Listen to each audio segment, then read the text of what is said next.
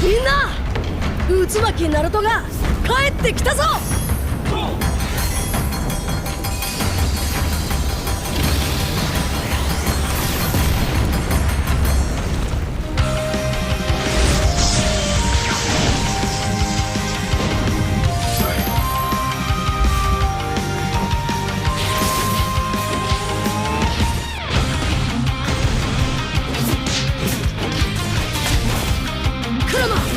力を貸してくれ。よ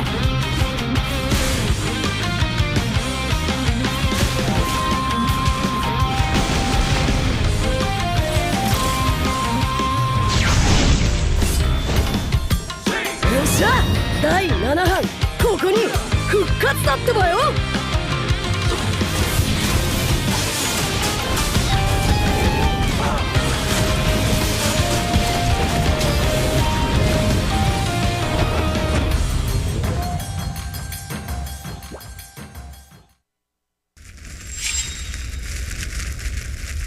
見せてやるよ、シャリンガンの本当の力をな。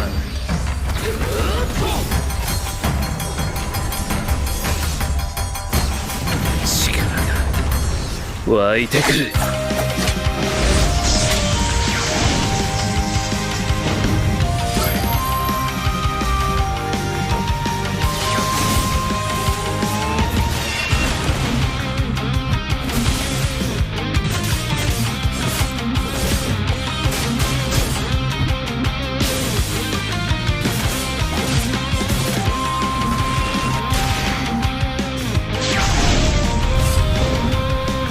相変わらずやかましい奴らだ。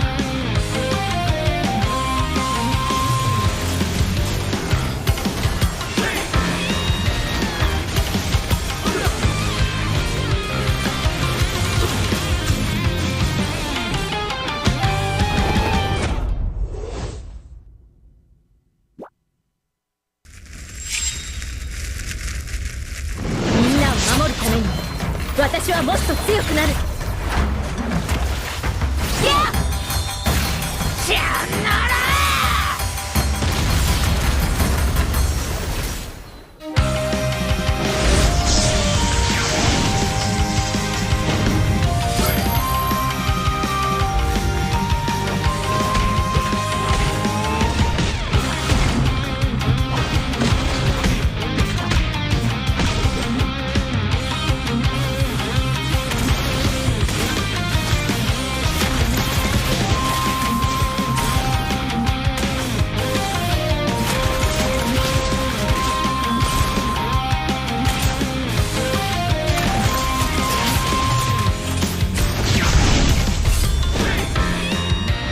今度は背中合わせでいくわよ。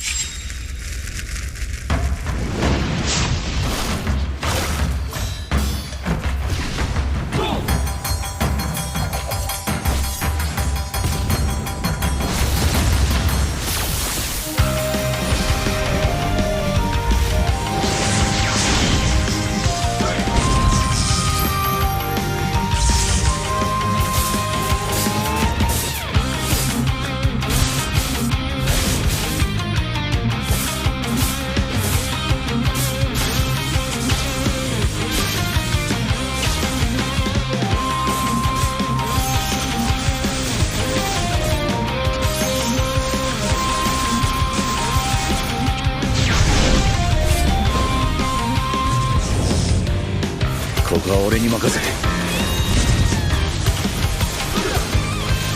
もらった。4代目他目を超える忍びはお前しかいないと俺はそう信じた。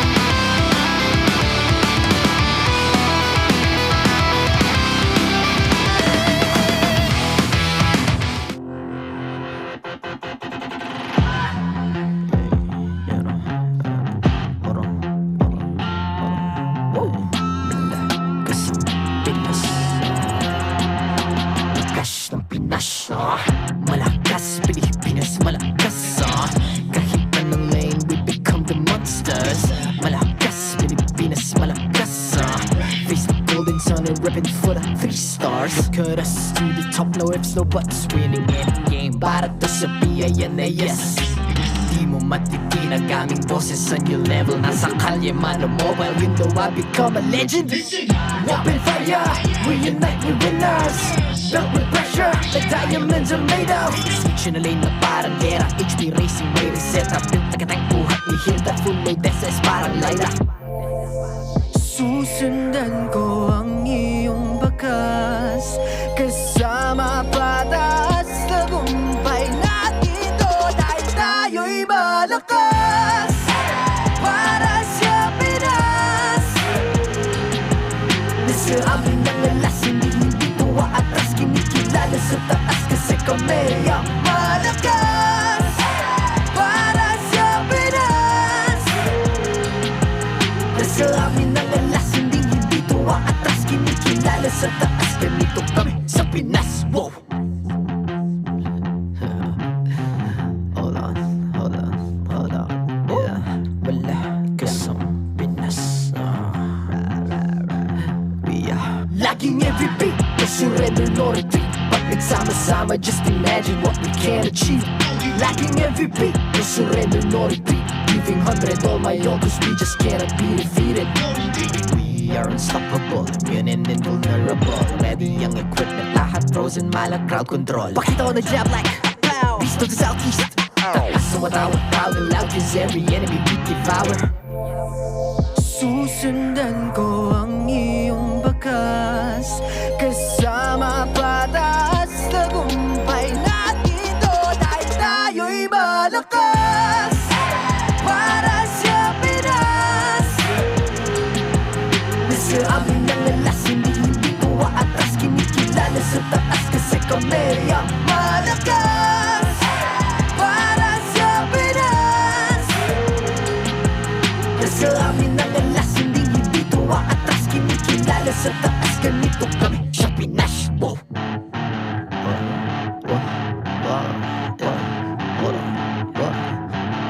Malakas, Pilipinas, malakas. Kahit anong lane, we become the monsters. Malakas, Pilipinas, malakas. Face the golden sun, I'm repping for the 3 stars.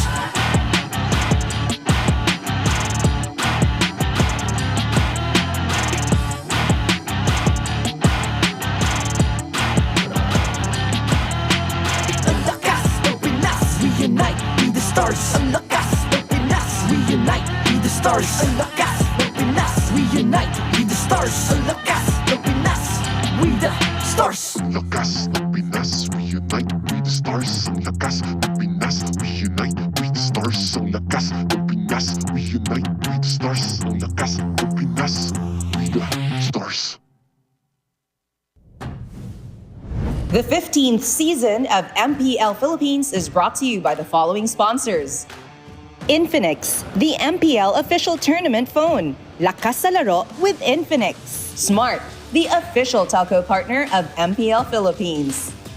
BPI, the official bank partner of MPL Philippines. Mas magandang bukas, buksan sa BPI. Our partner in Esports, Time Zone. Join the fun at Time Zone. TT Racing, for those who dream, work, and play. TT Racing has your back. Don't miss any MPL action by following our official Facebook and subscribing to our YouTube channel. Follow MPLPH on TikTok for more content. Experience the Lakas ng Pinas of MPLPH Season 15 action live at Green Sun Hotel. Grab your tickets now via official MPLPH website. All the regular season tickets are now available at 200 pesos. MPL Philippines is monitored and supervised by the Games and Amusement Board.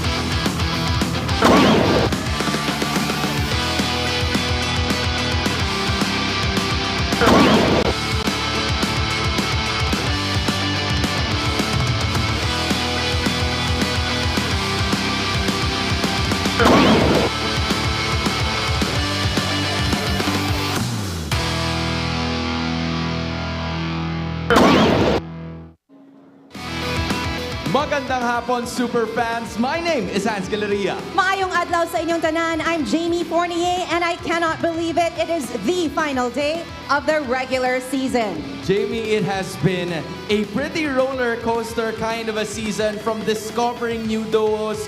Onic Philippines also managing to thrive over their early game or early season struggles. Pero hindi rin natin maikakaila that Aurora is right there together with Team Liquid Philippines as they claim for the top spot in terms of the resurgence. Kaya pakiramdam ko, kailangan natin ng baka para sa araw na to. Tama ka, Hans. Definitely, that's why we're calling in our casters to help us out. Please show some love. Welcome them here in the middle. We've got Midnight, Womi, Naizu, Leo, Brigida, and Chantel.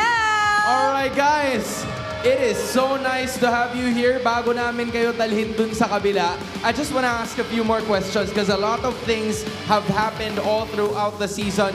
Gusto ko lang malaman ano bang favorite memory ng bawat isa sa atin or maybe just one of us. Any takers? Unahin ko na to, unahin ko Okay, na. go ahead.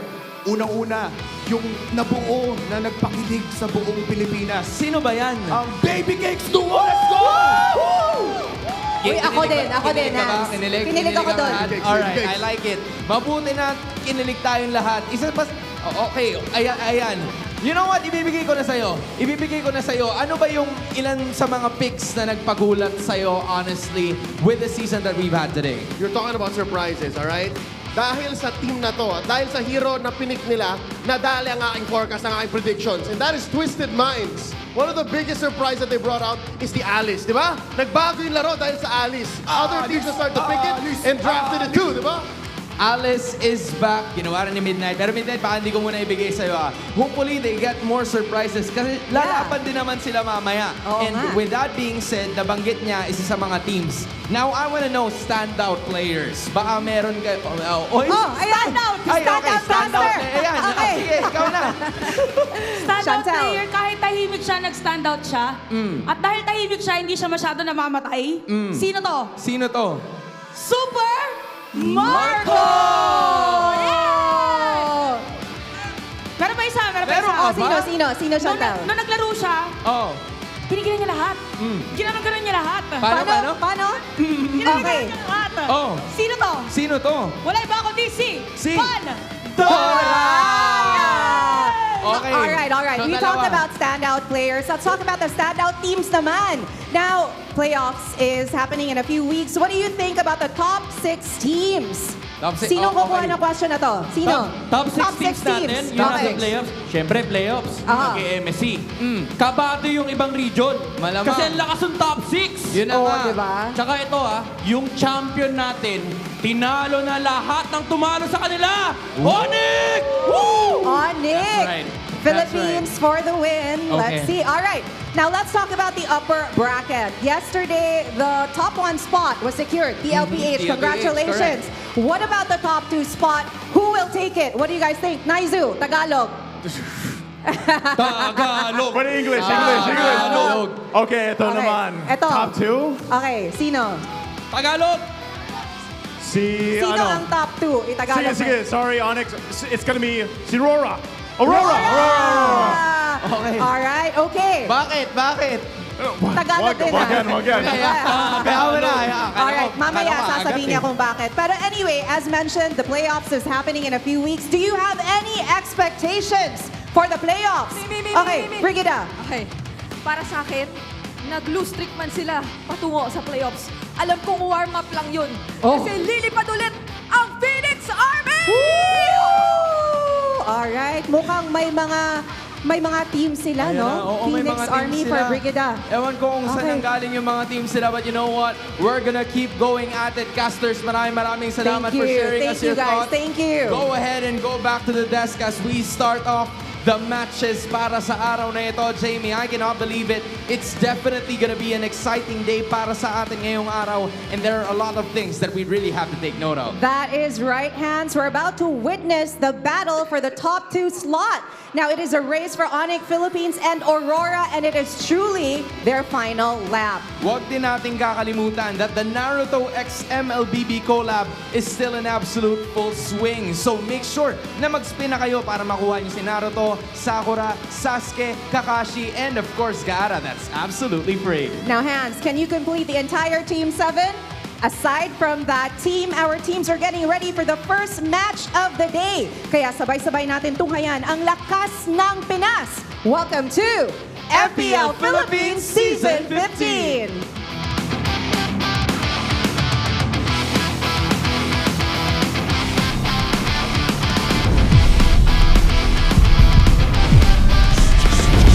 I know we made it here. If you missed the opening, you missed a good time. What is up, guys? Welcome to the English Desk. It's our final day. Yes, it's already the final day of our regular season. I'm Naisu. This is Leo in Brigida. And we're here to bring you the action of our last 2 matches of the regular season. How we feeling, guys? Konnichiwa, minasan. I am feeling very sugoi today. Sugoi! I can't believe the Naruto run is actually pretty tiring, It is, but it's wow. so fun to do, and I would do it every day as long as we still have the Naruto skins. Only as long as we have the Naruto skins? We'll have them forever, so that means I'll do it every day. Exactly! That's right. Yeah, that's true, because I was going to say if you get one, but then I forgot. Everybody's going to get at least one free one eventually. I don't know when that event's going to be out, but that's going to be the Gaara. I know you guys already got your skins. I haven't yet. I'm still waiting for my diamonds. Maybe I top up after today, but I'll join you guys soon. Now, of course, for our matchup, we have an important one ahead of us, and there is still some weight to our matches today for these 2 teams, actually the 4 teams here that are all battling it out. But before we get to our matchup and talk about that, we have to thank our sponsor, Infinix. You can play like a pro with Infinix GT20 Pro, the MPL tournament phone. Grab yours now and use the voucher code INFIMPL to get up to 1,000 pesos off and exclusive freebies. With the GT20 Pro, you can make sure you have the hashtag lakas sa laro. That's very strong gameplay, right? Like, Is that what that means? Strength in gameplay. Strength in gameplay. Yep. And also, hey, X fans, get ready to win your own, yes, your own Infinix GT20 Pro by joining the hashtag LaCasalaro Challenge. You get to take home not just the GT20 Pro, the exact same phone our athletes are using on stage, but you'll also be able to win when we announce our lucky winner every Monday to take home Lakas sa Laro merch. Just make sure your posts are creative and always use the hashtags, hashtag Lakas sa Laro, with Infinix at hashtag and hashtag MPL of official tournament phone. Okay, so those are 2 hashtags, and the lucky winner of the brand new phone will be announced on when? May 31, 2025. So that's going to be during the playoffs.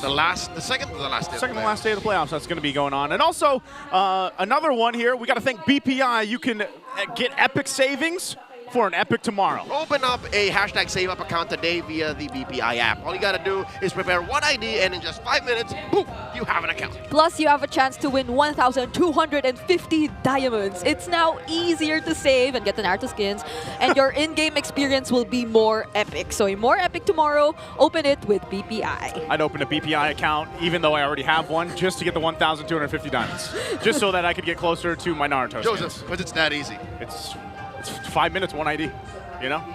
That's all you're gonna have to do, and hopefully, again, you guys can go ahead and join all those giveaways that we have going on from our lovely sponsors. Now, here is the Infinix standings once again to take a look at the teams that have made it to the playoffs.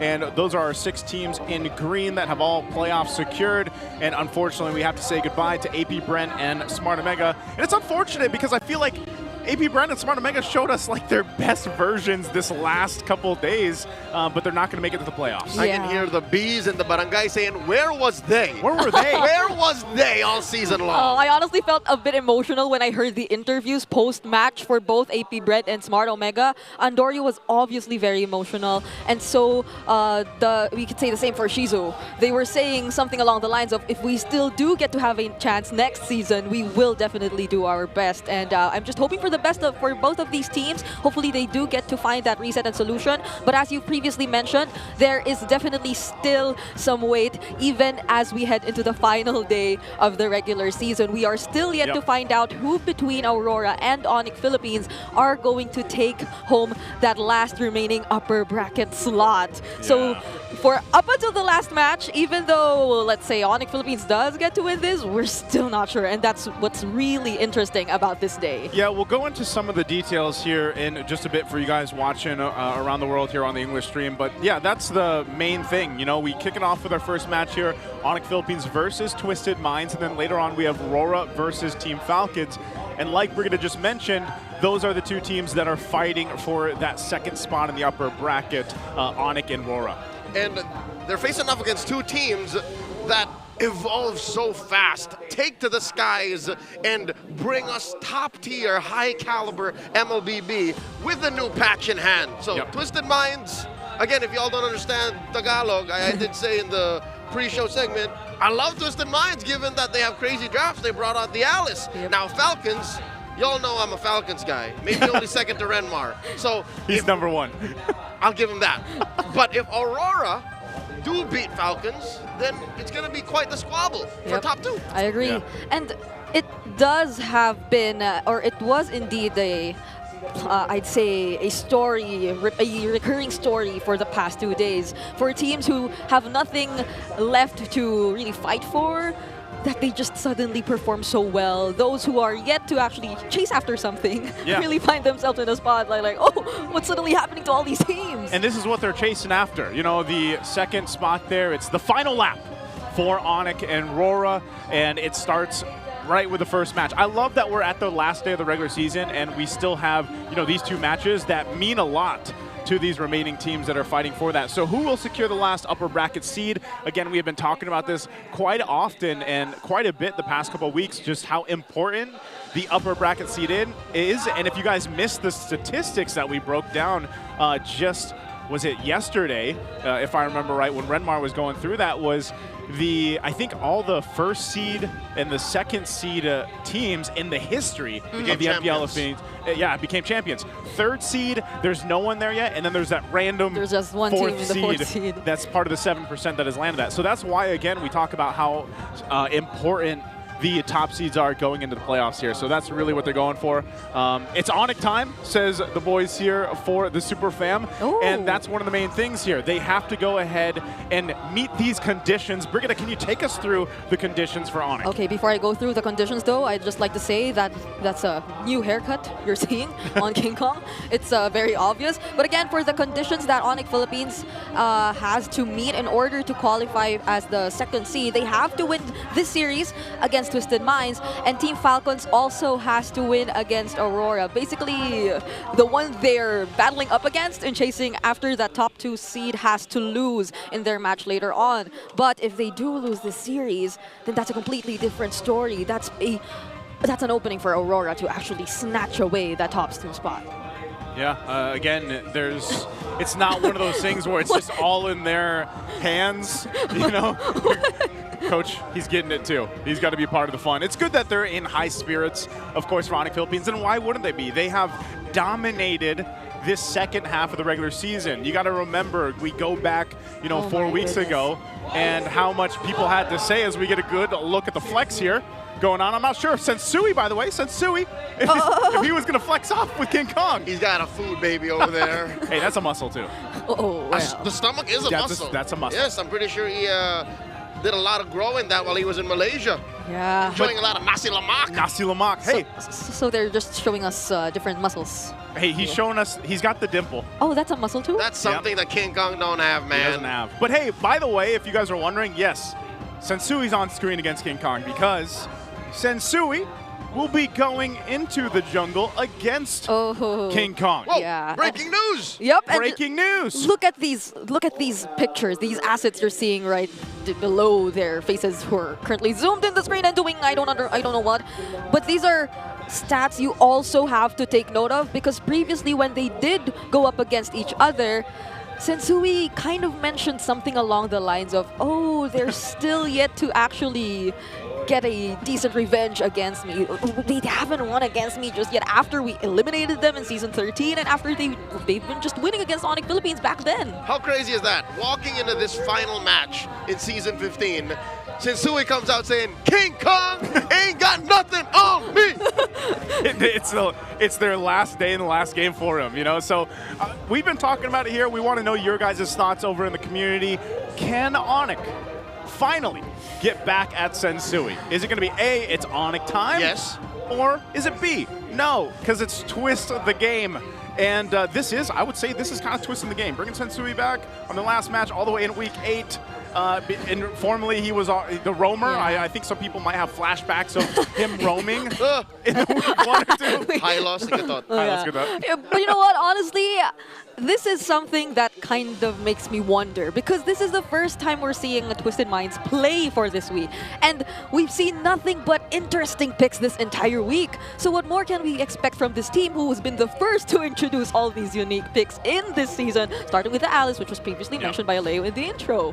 Well, I'd love to introduce you our battle emotes, because now you can get the new emotes for now and until August 5th for only 109 diamonds. That's right, you can get the new emotes for Aurora, Team Liquid Philippines, and Twisted Minds. And if you haven't yet, go ahead and check out those ones for Onic, Smart Omega, and TNC. Yep, they return, and you can also show your support for your favorite MPL team by buying them now in the in-game shop. I know there are so much things to buy, but you know, you kind of gotta get your priorities straight. You gotta get that BPI savings account is what you need so you can grab all the emotes. Let's go ahead and predict here, guys. What are we thinking? This is a pretty big game. I'm gonna have to go with Onic. I'm gonna go Onic. I think this is gonna be a 2-1. You're gonna wanna fix it because the light is there. Man, that light is bright. All right, it would look like this. There we go. Yeah. Ah, all right. You went with Onic too? I'm also saying Onic. I cannot betray the beast. It's Okay, Onic time. okay, fine. I'm wearing the color today, so that's right, I don't think I can you know, predict the other, but like I'm going for Onic Philippines too. Not exactly sure what the score is gonna be, but I am gonna go for Onic Philippines. What do you want to throw a score out there, Leo? Sweep. Sweep. He's going with 2-0. I'm going with 2-1, and Brig is going with question mark with Onic because she's wearing the colors. So you guys can let us know, is it going to be a sweep? Is this going to be a 3-game series? Is Twisted Minds, are we wrong here on the desk? Is Twisted Minds going to be able to twist a game with Sensui in the jungle? Something we haven't seen in a while if you've been following Sensui. Is that going to be enough change and a good contender against the beast in the jungle, King Kong here, or will they get their revenge? We'll find out because we are excited for this match to kick off our last day of the regular season. We're going to go ahead and welcome out our marshals for this matchup and our teams. To oversee and uphold the tournament's integrity, guiding us through this match, our marshals. Let's welcome talented and integral shinobis to this operation. A super opening match with the super family in action. It's Onic Philippines. In the XP lane, it's Kirk. In the jungle, King Kong. In mid, Super Friends. In Rome, and in gold, Calra!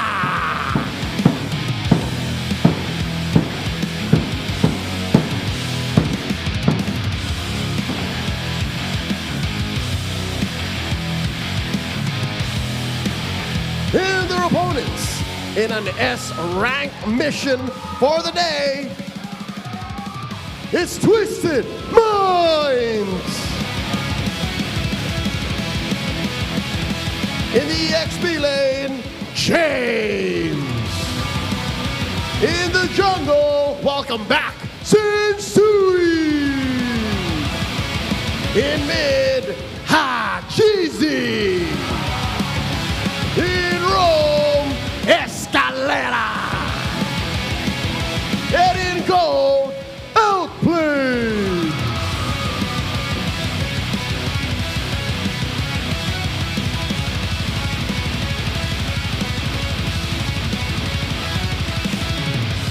And their coaches, Coach Why Not and Coach Esson. This time around, we're gonna be witnessing a battle of the junglers. King Kong, Sensui, step forward.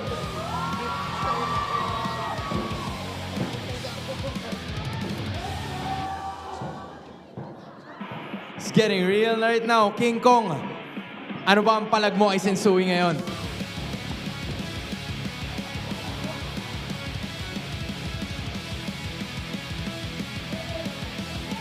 Sensui, welcome back to your role. Ano naman ang palag mo kay King Kong? Dinaan sa giniling, fist bump, gentlemen. Twisted Minds, Onic Philippines, we wish you the best of luck. The race for the second seed and the upper bracket spot is alive. Casters, balik sa inyo.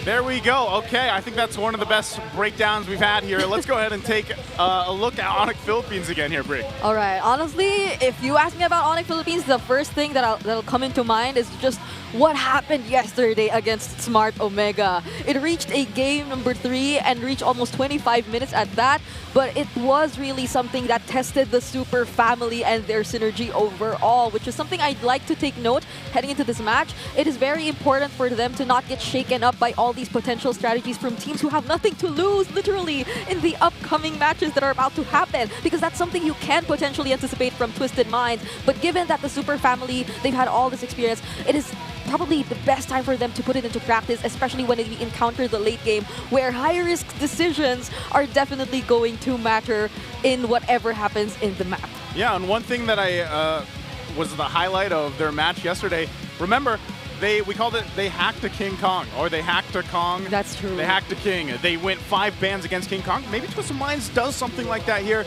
Take us through Twisted Minds' lineup here, Leo. Thank you, Joseph. You're welcome. Alexandra is right, better known as Brigida. She did mention that against a team that has nothing to lose, Onic should be afraid of all of the weapons Twisted Minds will be willing to dish out here today. No holds barred. The gloves are off, pal. They even brought out Sensui. I'm not sure if this is literally a legit threat or a strategy that Coach Boncha and Coach Essen have been packing all season long for the final outing of Twisted Minds, but who's to say that maybe they're also hedging on the fact that King Kong has never defeated Sensui in a head-to-head when it comes down the wire. Could be a secret weapon, maybe. Psycho play. A psycho play. It was so funny though, because the 3 heroes below Sensui were the Hildegadot and the Hylon. But now we're heading into a match. In the jungle, maybe. No, I'm joking. In the jungle, maybe. Closest would be the Frederick, maybe?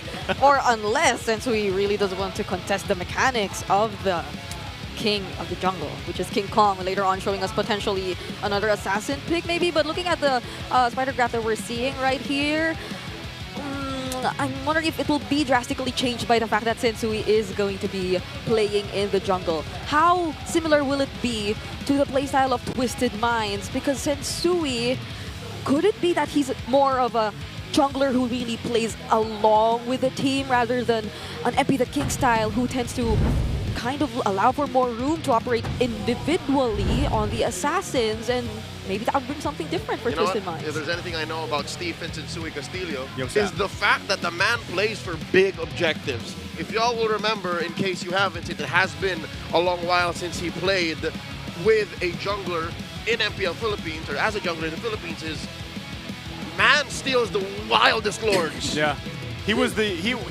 like one of the, I would say, better utility junglers back when it was, you know, the prevalent case there. One of the best. Yeah, he was one of the best. He was one of the best, yeah, with the Retribution too. And it's funny because so was King Kong when King Kong first started playing.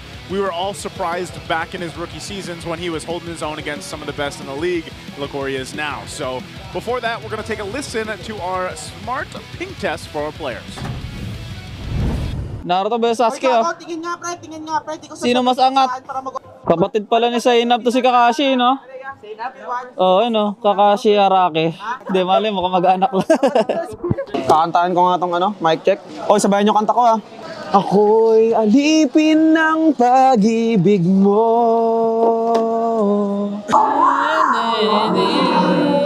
Ibigin ang sang tulad mo. Ay, sino dito alipin ng pag-ibig niya? Sino siya? Ang bangis niyang gumiling. Ang bangis niyang gumiling. Darling, darling. Darling, darling.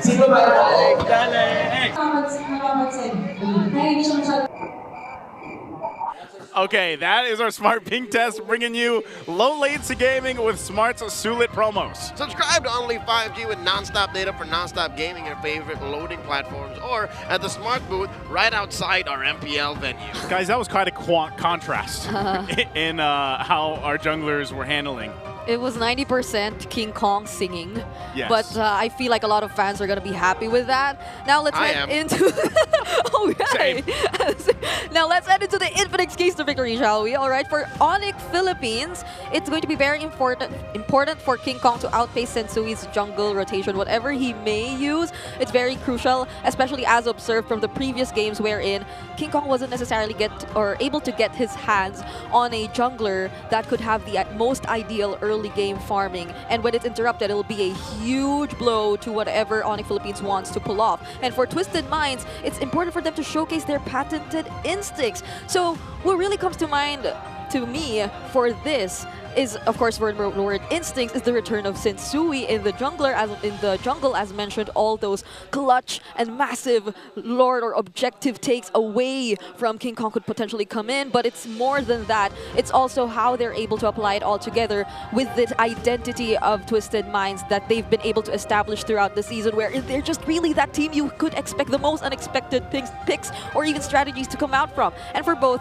test the jungle meta's limit. This could potentially be the perfect time, if not for the Haka King or whatever nice we called it earlier. Haka Kong. So for them to show us how it is to really play the jungler or the jungle role, maybe relying on pure instincts or something else altogether. Yeah, and it's interesting here too because it is going to be Onic Philippines choosing to go the red side.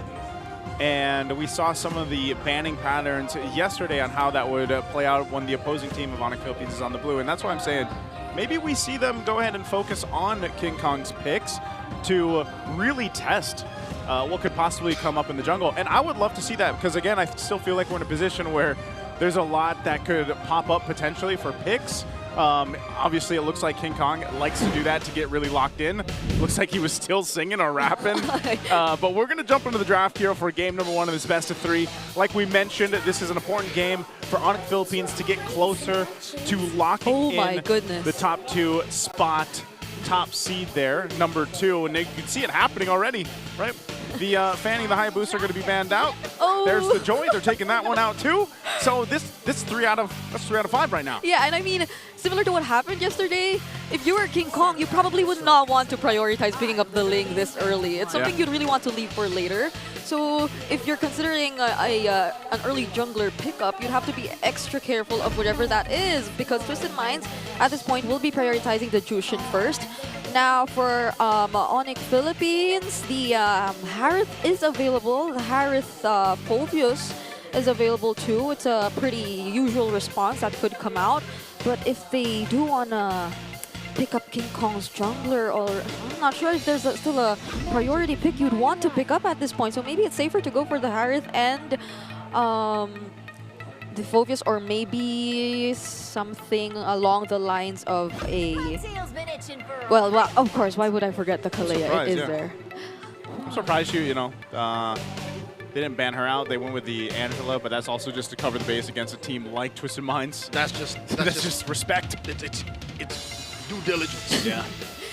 You literally only see that ban against Twisted Minds, right? And the Alice. Yeah, that and the Alice. Yeah. Oh my God! He did it. There you go. He did it. This is what I was saying off cam. I was like, Sensui in the jungle, bring out the no, wait. Everyone was thinking it. We just didn't say it. Yep. Well, earlier it was like along the lines of that, but the Suyo is gonna be picked up here already by King Kong. They cannot afford to lose out on jungler picks, but this is a very terrifying duo. Like, honestly, even when you play ranked games, I feel like Florine, or depending on which elo you are at, Florine is one of the go-to bans. Yep, she is an easy pickup or a go-to ban. You're right. I've seen it over the past 48, 72 hours of ranking. It's like, no, just take out the Florine. Yeah, just turn. Hey. Naruto. I love Lucas. Oh yes. This is a character arc. Have you just been spamming him, by the way? Yeah, dude. Like, since you got the Naruto skin, like... I played like a dozen Lucas games. I thought you used to be anti-Lucas. Not anymore. People change. No, change. you know what happened? You used to be all Suyo. Yeah. Then we know what happened to him. And then I grew up. Then you grew up and you jumped boats. That's right. Believe it. All right. So I love the Sasuke pick here. I love Yeah. Suyo. Given that there's literally no more room for magic damage Yeah. in Twisted Mind's lineup, that is their mid trio, the jungle, the roam, and the mid. That means side lanes. What are you gonna do? Try to pick a Blue Nox? Yeah. Try to pick a there's nothing left for you to punish the Suyo. So King Kong is so comfy. Yep. I love it. On top of the fact that they banned out the Edith too. So even if Twisted Minds was actually trying to consider some additional sources of damage in the format of an Edith, it's no longer there for them to potentially pick up. But now for Twisted Minds, they can already take out the Super Friends heroes they would not want to go up against in this lineup. I'd say more ranged heroes too, since they haven't necessarily revealed which gold laner Outplate is gonna go for, and their lineup is sort of something that really needs to close in on the members of Onic. At best, it's mid-range. Yeah. Mid-range, dude. After seeing what they did yesterday, I'm wondering if they want to ban an Aurora. You guys remember the combination, the Aurora and the Kalea? Like, that was pretty deadly. Now, I don't know if that's the plan that they want to go for, but also, there's more options. Selena? Yeah, that's what makes it worse for Coach Eson, Coach Bonchan. Why not can just throw random bans here? It doesn't matter because they're going to get a mid laner that benefits them either way. You ban the Aurora, the Farsa, the Eve, the Selena. Onic ends up with something they're happy with. That's true. And they take out the CC for last, so whatever James is going to pick up will probably have a lot of responsibility on his back, but... Kimmy! Hold on. Flabbergasted. Kimmy mid! Kimmy mid. Well, despite it not necessarily being those Farsas, it's still a huge problem for Twisted Minds right now. It's DOT. It is DOT. I guess this still kind of serves a purpose. It's a little mid-range, but with a little long range, too. Yeah, but, I mean, who do you pick up if you're Twisted Minds right now? What kind of XP later? We've seen the... Even the Hylos has struggled. You do get to have that glorious pathway to slow them down or provide additional speed. But do they really go for something? But even the glue might actually not be able to reach the Kimmy at this point. So, Wow. Okay, there's a throwback. See? What I tell you all about no holds barred. The gloves are off. Nothing to lose. Minds are twisted. How about some new picks? Debut. Day 3, week 8. Literally the last possible day of broadcast for the regular season. Still debuts. oh my goodness. I love it, man. And it's the team that I feel like started the debut bonanza. And it's so fitting. It's so fitting for the Ultimate Fighter kind of name that we have for James. Wait. Are we throwing back to XP Lane? XP Lucas. And Onic did a solid for all the fans who grew up watching Naruto. Team 7 is complete. Okay, so... How? How? You're just missing Sensei Kakashi. Well, yeah. He got banned. He got banned. This is unbelievable. He's busy reading Paradise Lost. So from yesterday seeing the Kimmy in the gold, now putting it in the mid, and from being so used to the Lucas in the jungle, and initially Leo even hating it, now it's back in the XP lane. Do you still hate it if it's in the XP lane? I'll play it wherever. Or just because now it's Naruto, you're just like, yeah. No. I was spamming it even before the skin came out. Okay. I knew it was coming, but... Yeah, I was going to say, you kind of knew it was coming. And what's happening right now is this is the lineup. It's so funny to see the lineup from Onic Philippines with those specific heroes loading in. But will this debut pick also work this time around for Twisted Minds to get the start in the series? Again, it's a best of 3. This is game 1. We jump into Land of Dawn, and Onic Philippines wants to go ahead and win this to get one step closer to the top seed here, that second spot behind TLPH. Now, we jump into this game. We're going to see exactly how this mid Kimmy in the hands of Super Prince is going to work. Now, he is one of the, I feel like, players in the league that has probably picked up some of the most unique hero picks in the mid lane. Yeah, and honestly, together with the Kalea, this is going to be such a problem for Twisted Minds if they aren't able to prepare themselves beforehand of whichever plays and engages they might actually go for. Because again, Kimmy right now can also provide crowd control. So if they do want to attempt for a pickoff or a setup towards any of the members of Twisted Minds, they can do just that. It can be either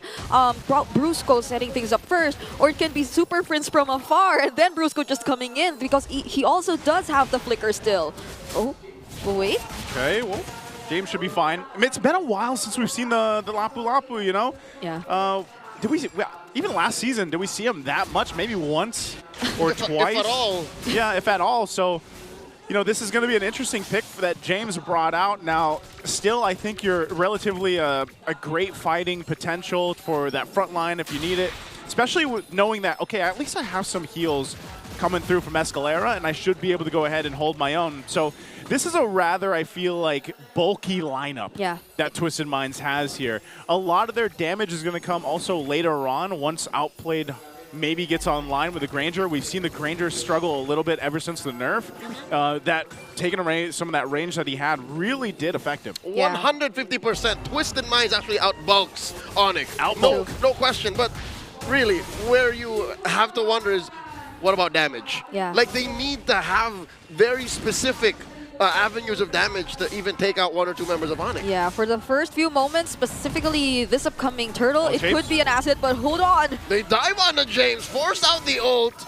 Turtle gets taken here by King Kong, and here comes the Beast, unleashing QB. And, of course, Susano as well. Onic just asserting dominance, pushing back the rest of Twisted Minds. Yep, and they know exactly how they are at an advantage at this point of the game. With Twisted Minds still yet to have a decent source of damage, so long as Onic is able to fight from a distance, specifically those members who are to dish out the damage and who are supposed to fight from a distance, they are able to manage it fairly well. Aside the fact that Kirk and Brusco are really able to zone out the members of Twisted Minds efficiently, you wouldn't really want to come close if you're Twisted Minds, if you're just really waiting for your timings. Although they are indeed bulky, as Naisu has mentioned, it isn't the kind of situation wherein you are going to clearly get the advantage with just your sheer bulk and your ability to sustain everything. And here's a look at Sensui's all-time hero stats. He's played 47 games with a 68% win rate, 32-15. And yeah, that's why we're saying when he was jungling, man, he was pretty locked in. 32 and 15, and you're seeing the Fredrin also right by his side, which is exactly the hero he's using right here. Dear God! King Kong draws first blood on Outplayed. The KK connection is online. And how do you get the confidence to fight back if your damage source is being threatened as that? Escalera gets jumped on by 3.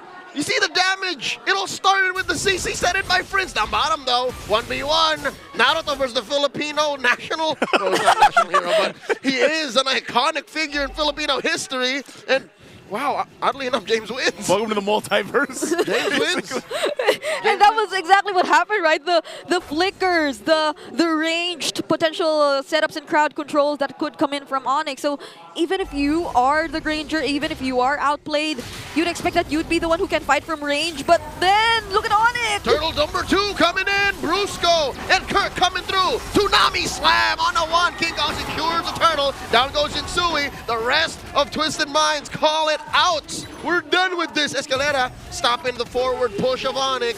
Super Prince wants more. He wants the smoke. He backs off. Man, it's like you said, man. The Twisted Minds is bulky, but they just have no damage. Yeah. They might be able to heal through some of the fights, but it's just ultimately they're lacking the firepower. We have seen multiple iterations of this kind of peel. Sometimes it's mobility. You have good cardio going in an MMA match. This time around, there's a lot of fat on your body. You're taking hits.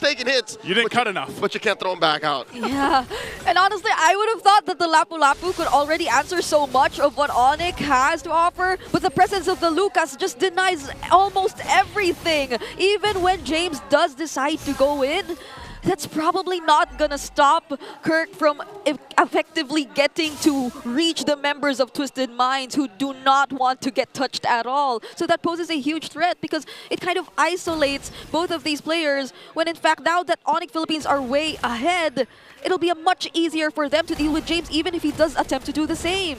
Yeah, and that's why I said, you know, at the beginning of this game, I was like, it's going to take a while, I feel like, for Twisted Minds really to be there for the damage department. And Onic Philippines knows this. They're playing around that advantage that they have. Joseph, I'm afraid that a while might not even happen ever. Something tells me Twisted Minds went too hard into damage. Yeah. Because really, where's it going to come from? Outplayed? A very concentrated amount of skill procs from James? Yeah. Or a fully charged Appraiser's round? Like, where? Yeah, I mean, James did go for the War Axe, but that does somehow kind of lacks efficiency at this point, despite the Lapu Lapu possibly being a threat, but hold on! Here comes Team 7 and the rest of Onic coming through. Sensui pushes them over here, and it was all just to make room for the turtle. Oh my goodness, the traction pulse is such a huge problem for a lineup like Twisted Minds, who literally has to stick together. So they have to be mindful of that, but look at the turtle. Oh, they're going for it. Turtle secured by Sensui! What I tell ya! Brusco here flickers back out. The boat might just be enough to deter Onic, but no, they take down James. Still, no response from Twisted Minds. No fallen members of Onic, and they push forward the Super Fam one more. They pull! King Kong underneath Tier 1. Outplayed. Slays the beast. Maybe that's a moment for Twisted Minds to get into this game.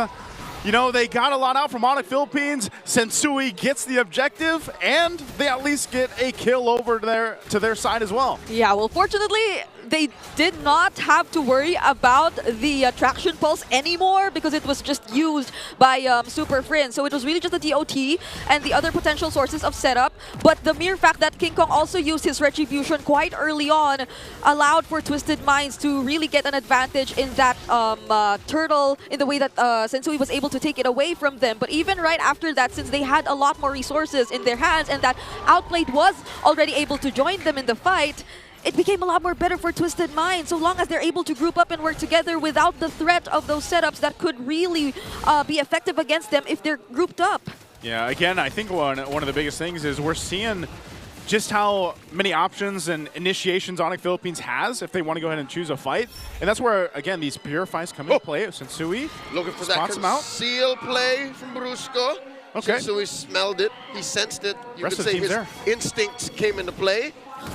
Well, they're going to make a play on this turret, though. I don't think they get it. Good thing they're still there. So it's kind of interesting, too, the fact that, you know, with all this action happening, both teams only have one turret down. Yeah, and James might actually be going for the damage route. Looking at the... He's gotta. He has to. Yeah, looking at the items he did pick up so far, so they are fully aware of the lack of damage that they currently have. But now it's somewhat commendable how they're able to keep majority of their objectives still intact and how they're able to balance everything so far, especially with that one turtle they were able to steal away from Onic Philippines. But still, it's the Lord that is upcoming.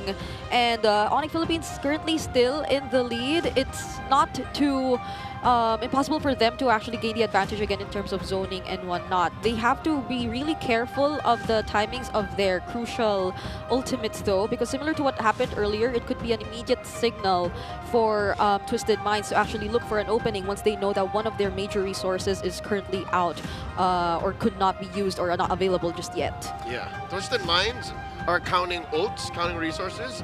Onyx counting bodies. Like, as long as they can take down one big chunk of that bulk, it gets so much easier. But you can't spread your damage. I think that's key for Onyx. That's what went wrong in that last fight. Yeah, and that's where, I guess, anytime you have a Kalei on your side, that's always one of the game plans, right? Like, just go in, get the Tsunami Slam, bring them, and try to get that numbers advantage. Yeah. But I would say, given the whole circumstance and how things have been going from the early to mid-game, we're leading into that first Lord take.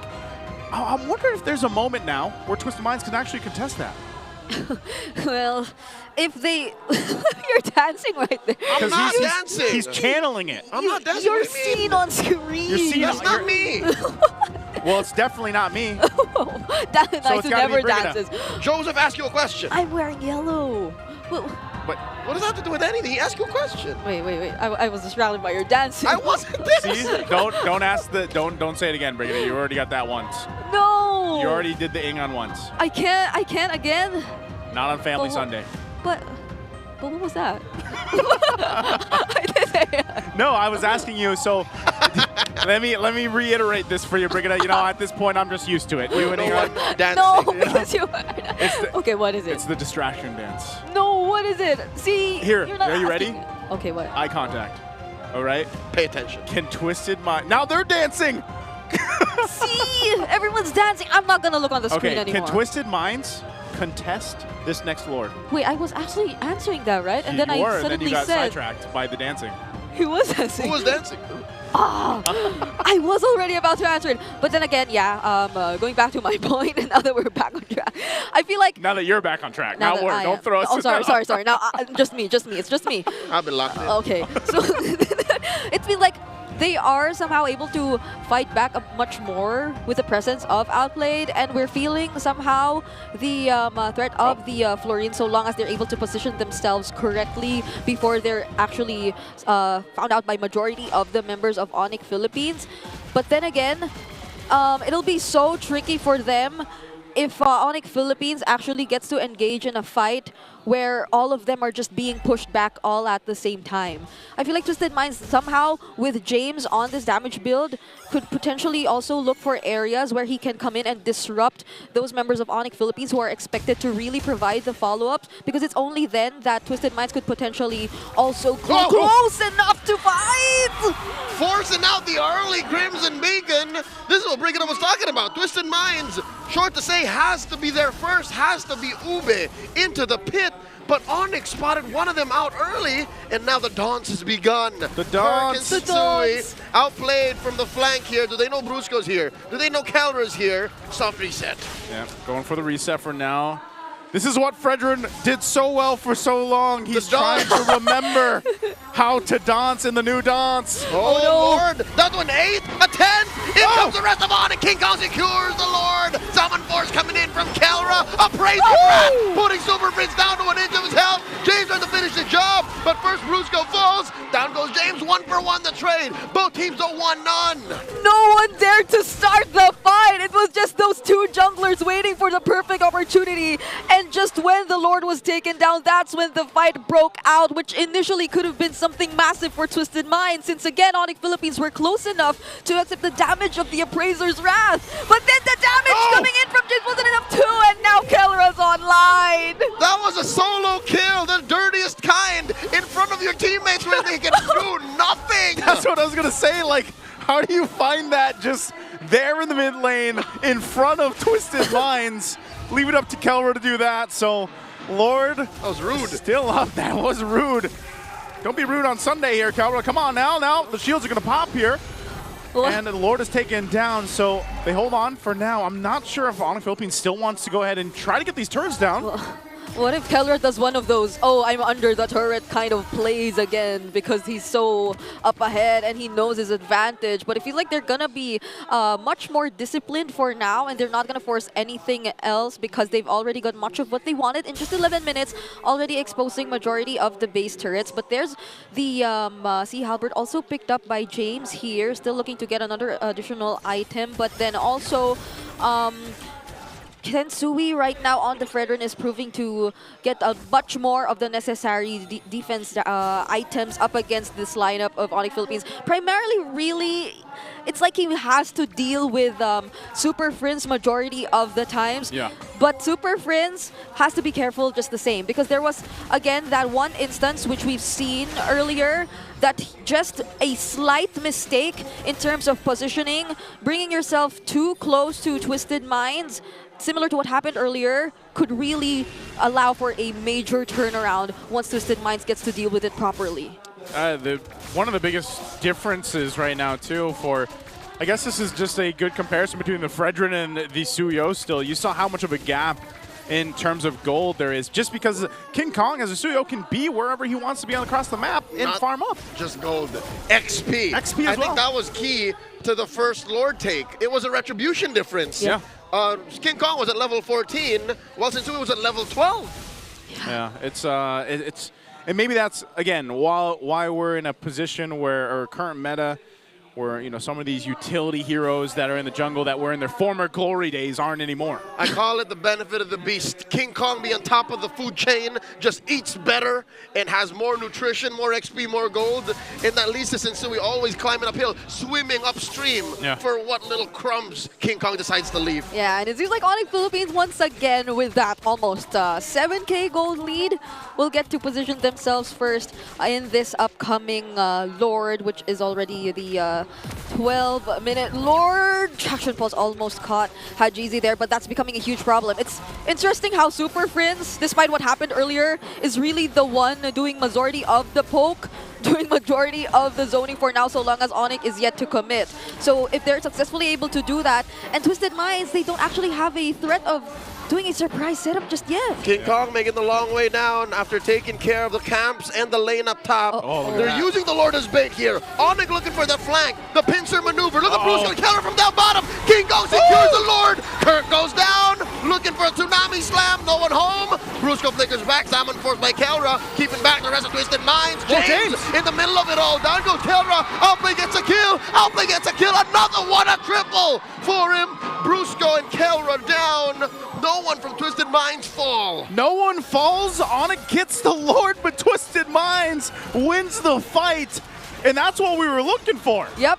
The knockups from the title strikes coming in from Brusco as well as Keller, who were trying to come from behind, were a bit late for Onic Philippines. Fortunately, yes, they did still get the Lord, but Twisted Minds were already able to position themselves in the most ideal places for them to be the ones at the advantage for that fight. James was able to find the spot where we've been suggesting him to do since earlier, and now we'll be seeing that in this instant replay.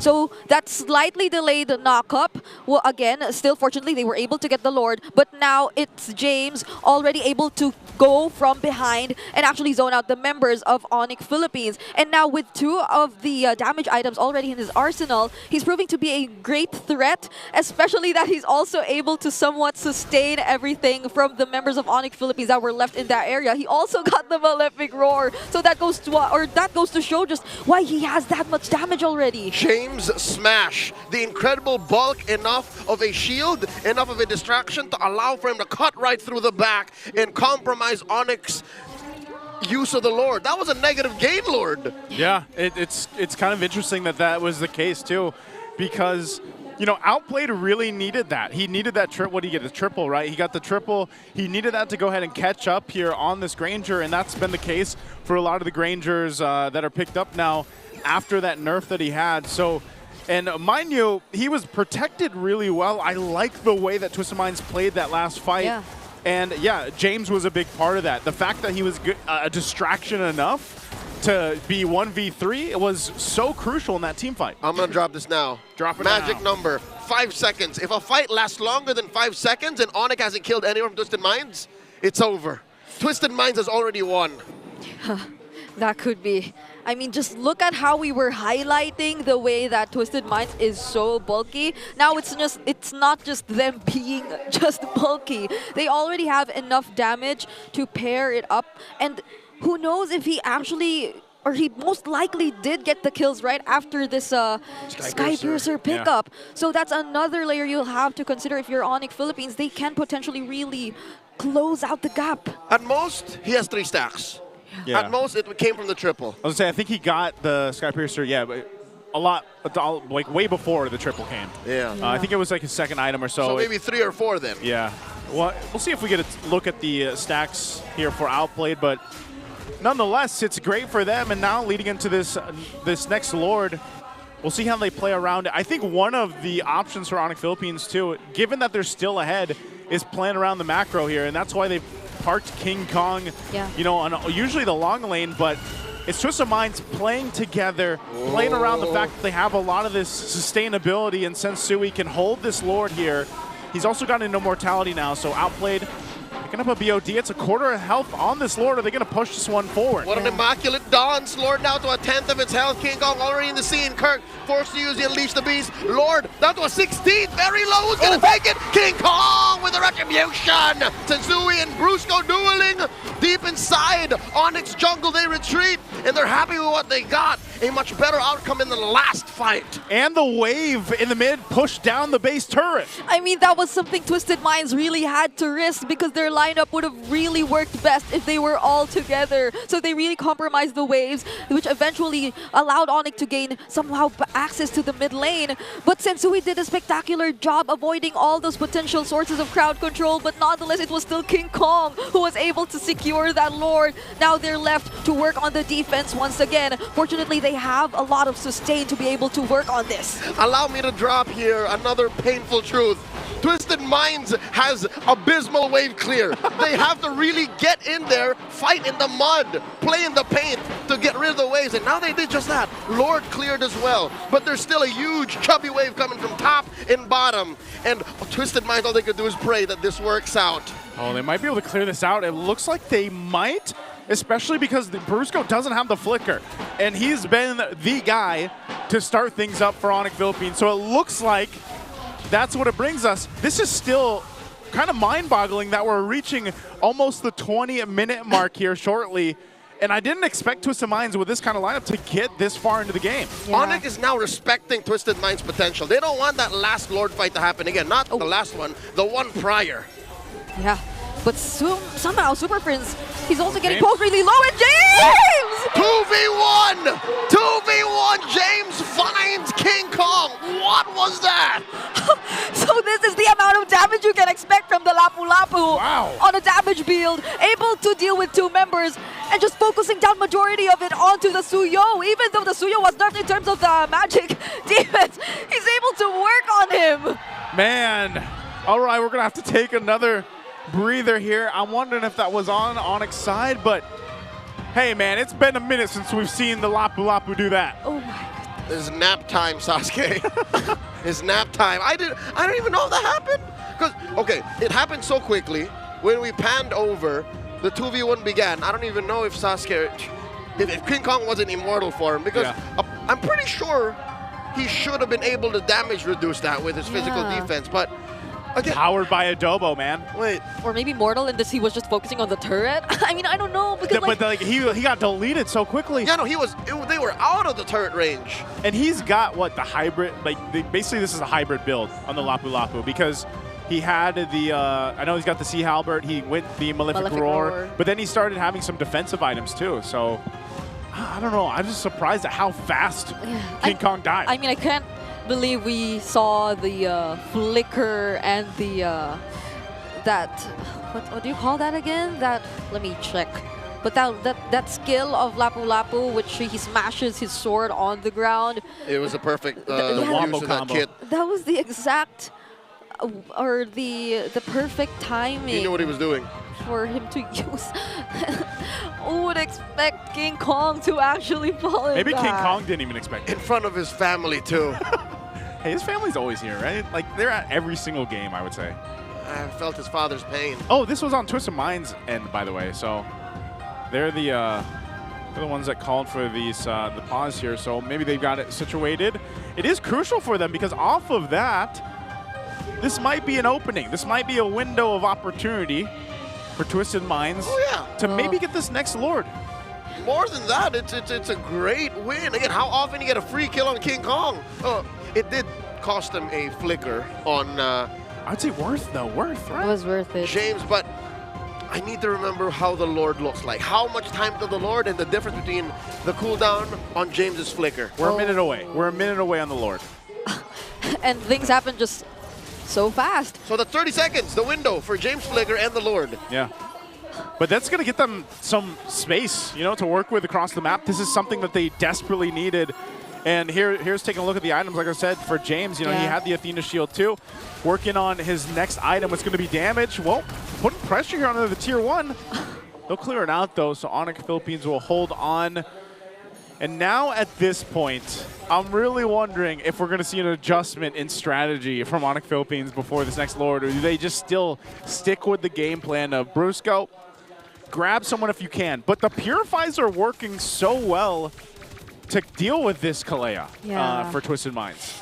I mean, the threat of the bloom is still there. So even if Onic Philippines, for instance, did want to attempt to go for that similar play, which they tried to do during the first objective, which was for Brusco and Kelra to go around the members of Twisted Minds, they'll still have to note that the bloom is still there. So that'll probably or most likely allow for Twisted Minds to get a bit more time to actually regroup and reposition themselves enough for the fight. I can smell something fishy here.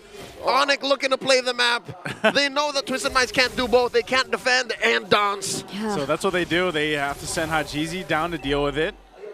King Kong will stay down there, though. Like, he knows he doesn't have to actually be here for this Lord dance right away. He's like, he can go ahead and play it. Yeah.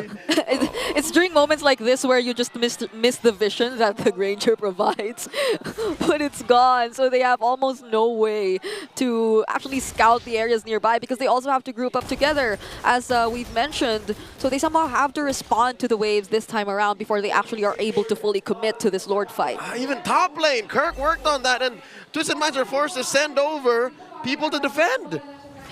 Yeah, but this is still, again, this is that Evolved Lord, so it's going to take a little bit more planning to deal with this and try to get it down as fast as possible because the lanes are cleared now, so Twisted Minds can go ahead and join this fight. And as long as Sensui is here with Escalera, they're going to be fine. Wait. It's cat and mouse. Look, they're sending King Kong back down again. They're just trying to swing around. I think this is it. The point of no return. Onica made the call. Don't let him come home. Hajizi. Oh, they jump Hajizi, forced to use a Crimson Beacon to retreat. And the Purify. Huge resources from Twisted Minds. Yep, that was possibly one of the best scenarios that they could do prior to this Lord. It's bursting a member of Twisted Minds down, and that's something that mostly Kelra could be the one responsible for doing. So now that they sent Hajizi home, though, will they still proceed with this? A beneficial bush and a flank coming in. The tsunami slam taking down Escalera. That's a man down. Make that 2. Kelra takes that on Blade. 2 for free. Make that 3. Sensui and James Paul. Make it 4 and Haji left in the base. Ladies and gentlemen, Onic have found a way without taking the Lord to take game 1. The Super Fam are just waiting for that wave. They'll wait for the wave. They'll come in and for the victory as they take game 1 in this best of 3. Blink and you'll miss it. The KK connection successfully found the right pickoffs, the right people to damage and burst down. And it was not shortly after they did that they were able to fully close out the game. Man, again, you saw what was happening. We pointed it out multiple times. They were playing around the macro pressure, the map pressure that their lineup gave them. And Twisted Minds, I feel like, almost got their own minds twisted on trying to deal with it. They didn't know, because they were all split up. I mean, even James at one point was where King Kong was, and then as soon as they got the information that, hey, James is here, I think Hajizi was in the base trying to clear out the lanes, they're like, go for it. Yeah. The draft that Twisted Minds went for, it was full team fight. Yep. You never go full team fight. Yeah. They couldn't deal with the waves, they couldn't deal with the macro, and it kind of blew up in their face. I like this, by the way. I like this little headline. Onyx Team 7 composition withstands James's Lapu Lapu. We did get to see the Team 7. So I feel like a lot of Naruto fans are happy out there. But yeah, even though Twisted Minds might have seemed like they were prepared, they weren't prepared for this guy.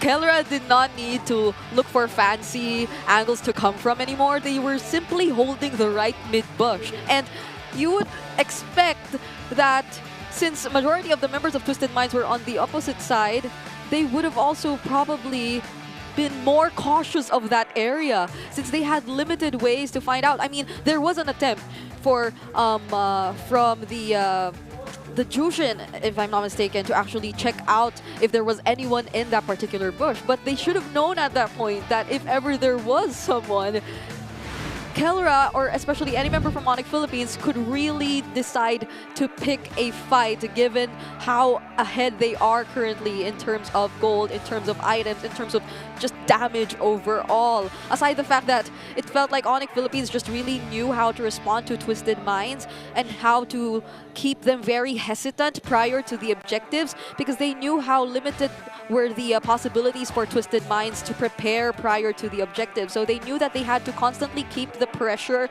on the waves, and so Twisted Minds could only do so much. It wasn't even Sensui holding the Lord anymore. It was more of them trying to really wait and scout what Onic Philippines was planning to do before setting things up, but it was unfortunately too late because Onic Philippines just knew how to deal with every single one of them once they scouted where they were. Yeah, this was still a really good game. Nonetheless, you know, for this game number 1, got all the way to the 23-minute mark, which is still surprising for me because I was expecting kind of a quicker one for Onic Philippines here, and Twisted Minds held on. And it maybe at some point, like if they didn't have to constantly divide themselves to deal with all that pressure, they could have found themselves winning one of those big objective fights, because it was getting to that point where even, you know, again, Sensui, he tanked up so much damage on this Fredrin. He's able to hold his own in the objectives, but yeah, who do you send back to deal with the base and all that pressure being put on by a pretty mobile team from Onic Philippines? If this was a fight that only happened in a singular lane and the only way to win was to kill all of your opponents and then go for that base, Twisted Minds would win like 9 out of 10 times. Yeah. But that's not what the Land of Dawn is about. It's about maneuverability. It's about setting up plays from lane to lane to lane, and that's what's so difficult to pull off with this lineup. Yeah, even though you can argue that maybe there would have been faster wave clear or ways to deal with the waves that are being constantly taken care of by Onic Philippines if it were James, you needed to have James already positioned somewhere where he could just readily jump onto the members of Onic Philippines to sort of disrupt them from whichever plans they had in mind if they did want to go for an attempt. But that was something Twisted Minds also took into consideration, so they eventually decided to let Hajizi deal with the waves, and I feel like it was a constant, it was probably one of the biggest conflicts they had in their lineup. Like who do we send out, because they knew they couldn't afford to have one member not with them if they did decide to fight, so it was a huge problem lineup-wise for Twisted Minds clearly, and so yeah, it was refreshing to see the sandbag. I mean, since we on the Fredrin again, there were a lot of 161,000. Yeah, there were a lot of amazing micros we've seen from them again, even in the ways he actually did the dance, as we were mentioning. But ultimately, that isn't something that could deal with the threat of Onic Philippines alone. It wasn't enough. Like the lineup, it could have been great, but against Onic Philippines, it just wasn't the way to deal with it. Yeah, Onic Philippines has been in that position before where they just play the map, you know, and it ends up working so well for them. And King Kong getting the VPI Rich Guy, he did so much of that work on the map that we were talking about, even at one point where he was massively ahead in the gold department as well as XP, like Leo mentioned earlier on. So yeah, they've been in that position, and they played it like they have every single time. So again, for Twisted Minds, I like what they brought to the draft. I think James had a great game on the Lapu Lapu. It was just unfortunate that they couldn't hold off against the pressure around the map. So I'm just wondering what kind of adjustments they'll make going into Game 2 and exactly how they'll switch things up when it comes to the draft and even the side selection this time. I'm looking if... What do we? Did anyone see if MP is here? If MP's here? Are you saying? I don't know. I'm speculating. Like if they, you know, bring him in, Game 2. They could, but I want to see. I want to see a bit more. I want to see more Sensui. Man. Sensui was good because right now we only have Hylos Gatakacha in our minds. Right now we got the Fredrin. That's right. We need another. I think he'd make a mean Lucas. I think he'd pull it off. Good. That shows, by the way, that shows in the game. Yeah. You know what? Let's take a little breather here. Let's throw it over to the All Access with Hans and Jamie to see what they have to say.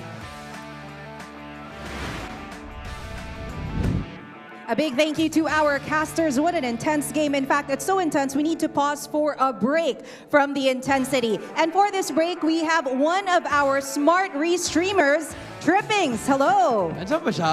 Nandito na ba siya? Hindi natin alam kung nandiyan ba, pero ayan na. Ang lakas na naman ng trip mo. Noy, Trippings, kamusta? Hello po. Hello, am I edible? Yes, you're Yes, we can hear edible. you. Oh, I'm edible. I'm edible. Edible Yes, naman, I'm so diba? happy. Hello po. Hello, Trippings. Hello, Hi, kamusta? Trippings. Kamusta Hello ka po. ngayon? Trippings, Oh, I'm kamusta? feeling good. I'm Good. feeling good, like I should. Went into a walk around the neighborhood. Wow. I love it. Okay. Prepared. Okay, I like it. okay. I like it. Trippings, I wanna know, how did you start becoming a re-streamer? Paano ka ba nagsimula maging re-streamer? Maging streamer or yung content creator, ganun? Yeah, most Apo, likely, yung oo. content creator side, for sure. Actually, hindi to planado eh. Bigla na lang ako binato ng opportunity. Kasi ang gusto ko lang dati, magtipid ng storage sa gallery.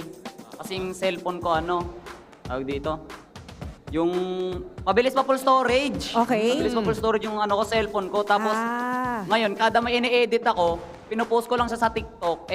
Di ako marunong mag-private kasi wala akong alam-alam sa buhay. Ano lang ako, simpleng pugi lang, ganun. Okay. So, nagulat na lang ako one day, pagkagising ko, wow, isa na akong content creator. Yun na. Pinagtatawanan na ako ng mga tao. So anong year to, Trippings? When did this start? Naalala mo pa ba? Oh, gano'n na ba katagal to, Trippings? Lang po. Uhukayin ko sa alaala ko. Nandito to eh. Nasa dulo lang ng dila ko Alam eh. ko, matagal ka ng Around pogi, 3 years. Trippings. 8 years. Okay, tagal na rin. 3 years. 3 years. Okay, mag-focus three naman lang, tayo. 3. Hindi 8. Okay. Tagal pa Matagal rin. na din yon. So, Trippings, let's focus on MLBB. How long have you been creating content for MLBB? Ayan po, 3 years. So MLBB yung una. Oo, yun yung una. Yun yung yun pala. Okay. So, ikaw naman, are you a player? How long have you been playing MLBB? Has it been more than 3 years? Yes, more than. Actually, naglaro po ako ng... Eto, nandito po ako sa season archive. Ay, ako pa talaga. Okay. Sige, Season I like it. 19. Ano yun? Season 19 po. Season 19. So, halos Yun naman matagal-tagal pala. na rin. Alright? Gaya nung paggagawa mo ng content. I think we're also gonna ask you the question about the MPL this time, Trippings. May naglalaban pa kasi para sa top 2 na spot eh. That team will be getting the upper bracket. Para ba sa'yo, sino ang makakuha niyan? Is it Onic Philippines or Aurora? Mahirap to kasi pareha silang nasa kalingkingan ko, kumbaga. Okay. Pero, Ano bang Medyo katulad mo, ano bang medyo lang. standard ni Trippings? Pero kung pipili ka ng isa, yun, di ba? Dapat Oo, pumili isa lang, ka. isa Isa lang. lang. Onic. Mahirap, I know. Pero Onic. kung nag-iisa lang yung pipiliin mo, sino aling team, Trippings? Onic po, Onic. Onic. Okay. I like it. Bakit Onic ang pinili mo? Actually, malakas din po kasi yung RORA eh, pero iba po talaga yung aura ni Kelra eh. Oo. Idol ko si Kelra, partida di ako nagmamarksman. So, sobrang idol ko kay Kelra, yung lapu-lapu ko, nag-MM build ako. Nilagay mo yung lapu-lapu sa gold. Hindi, XP siya, pero MM build pa rin. So idol mo si Kelra, di ba? Trippings, actually naririnig ka niya ngayon. May gusto ka bang sabihin kay Kelra?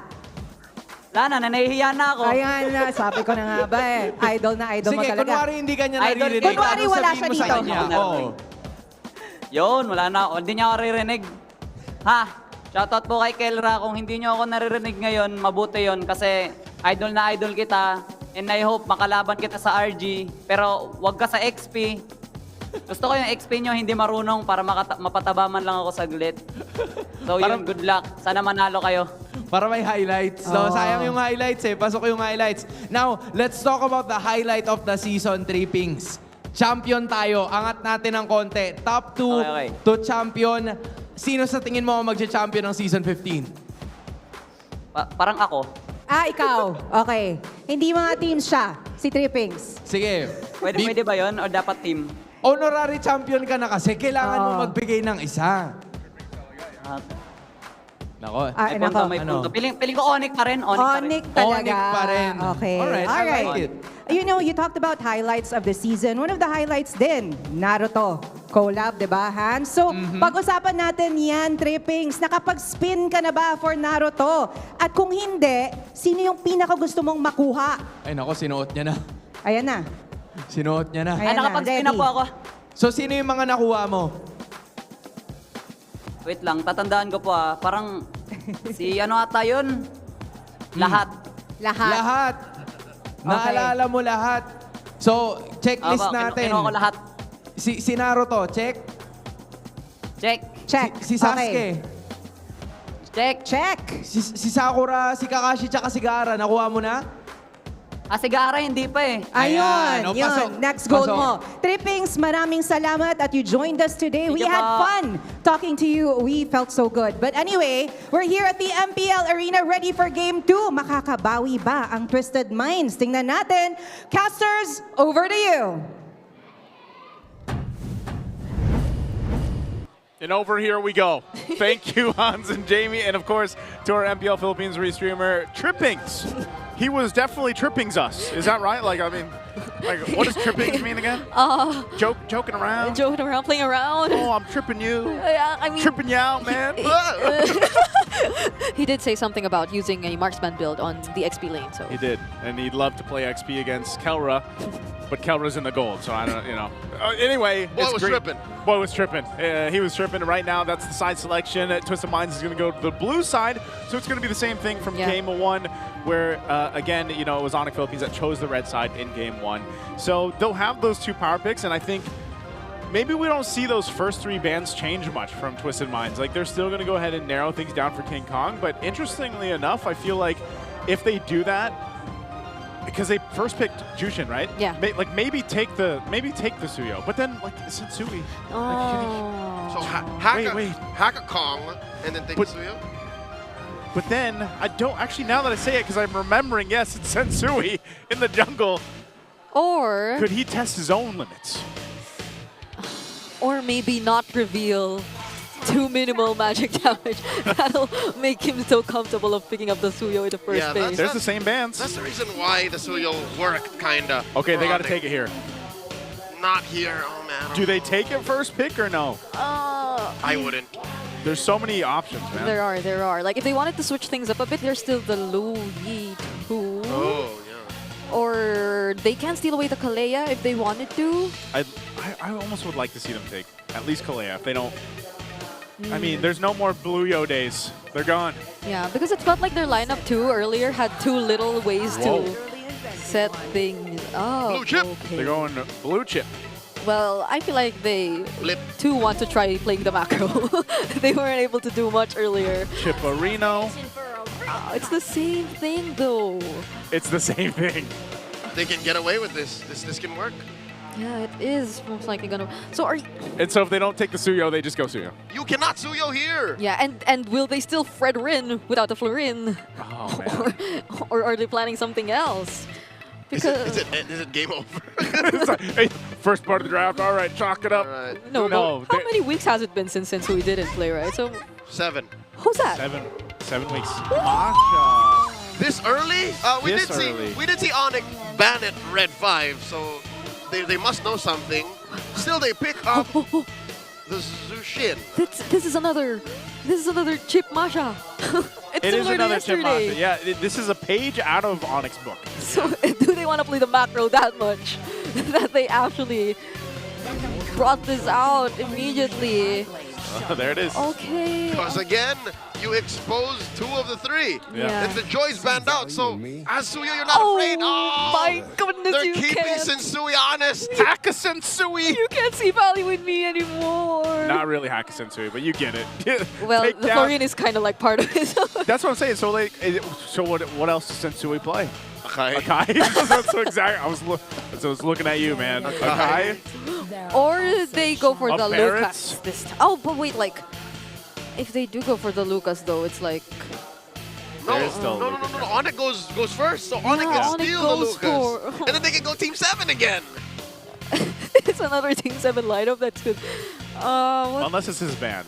I don't know if Twisted Minds wants to actually ban the Lucas. You know, just so. It's all in Why Not's hand. He's like, Or like even if the Lucas still stays open, what if Onic picks up the Valentina? Oh yeah, there's one more. Oh, that's another Sensui pick. Oh my gosh, it's a backshot. Onic Valentina? Maybe if they they are allow the trying to Lucas. block If away they the allow the Lucas. So Lucas, right. Twisted Mind still can. So what other options does Sensui pick up if that's the case? Like, okay, wait lang. Barats. Leopard. Oh, no, but damage profile is very bad for a Leopard. Yeah. So kind of shoots itself in the foot here. So this goes back to our key to victory here, but this is more so for Twisted Minds. Like, you know, push the limits in the jungle, and Sensui's limits are going to be tested. What I if feel it's like, really going to be an Akai then? If it is, I will throw my hands in the air. Bombardino, Ripperino. Chipperino, Ballerino. Oh. Because look, like, what are you Akaiing for? The dance. So what does, is it Long really dance. the Valentina here for Super Friends? Or do they just... Yeah, because you can't pick the Lucas with the Valentina out. But there's a Jushin, so you can! Exactly! Oh my gosh! They do let go of Team 7 comp, though, if they do that. Yeah. Oh, wait, no. No, they do. Or they still can. Oh, yeah, no, literally, if they do Lucas here, then they're fine. Yeah, I think they just take the Lucas, man. Yeah, we might pull a JP Niners from MY wherein they had to reshuffle the whole draft to accommodate the Valentina. Oh! They go with the Valir instead for the chip. Good answer for the chip. Oh. And the Masha. And the Masha, Let me jump you. Masha, get away! Hey, Oh my gosh, that's a Claude. Okay. Okay. So Sensui, does he still go Lucas? Come on, Sensui. Take the Lucas. Oh my Oh my goodness. What do we say? What do we say? We know Sensui. All right, you know, we said it was for the dance, so we're just going to pretend it's not heavy spin anymore. We're taking it back to the Hurricane dance. What are you spinning for, though? Look at me. And this is so good against the Valir is so good against the Yakai. Yes, that's what I'm saying. You're just pushing everything away. The value of the Valir right now, the stocks are high. Through the roof. In Super Princess Valir, yes. Okay. So the Akai would make you think that it is still kind of like Team Fight that Twisted Minds is after. But at least they have the mashup. Make it make sense. I guess for me, at the very least, they have the mashup. That counter index. Onic wants to go top 2, man. the lineup rating difference here. I know sometimes we take that for a grain of salt, but right now that is a massive difference. Spot on. In the Looks lineup. so and accurate. I'm feeling like that's pretty accurate here. You know exactly how Onic is just so ready to hunker down? Yeah. They put a vengeance on CC. Yeah. They're just like, no, go for it. Please. Oh, man. We're going to find out if Twisted Minds is really going to twist the game with this lineup, or we're going to see a sweep here Welcome for to Onic Mobile Philippines Legends. as once again, they jump into the land of Dawn here to fight it out and get one step closer to the top 2 seed for Onic Philippines. Can Twisted Minds do something about it, or are they going to have trouble with this one? Let's find out here. We jump into the game, take a look at how this is played. I think to make this work, I mean, that's the thing too, man. The Claude. Yeah. The Claude takes a while. It does. Like more than the Granger, I feel like. Yep. And you would want to really ensure the space being present. But with the Valir in Onic Philippines, that's how you do that! Forced flicker from Escalera, not even a minute in the game. Oh my goodness. You're able to control the mid lane so much, you're able to win the gold lane matchup. So you could potentially spell out the early game this early for Twisted Minds. And there are just so many things you'll have to consider if you're Twisted Minds in order for your lineup to work. Yeah, that's why I think, you know, again, considering how this is, we got to think, all right, how does Twisted Minds actually make this work and get the potential to win a game? Yeah, that kind of makes me wonder too, because like if they do attempt to go for a team fight, you kind of want to picture how the team fight will go, because the heavy spin will kind of bring everyone all around the area of wherever the team fight is going to happen. But for as Hajizi on the Jushin, you want to have them really pinned down. But Yep. if you're not able to accomplish that, it'll be so difficult for you to layer things well, given the lineup of Twisted Minds. More often than not, it's a nombo. They're trying to do two different things in the same lineup. But when it works, I guess it works. Yeah. There's the Blazing Duet too, so that's something we can expect for later on. But for now, I think it's really Onic Philippines just clearly at an advantage, even in terms of taking this turtle away. No contest from Twisted. You just get this for free at this point. There's nothing that Twisted Minds could really do about that. And maybe that's the game plan for them, is to go ahead and just kind of wait, you know, until they have some of these other level 4s available, especially for IGZ and Escalera, to bring the shortcut in. But this could be troublesome. Oh, Brusco coming in, still no level 4. Gets pulled in. Oh, now he's got it. The punish coming in from Twisted Minds. They back off. Brusco knows that the rest of Onic aren't there either. King Kong forcing a move here from Outplayed. Look at the back. Escalera here coming through. Kelra spots him. Just a duel. Brusco and Friends back in the scene here. I wonder if Twisted Minds know there's 4 members of the Super Fam. Yeah, they'll just probably play it safe because at this point it's James just really focusing on the lane. Purify this! Oh, Brusco doesn't pull the trigger. Okay. He doesn't. I'm surprised too, because he probably could have, but again, that might have just been a purify out. Sensui is now up here on the top side. How about this time? Sensui stealing away King Kong's greens. Does lose out on the first wave of that. Wow, Twisted Minds taking this very, very passively. Yeah, and somehow they aren't really giving out any kills or major advantages to Onic Philippines. Actually, both of them.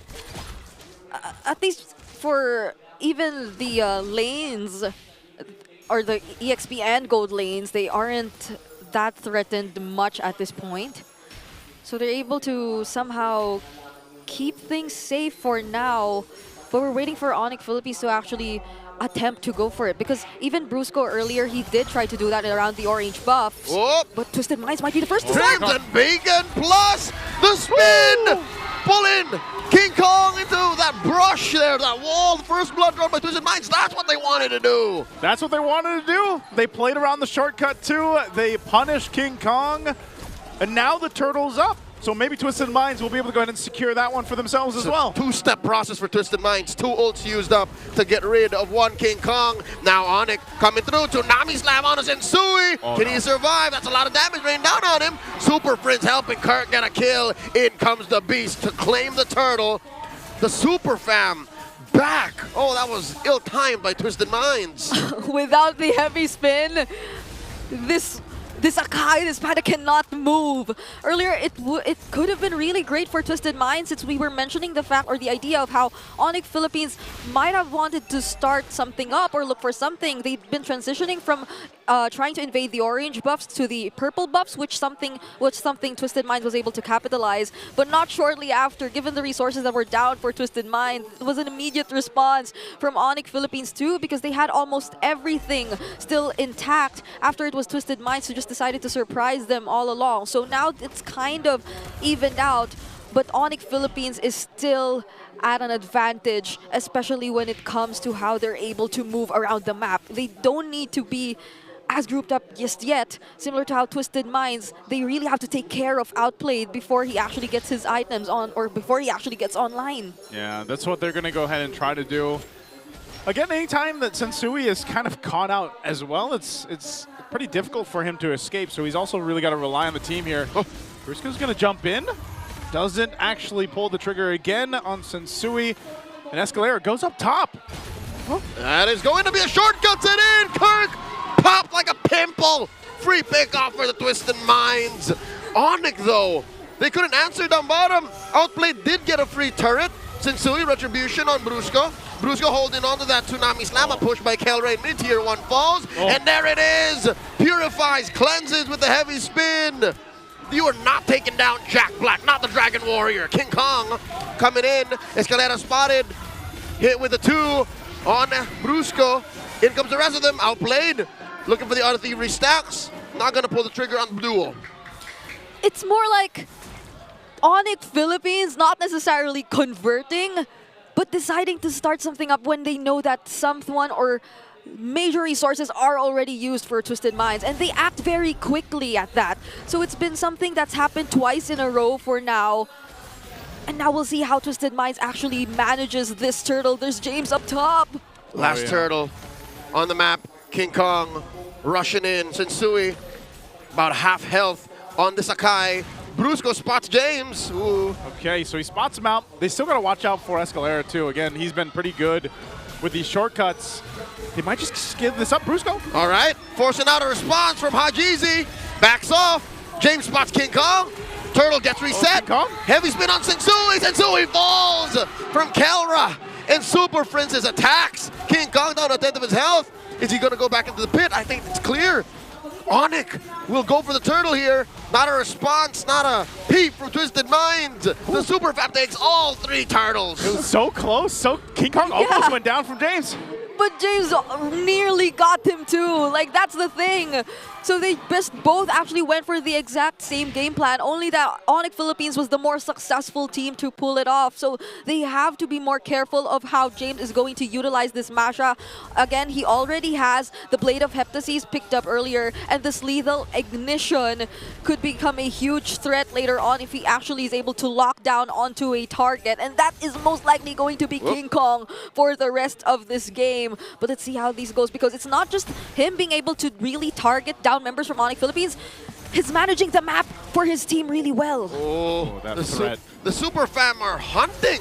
That's all 5 members of them here. Escalera calls the rest of Twisted Minds in. Drops a shortcut summon force in by Kelra. Down goes James. Turned off by Kirk. Gets a double kill. Sensui takes out Kelra. Takes out Brusco. Triple for the Dragon Warrior. That's the heavy spin right there. Oh, and that is not a nombo. It worked together. They were able to pin down members of Onic Philippines. So Hajizi was just freely able to use the lantern flares, and Outplayed was also able to dish out the blazing duet. And this is an Outplayed. This is a Claude that hasn't even completed the Trinity build just yet. He just got 2 out of 3, but that's a major advantage for them. It's all about layering. You gotta drop your skills in the right time, in the right position. Tsunami Slam and a tier 2 up top, plus a 7 force. Oh, the Super Fam gave Sensui a bit of what they wanted. as soon as you know that there's no heavy spin, man, that it's almost a free kill. Like, just go grab the panda and toss him in the air. He just got a triple kill, and now he got shut down. Hey, that's part of the play. That's part of the why you have the Sakai, and I mean, look how much damage he's taken. 66,000. All of it. That is the sandbag right there in a different form right now. But the Lord is up. So Onic Philippines, they don't have this massive lead or anything just yet, so they do have to be pretty calculated with this, especially against the chip.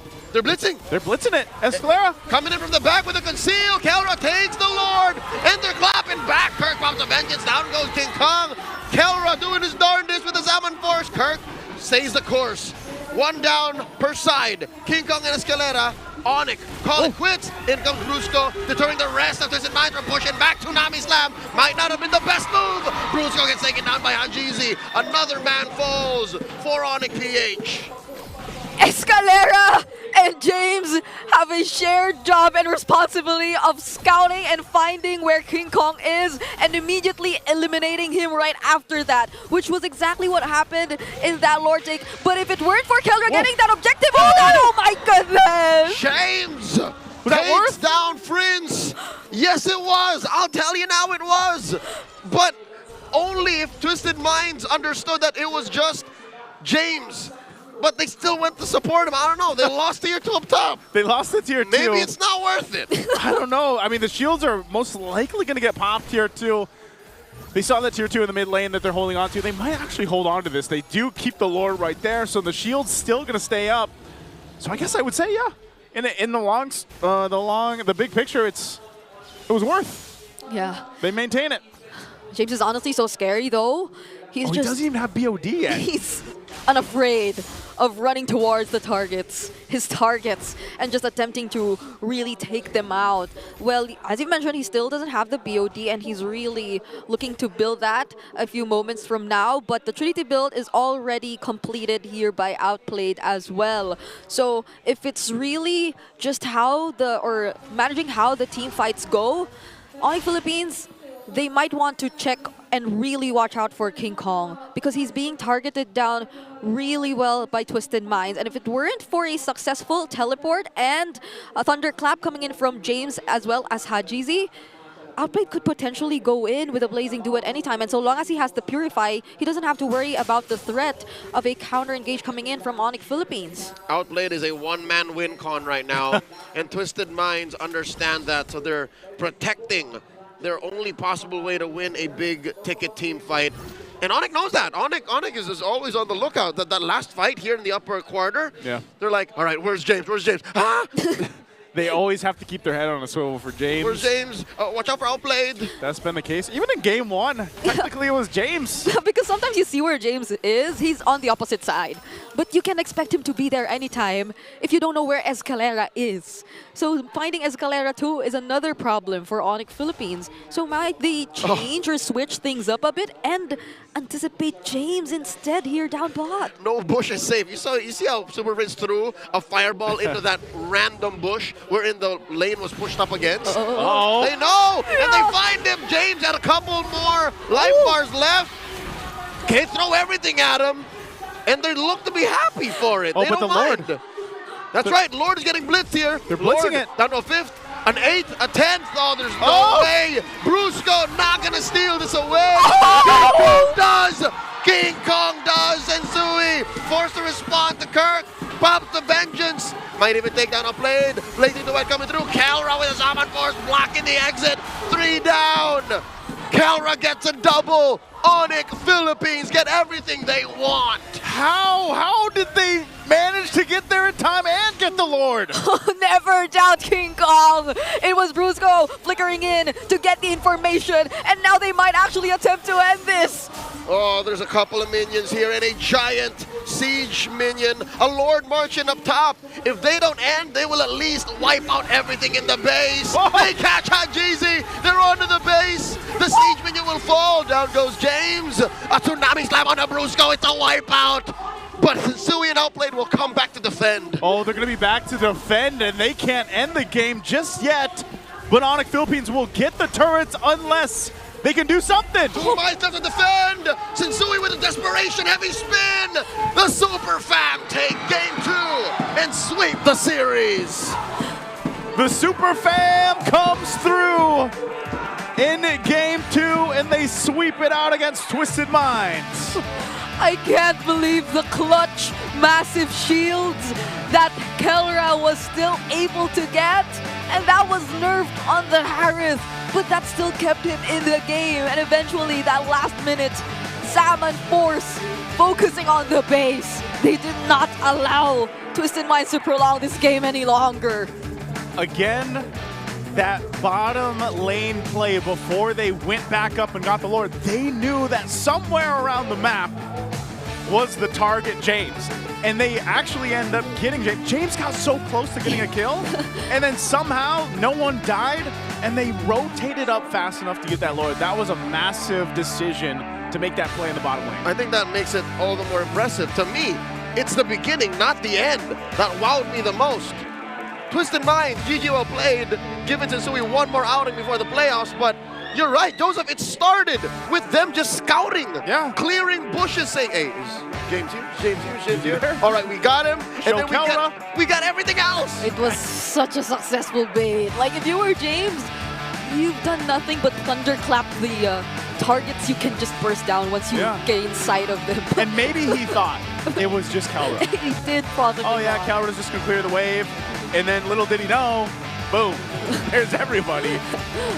And yeah, again, it was a great play, great decision coming out from Onic Philippines. And you know, it's been stuff like that they've done the second half of the regular season, which has got them to this point where they have just been on fire, winning game after game in series left and right, getting them to this point now. So they're one step closer to getting to that second seed spot for the playoffs. Let's go ahead and throw it over to the stage to hear for our winners interview. Super Fam, here are your winners, Onic Philippines! Gentlemen, congratulations, still in the running. Daling-dali ni Kelra at ni King Kong yung performance sila kanina. King, congratulations, nakita natin yung laban nyo kanina. It's a sweep against Twisted Minds. one more step para makuha yung playoff spot. Nasa mindset nyo pa rin ba yung upper bracket knowing na you're still in contention for that one? Sa totoo lang, nag-focus lang kami sa mga matches namin. Example, yung sa Omega. Omega muna, tapos Twisted. Di namin iniisip yung upper bracket. And those are things, and siguro, pinofocus nyo lang yung mga bagay na kaya nyong kontrolin. And I think that's what I like about this team. Another question in mind, isa sa mga bagay siguro that you're really gonna have to do para makaabot dun sa upper bracket is kung matalo ng Team Falcons ang Aurora mamaya. Nandoon ang best friend mo na si Flap TZ. Okay? Sayang nga, hindi kayo nagkasama kagabi sumayaw eh. Pero kung may mensahe ka sa kanya ngayon, kung may message ka para kay Flap TZ, ano yun?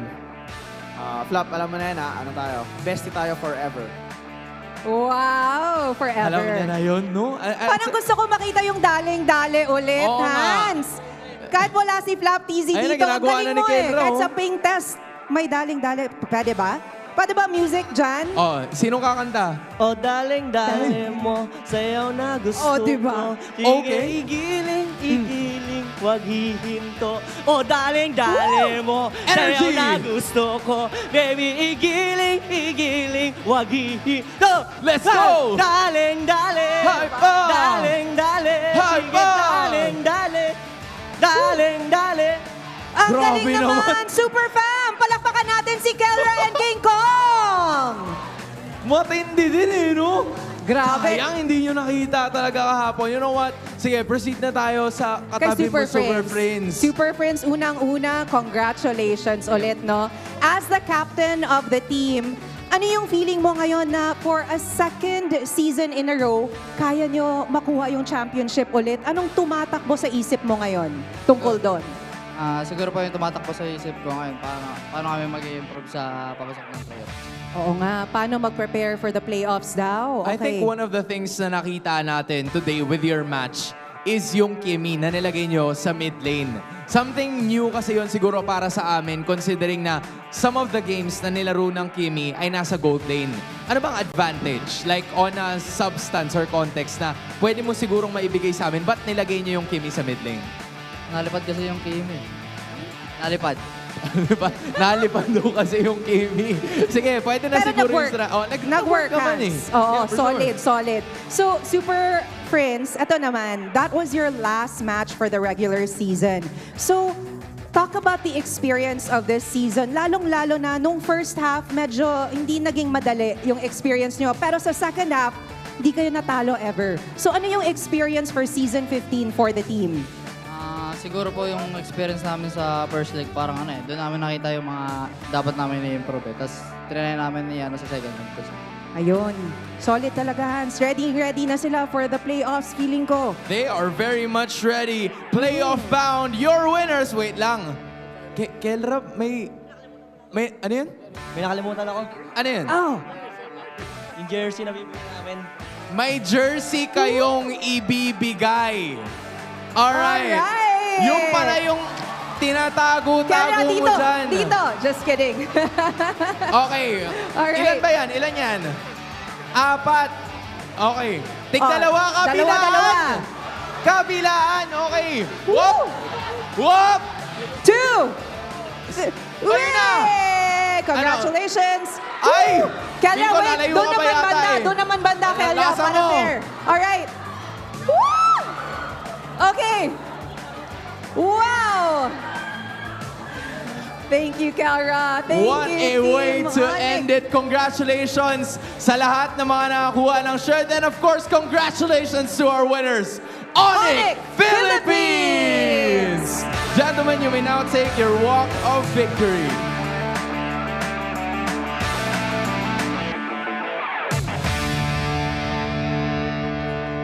And with that win, you may now take your bow. Onic Philippines still in the running para sa top 2 spot. You want to have that as you go into the playoffs. We will find out today. Super lakas talaga ng Onic Philippines. Tingnan natin kung kaya nilang talagang makuha yung upper bracket top 2 spot. Nagsabi na rin si King Kong sa kanyang bestie na si Flap TZ. Mamaya na yun eh. Pero ito muna, balik muna natin sa ating mga casters. Thank you very much for that amazing interview, Hans and Jamie. And of course, congratulations to Onic Philippines for that win. A sweep nonetheless. And, you know, some lucky fans out there getting some older jerseys. That's what I call legacy merch. Legacy merch. Today we find out Super Prince likes the Kimi because it also flies. That's what he said. That was the translation. And here's our MVP for Game 2. It's King Kong. Yep. With a interesting KDA. It's a 1, 2, and 4, but that's not what matters. It's not. For the second Suyu game in a row, which compared to the other or the past few Suyu games, which we've definitely felt the adjustment, he's just been able to perform and utilize it so well. Even though there were moments, I'd say, where even in game number 1 particularly, there were also some standout retributions coming in from he got his Setsui revenge. Here and there. He did get his revenge, and he was able to do much more than just securing away the objectives from his opponents. It's something you would expect to see from Twisted Minds given the nature of their lineups for 2 games in a row, but it's something that just naturally happened for Onic Philippines more because they just had an advantage in terms of the draft and they just knew how to execute it much more than Twisted Minds. And how they set up that advantage is you open up the Zushin, allow your opponent to be tempted by one of the best mages for the past, 6 months now. And then that almost allows you to one-ton pick Suyo. Make sure you pick Harith too.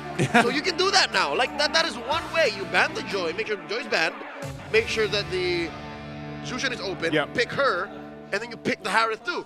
It's so ironic how we thought it would be a Hakat Kong, but it felt like it was Setsui who was more restricted in the heroes that he could have brought out in this series. There was some, there was some moments where the Akai seemed to work pretty well with the Claude and the Jushin, that combination that they had, and even Escalera here with the chip, but yeah, eventually it was more like Onic Philippines just knew, okay, as soon as that heavy spin is out, this is going to be an easy target for us. We can take out Setsui. And obviously, if that is part of the equation where you're just taking out the enemy jungler where you don't even have to worry about the retribution, then that's great. But there were a lot of times, too, where Onic Philippines, even with Setsui alive, still went in and got the retribution off and got those objectives, So just a great game from them and showcasing exactly why they are still, a team to really consider as potential champions again for this season alone. And honestly,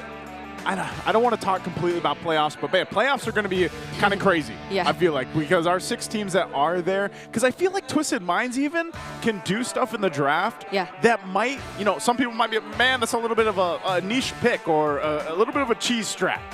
But it could actually be potentially game-winning for Twisted Minds. And you always see the idea. Like, you probably would question at first. Like we did. Well, yeah, like how we did, the goals of the lineup, like what they wanted to do with the lineup. But eventually, when it comes to the game, you see them repeatedly doing a certain process, which actually did work a couple of times. But it feels like their attempts aren't just as complete yet.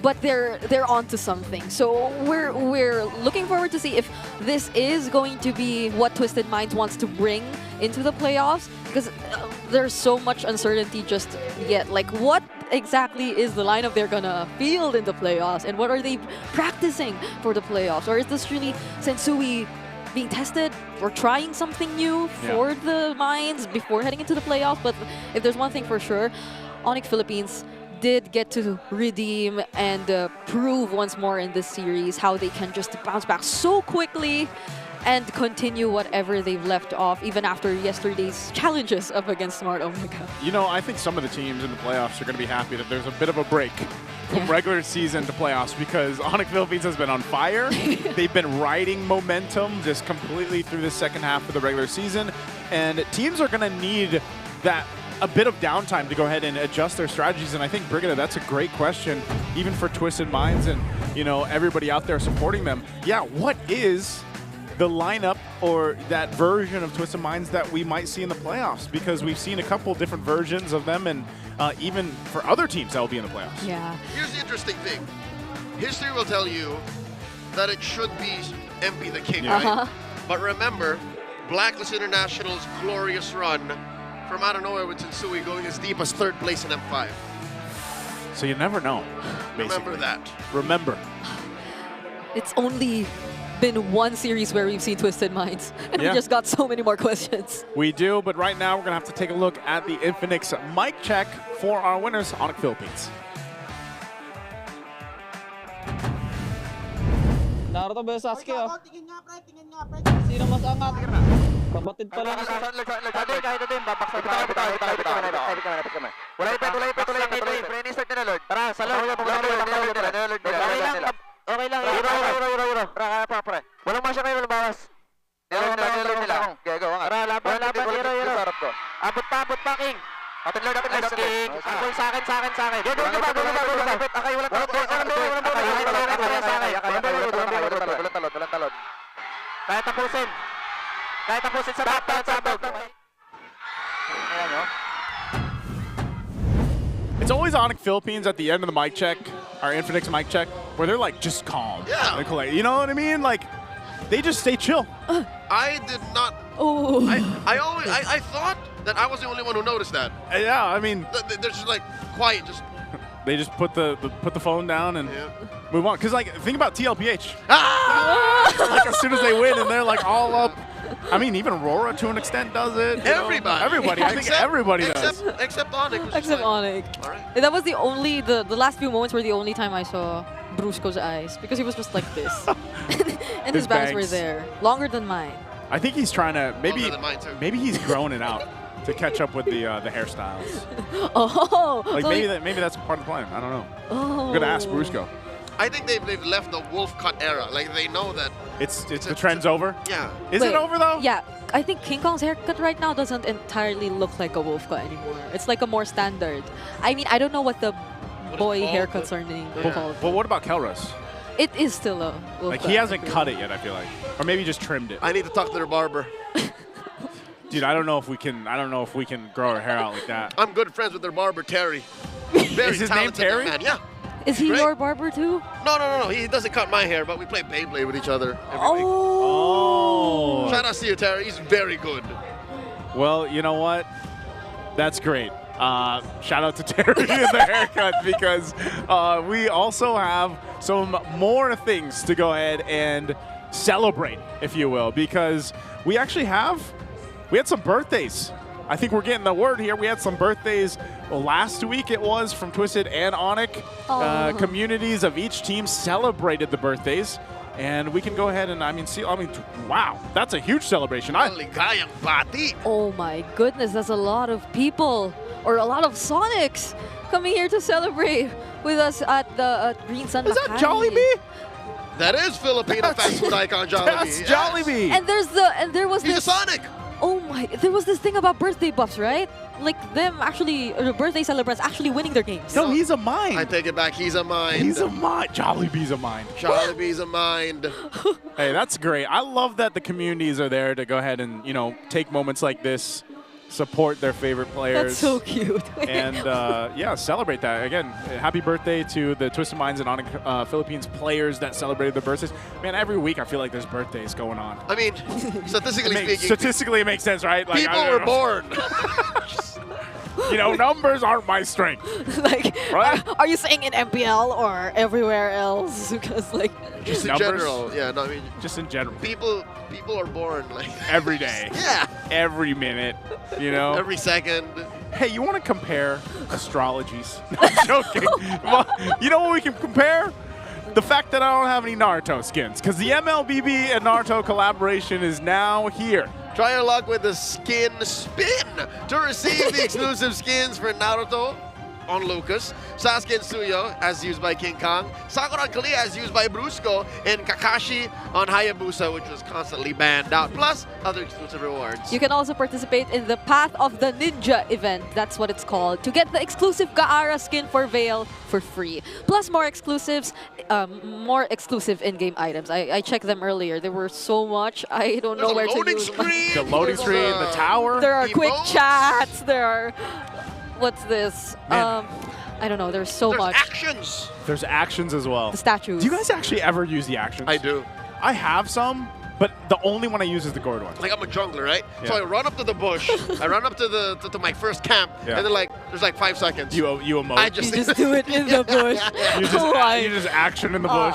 Honestly, there are so many Easter eggs in the Naruto map. If you check, I love the Naruto map. Yeah, there's if you go to the ramen stop at like the top lane before Yeah. you get there, you get the ramen emote once Yeah. every game. I feel bad having to punch the little gopher ninjas.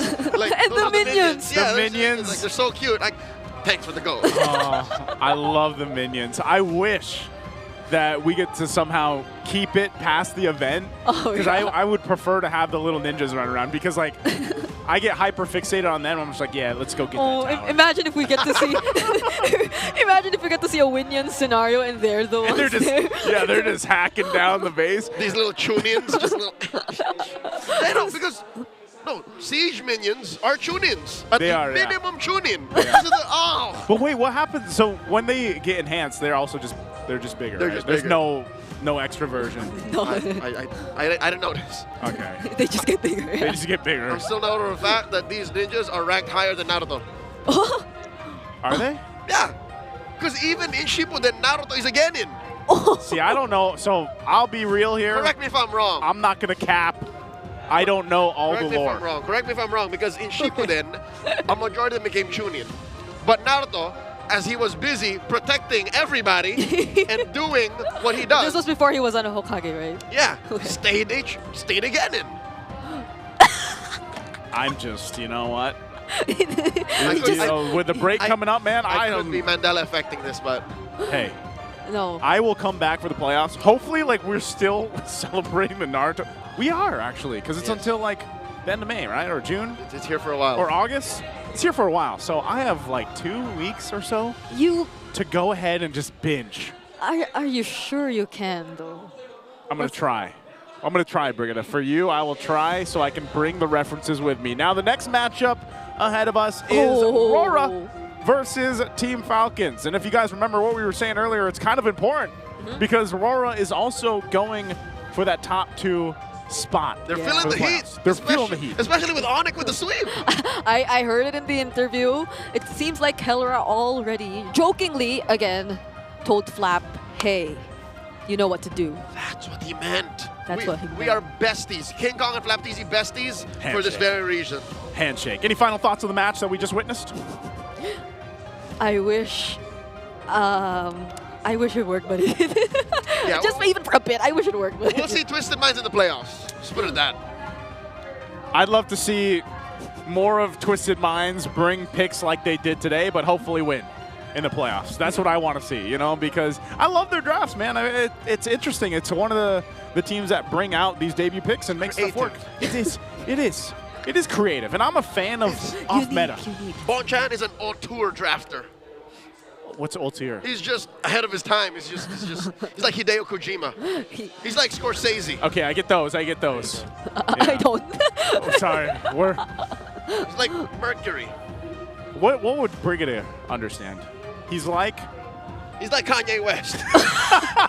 I thought you were going to go to the Italian brain rot. Oh, He's no. like assassino cappuccino. Oh, wait, ballerina. One of those. Ballerina cappuccino? Ballerina cappuccino. That draft was very tra-la-la, tra-la-la. I agree it was a bird burp at the pim. See, this is where she got excited. So, hey, you know what? Again, the first match was great to see. I didn't expect a sweep. Which one of us, by the way, predicted the sweep? Was it Brigitte? Oh, no, it was you. He did. Or you I predicted didn't the sweep. predict That's a right. score. You didn't predict the I score. had a question mark. We were all right, though. Yes. At the end of the day. Hey, we were more than all right. We were great. We were better than great. Part of me wanted to. What's you want Greater than ever. We want to speculate a new one. What's M7's gonna be? Better than greater than ever. As far as I know, I think we're done with the great trilogy. I don't think we're ever done with great, man. Because what can be better than great? Greater than ever. So legit, like, what can be better than great? You're not good. You're great. You're not great. The best. But we can't go best. You're Do better? we go best? Yeah. Gosh. Best already? I'm going to have to ask my AI friend, what is better than great? You're friends with your AI? I want to try. She's doing it right now. What is It's her better than companion. That's terrifying. Hey, one of those days, man, that's how it's going to be. By the way, Naruto was not promoted to Chunin. See? So it just loaded now because I searched it earlier. So the ninjas were better. Lord God. Dude, how do you, like, I am still surprised how much stock knowledge. I agree. Dude, well, this is it even stock like, knowledge? where does he store all of it? Like, lot all of the lore. Useless information. Guys, because Leo doesn't just have lore information about Naruto. He's got that same amount of information for multiple different things. Multiple references, multiple card games.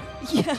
Multiple everything else. But you know what? Right now, we're going to have to go ahead and throw it over to our C-Bowl ceremony to go ahead and watch the passing over here for our C-Bowl team.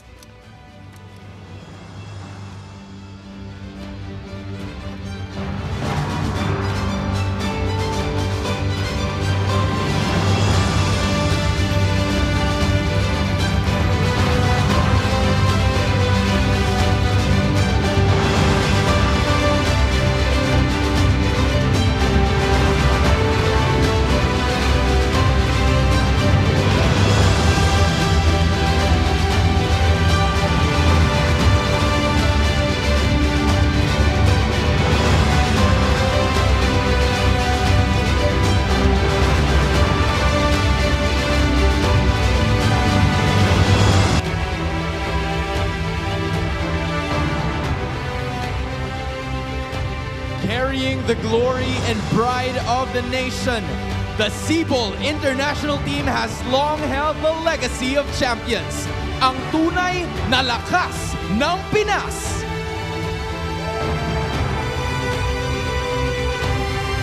Presenting 2024 C-Bowl National Team Coach and RQ Kaitos, Coach Paulo Monsayak, Peso Executive Director Mr. Marlon Marcelo, and Team C-Bowl's General Manager Mr. Jap Escotin.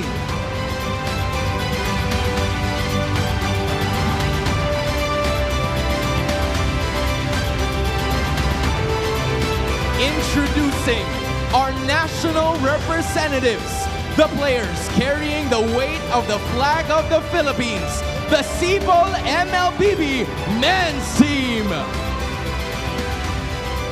Kyle Teasy is now PHI Saison. Flap Teasy is PHI Canon. Few is PHI Arcangel. Ogwen is PHI Unigo. Super Marco is PHI Requitiano. Kelra is PHI Pilias. And Sanford is PHI Vinuya. Together with their analyst, Pandora PHI Unigo, led by their national team head coach, Coach Trevor is now PHI Sanchez.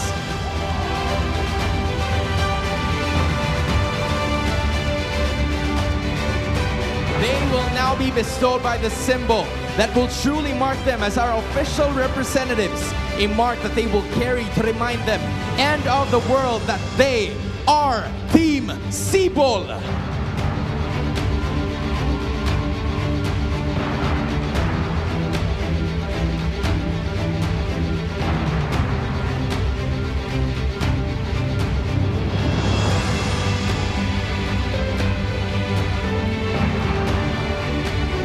Congratulations once more to our players. We know that you will enter the tournament with pride in your hearts and a determination to succeed. Once again, your C-Bowl 2025 National MLBB Men's Team for the IESF World Championship.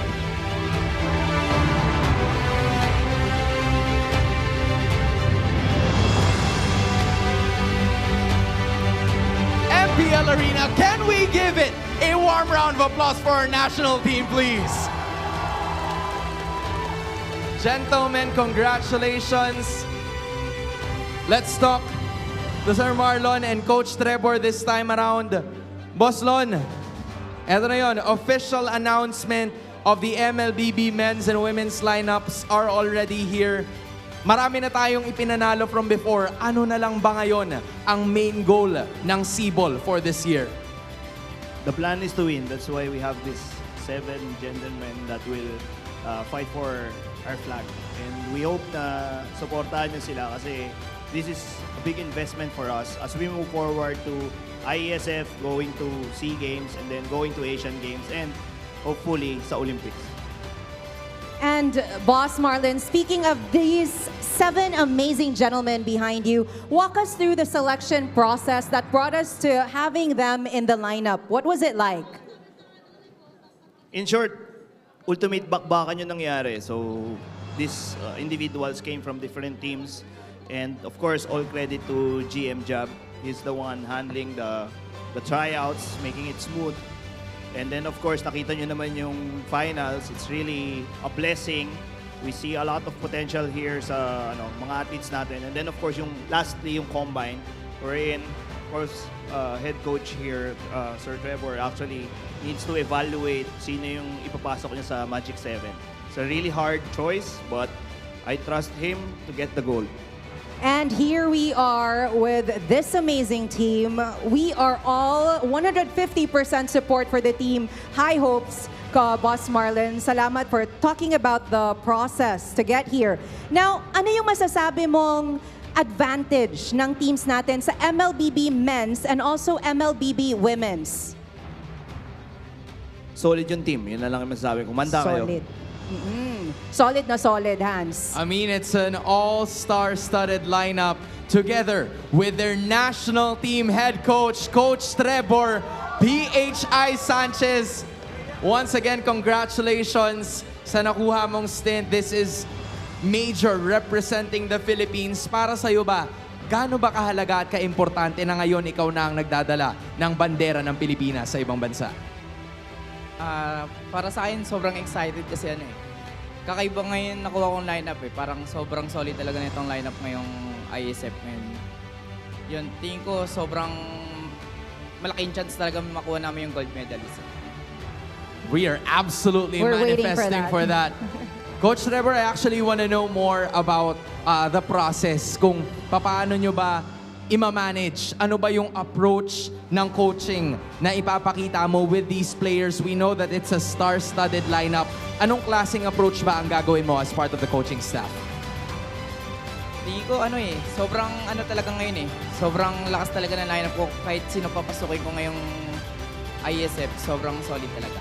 Hindi ko din talaga masasabi ngayon kung anong magiging takbo ng team namin. Pero tingin ko, sobrang solid talaga yung One word keeps being brought up, solid. And we can see that, Hans.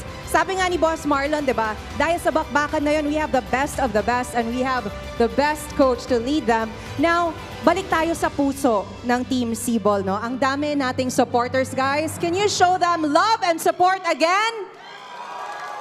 There we go. Rinig natin dito sa MPL Arena, and I'm sure sa Team Bahay as well, they are cheering for all of you. Ano yung mensahe mo para sa mga fans na todo suporta para sa inyo? Sobrang para sa akin, supportahan nyo kami. Tingin ko, sobrang lakas talaga ng player ko. Talagang makuha namin yung gold medalist ngayon. Kabaan na yung mga kalaban namin.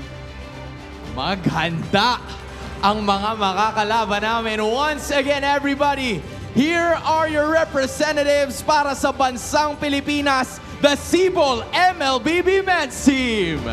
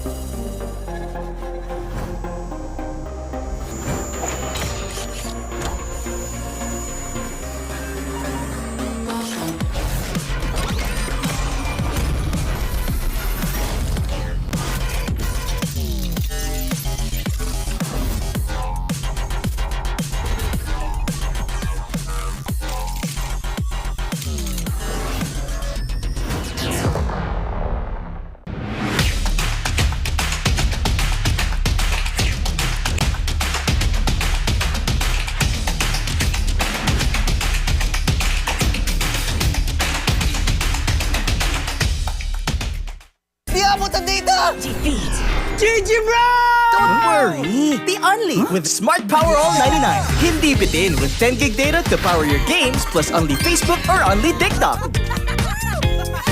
Load now.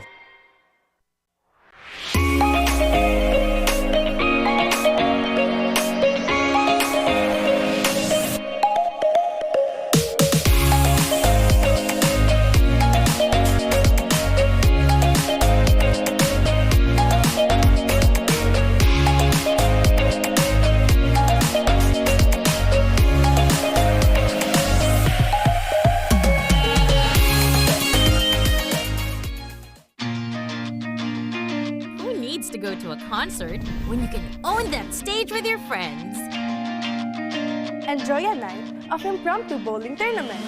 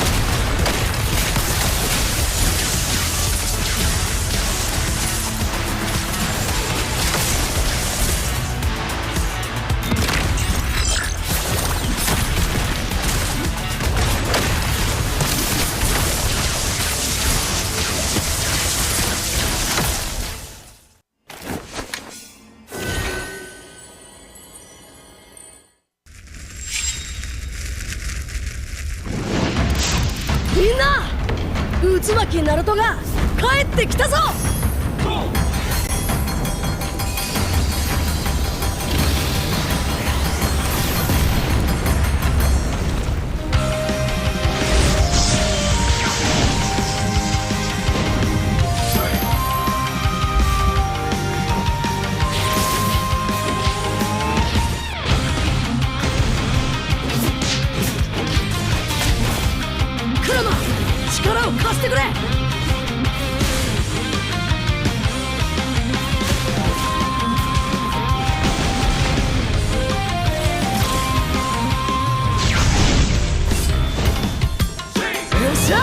第7班ここに復活だってばよ!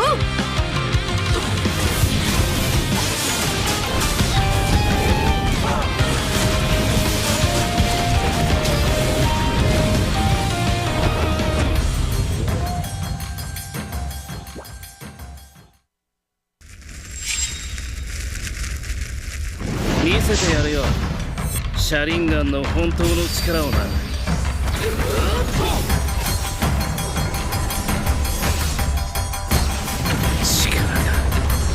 湧いてくる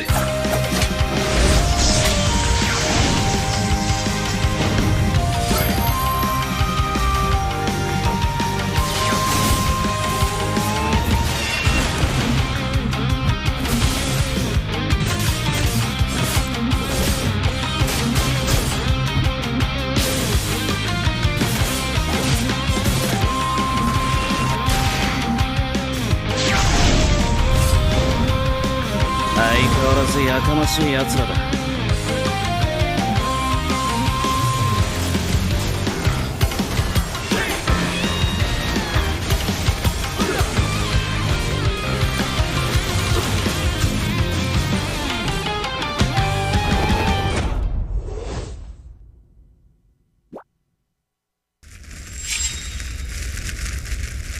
みんなを守るために私はもっと強くなる。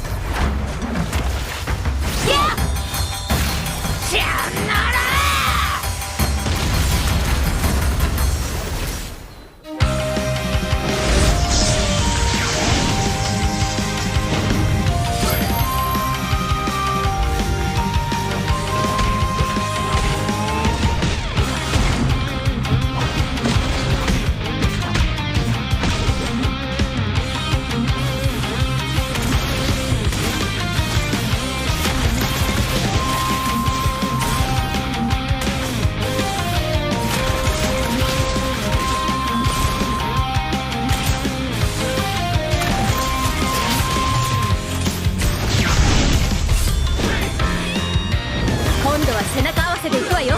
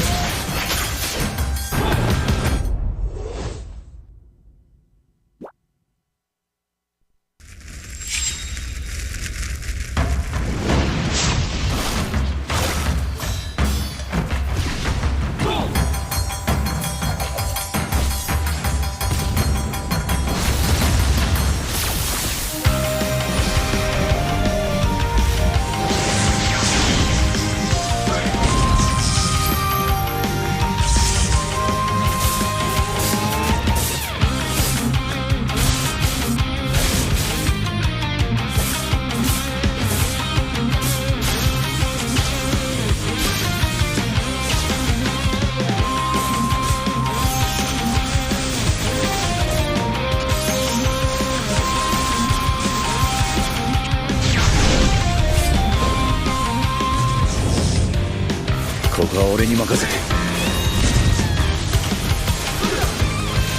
もらった。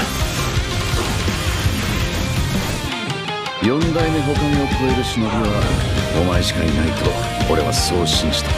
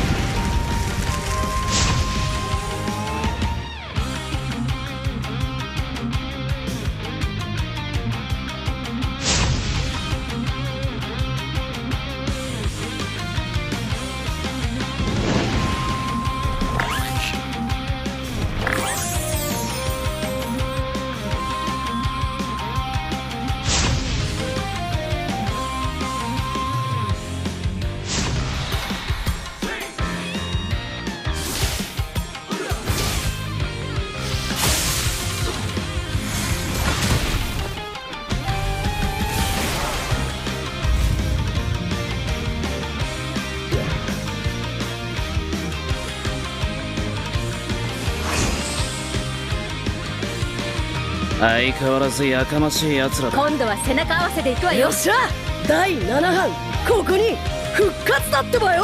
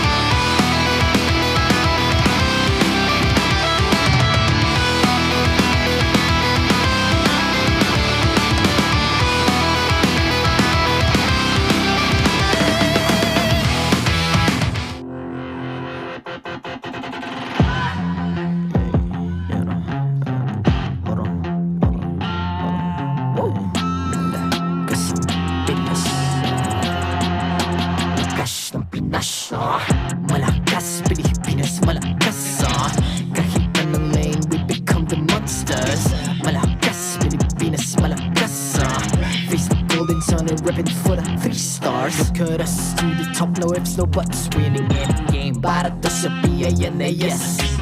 Di mo matitinag aming boses sa new level. Nasa kalye man o mobile window, I become a legend. Open fire, we unite, we winners. Built with pressure, like diamonds are made of. Switch na lane na parang gera. HP racing, may reset up. Yung tagatang buhat ni Hilda. Full load SS parang Lyra. Susundan ko ang iyong bakas. Kasama patas, tagumpay natin ito. Dahil tayo'y malakas. Para sa Pinas. Nasa amin ang alas, hindi tuwa atras. Kinikilala sa taas kasi kami ang malakas. Para sa Pinas.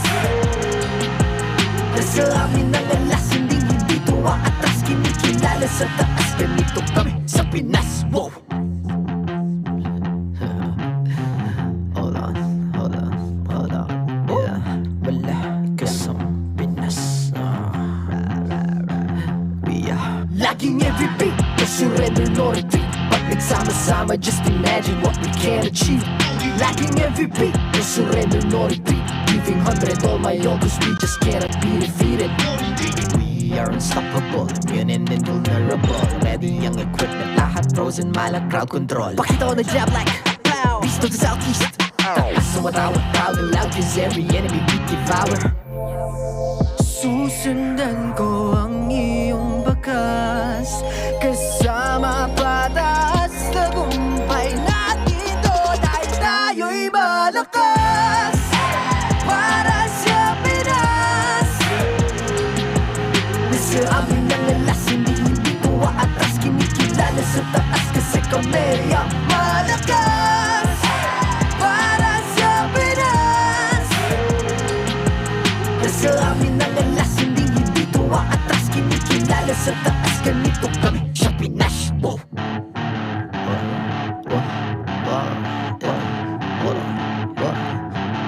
Malakas, Pilipinas, malakas Kahit anong lane, we become the monsters. the golden sun, I'm repping for the 3 stars.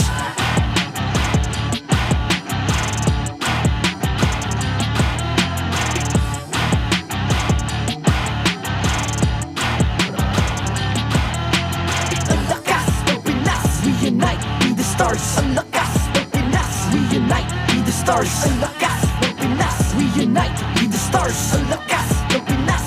We the stars. Ang lakas ng Pinas. Reunite, be the stars. Ang lakas ng Pinas. Reunite, be the stars. Ang lakas ng Pinas. Reunite, be the stars. Ang lakas ng Pinas.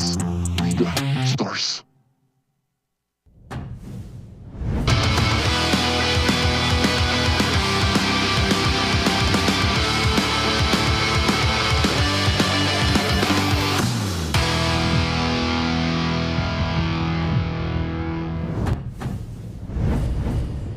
And welcome back.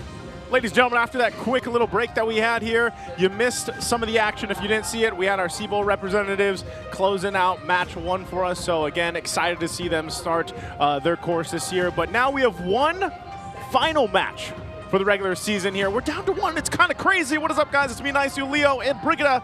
And we're here to bring you the action between RORA and Team Falcons. And like we mentioned earlier, guys, this is important. This is an important one, Leo. Yep, all the way until the very last moment, the very last best of 3 in the regular season. The leaderboards may still change. Where these teams fall into the brackets of our playoffs may still change. Yep, and just earlier, we saw how Onic Philippines swept the Twisted Minds. So this is all the more reason for us to watch out for this upcoming series, because Aurora, after seeing that, definitely have to fight for this one. Yeah, again, RORA needs to win this against Team Falcons. So that's why we were saying earlier, you know, Team Falcons, if they go ahead and win this, that's good for Onic Philippines, you know, to get that top 2 seed. That's what they're after. And again, the stats, the statistics, historically for the MPL Philippines, if you're either that first or second seed, your chances of winning are pretty high. They're really good percentages there, so we'll see if that is the case. But also, before we get to the matchup, this time around, we got to thank Time Zone. They've got an exclusive promo just for you guys watching over there. Get 400 pesos load. That's power load. Sorry, that's power load for only 200 pesos. All you gotta do is register on the Time Zone Fun app, insert the promo code TZXMPL, that's TZXMPL, and redeem the voucher at any of your favorite Time Zone venues. Don't miss out on this amazing deal. Do you want to say something, Brigida? Don't miss out on this amazing deal. No. There's more for you. Okay. I just wanted to give it a try because I'm seated here. But anyway, you can also get a 2,000 peso discount on your next purchase at TT Racing by using the TT Racing X MPL Philippines exclusive voucher code MPL2000 over at their website. That's ttracing.ph. Plus, don't miss out on exciting TT Racing gaming chair giveaways during MPL Philippines. And stay tuned for more info. Just remember, for those who dream, work, and play, TT Racing has your back. Don't miss out on this amazing deal. There it is. That's what we were looking for. Man, I wish I had some lumbar support, though. I'll tell you that. I know TT Racing's got some great lumbar pillows, and Brigida has had it this whole time. She's just ready with one. You know why she's had this? Because she's using it as a booster seat. No, she still has a booster seat. She just shrunk, by the way. Here, Brigida, I think you need this more than us. Okay. You know, I'll let my lumbar be okay. It is going to be okay. Use your booster and use your lumbar. You need it, right? She's extra supported. Extra supported. Because TT Racing got her back. Doesn't. Well, it's because I dream, work, and play. Yeah, please get our backs too. Well, here's the backs of the 6 teams. I don't know. The back of the logo, you know, the front of the logos. Onic's back on top. We can say that. After their sweep against Twisted Minds, they have surpassed Aurora because they beat them on a match win-loss rate. Yep. They beat them in a net game win rate, and they also beat them in all the tiebreakers. So at 11 both, Onic has to pray. Onic has to hope to high heavens that their friends in Falcon do what they ask him to do. Do something about it. Yeah, hey, Falcons, do something about it. Yeah, because that was what was mentioned in the interview earlier, right? There was a hint. Someone to us jokingly. They didn't say anything. They didn't say it. They didn't say it? They didn't. But there was a handshake. There was a hint. Yeah. That we didn't see. No, I'm joking, guys. Again, it's just we're having some fun here because really, when it comes down to it, all Aurora has to do is beat Team Falcons. And then suddenly, boom, they're in second place. It's that simple. Just break the base twice. Just break. It's maybe 3 times. We do have Brigid and Chantel here, by the way. If they don't break the base twice, yeah, they'll never win. Oh, you have to break it 3 times. Oh, technically, yeah. Okay, I get what you're talking about here. Again, this is the regular season finale. So if you guys are just joining us, welcome to the finale of the regular season. It's gonna be a fun one. I do hope that we do get 3 games because as this is the last match of the regular season, I would love it if we go the distance and maybe we get 3 games all 20 minutes plus. It's the final stretch of the final lap. It's the final stretch of the final lap of the final game of the final series of the final week of the regular season. Between epic rivals. I feel like we're in a it just trailer doesn't now, stop. Yeah. But personally, what makes this matchup really interesting is the fact that, yes, these are teams part of the top 4, but these are also teams who just yesterday were they both literally lost to teams 2. One lost to, of course, the top 1, and the other lost to one who was actually eliminated from the playoffs. So both need some bouncing back to do in this series, and it is really their last chance of actually settling things before they eventually move on to the playoffs. But for Aurora, of course, there's a lot more at stake, and there goes the biceps again. Can I just say? Do they have permits for those? Yeah, I was gonna say they've brought some weapons. What? I don't know, man. I don't know actually who has the bigger biceps. Owen Is showed it his too. Flap? Oh my goodness. Marco, please. We're trying to keep this family friendly on this Sunday here. But I want us to take a look at this, guys. Can Team Falcons soar higher? Falcons win-loss stats comparison. Is this just specifically for this season? Yep. Look at how significantly lower their KDA is when they lost compared to when they win. And they get more than twice deaths when they lose too compared to when they win. So, oh my goodness, I'm focused. Super Marco, I can't focus here, man. Slap my Papa Vein. Yeah. What? Oh, now they're all slapping He it. didn't used to have that facial expression when he flexed. The glorious pose, by the way, has evolved over no, it's the back. season. It's back. No, but like he's finding new ways to improve it. Oh. You like that tricep flex on? I can't forget. Okay, which one of the Aurora boys are gonna flex off? Oh! Why did you? Renegades like, I'll sing to you guys. Let's take a look at this one. It's been a while since Renegade released a single. Actually, you're there the you one go. waiting. Oh, dang it! That's what you call a sleeper build. Renegade's pretty jacked. Sleeper build, that's the goal. Oh, he's now the flex man. Or at least my goal. I like a sleeper build. I But think anyway. he surprised himself. He's a fit man. Wait, from the hitman to the fit Talk about the stats. All right, here we go. But for Aurora, whenever they lose compared to when they win, their turtle and lord controls are significantly lower. Falcons too, but this time theirs is almost at the line of 2. No, don't tell me. UA, take that jacket off and start flexing right now. Do it for the fans. Or Edward, please. If Edward does it, everyone will be going crazy. Not Maya Boon JJ. He don't do it like that. You don't do it like that. I doubt we'll get to see him do it. Like who else a could do year it? or 2. Could Domang do it? No. You know who I know who can do it? Who? Khaled. It's now your time to shine, Khaled. Why is no one? Well, okay. At least we got to see the fit man, as mentioned here. I like how we just glazed over the stats, by the way, but because there's a flex off happening. Just to wrap it up with a nice little bow, Aurora's had one hell of a season. Like, those are good stats. Yeah. It's just that, especially probably heavily affected by their loss against Team Liquid Philippines yesterday, which was a very clean performance from Team Liquid Philippines, by the way.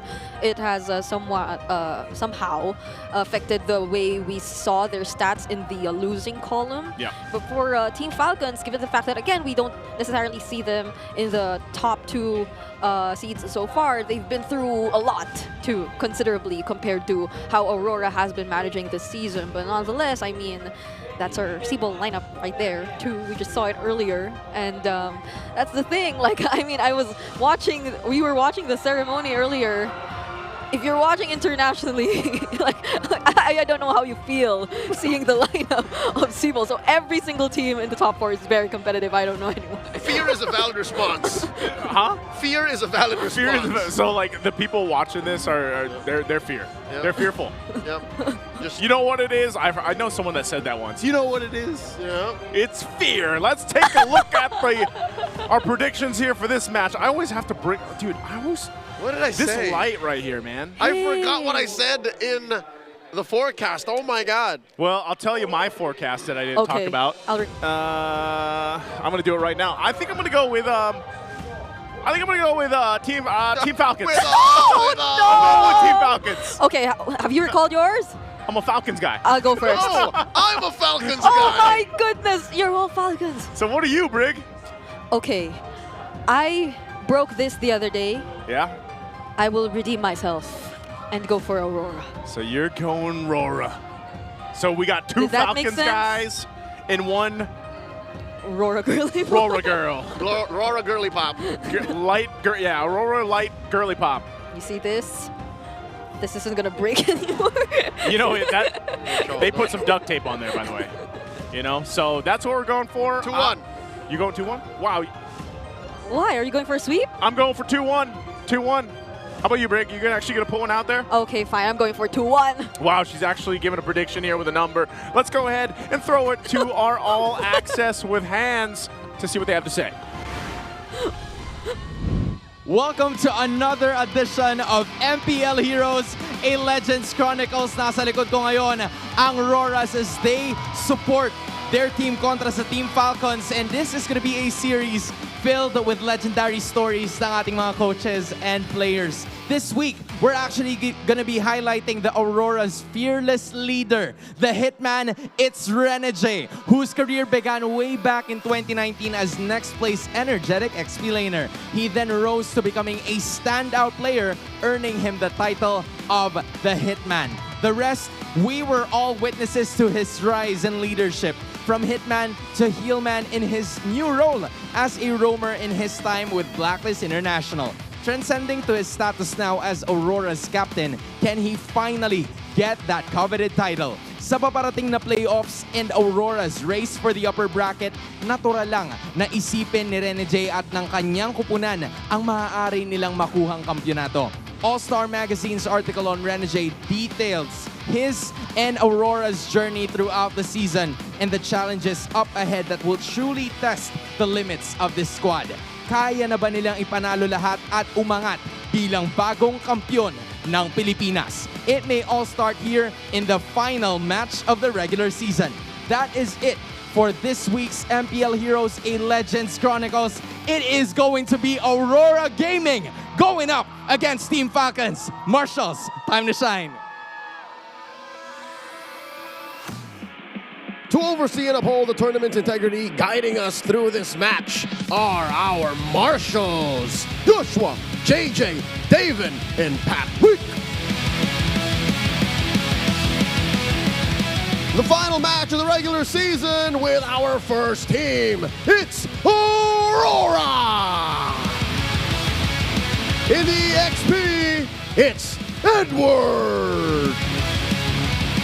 In the jungle, Demon Kai! In mid, UN! In Rome, the Hitman, Renegade! And in gold, Domenkai!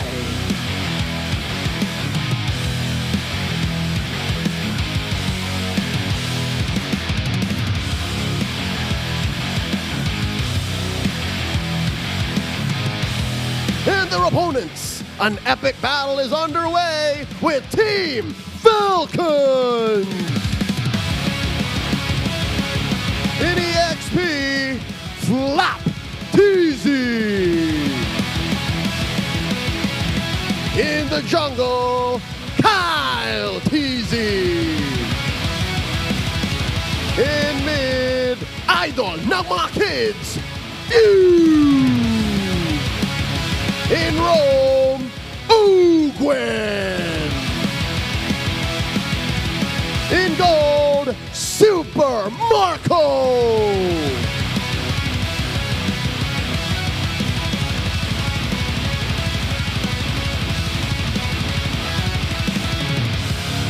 And their coaches, Coach Master the Basics and Coach Trevor.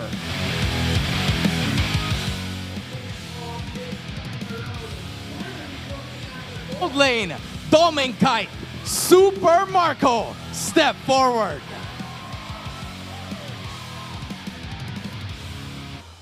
Domenkite, how will you secure your upper brackets? Ano ang palag mo ay Super Marco? Bibigay ko lang best. Super Marco, kung ibibigay niya ang best niya, ano naman ang palag mo kay Domenkite? Bibigay ko din best ko. Pagalingan na lang kayong dalawa. Fist bump. Team Falcons, Aurora, do yours as well. MPL Arena, I wanna hear you scream! Matchup is now underway. It's Aurora kontra sa Team Falcons. Casters, balik sa inyo.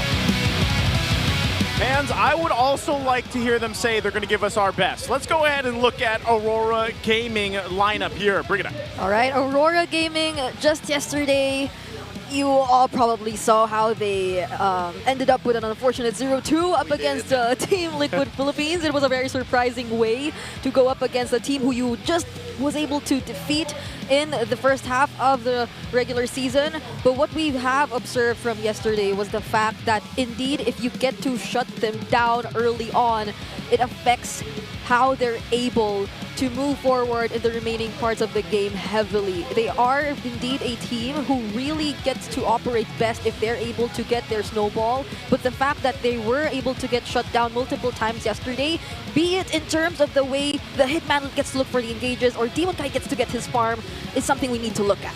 Yeah, we're going to look at Team Falcons right now as well and take us through the lineup here. Leo. It's the main five that we have seen and loved that went on a world tour for the past 2 years. The best pure athletes in the game.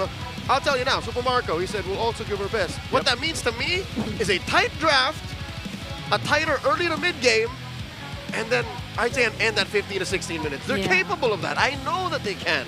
So if this goes past like 17, 18, and they draft a little wonky, then I know we're going to go the distance. But again, I did predict 2-1 Falcons, right? But there's a voice inside me, my little Falcon girly that says, your little Falcon girly. Yeah. What's it saying? They can sweep. I think they can. We can sweep. Well, Super Marco though, I think ever since SPS, we've seen glimpses of him actually introducing a much more aggressive version of the bulletproof.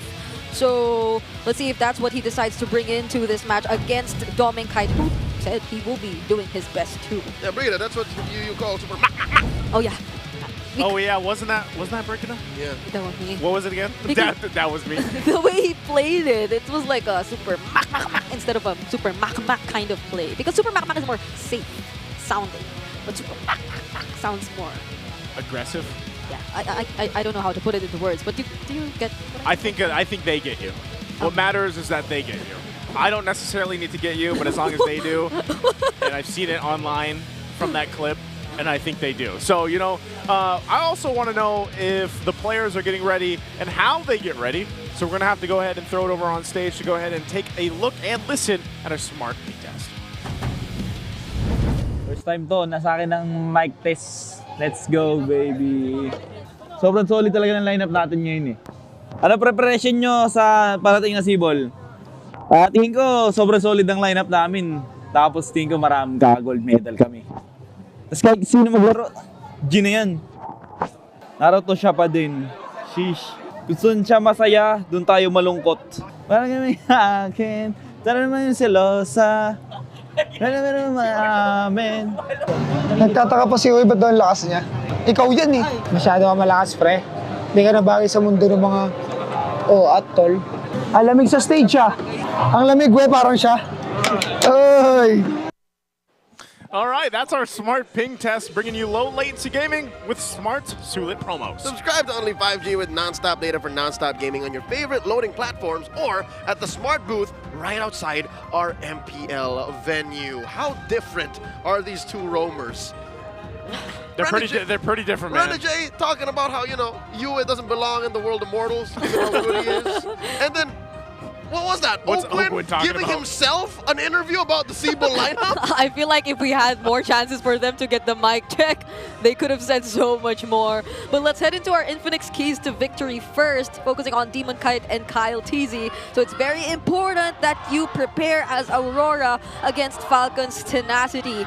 Even in situations where you've gotten the lead and you're so ahead and you've probably forced Team Falcons to their base, it is very important for you to watch out for the possibilities of them still finding a way to turn things around. But for Team Falcons, it's probably the opposite. They have to be careful of RORA's snowballing tendencies, as we've mentioned earlier, because Aurora is a team you definitely would not want to hand over the early game to. But for both, it's to probably go beyond your comfort zones. And I feel like yesterday's matches were enough of an example of how they should probably be considering this, and it's nice to focus this this particular note on the junglers, because I feel like teams even taking note of how Demon Kite is still probably one of the junglers who still decides to stick with all those Suyos and all those probably pre-patch prio picks in the jungle.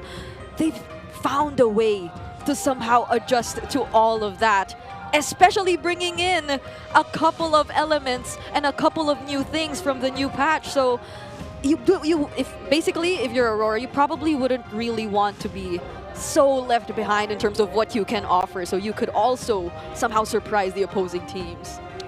That's a great breakdown there for the keys to victory for what's an important match. And I think either way, RORA is going to have the work cut out for them. I know they've had a stellar regular season, but I feel like also some teams have really found the adjustments in this new meta that we're finding ourselves in after the patch and everything else. So we'll jump into the draft here for game number 1. Again, we've got RORA on the blue side here. They got a healthy win rate, 72.22%, and over on the red side, we got the 61.54 for Team Falcons. I love the opener that Aurora's doing here. Lo Yi, Joy, they're setting up for... Brigitte, what are they setting up for? It is a... Is it Harith? No. Wait. Suyo! Oh, Suyo, but like I was considering the Kalea too. They can do that as well, but they're giving Falcons an ultimatum. It's like, all right, we're going to get the Kalea. Yeah. You can take the Zushin, but we can end up with a good Suyo. That's a prerequisite for Suyo. Yeah, but does Aurora still want to go that route though? Because we previously mentioned for them in the keys to victory to really go beyond their comfort zones. Because you really wouldn't want something that's completely read out or something that the team is really expecting from you at this point to pull off. But that could still be a possibility if they really want to rely on comfort at this point. So either of those picks we've mentioned are probably still up for grabs. But Falcons at this point, would they want to at least respect that?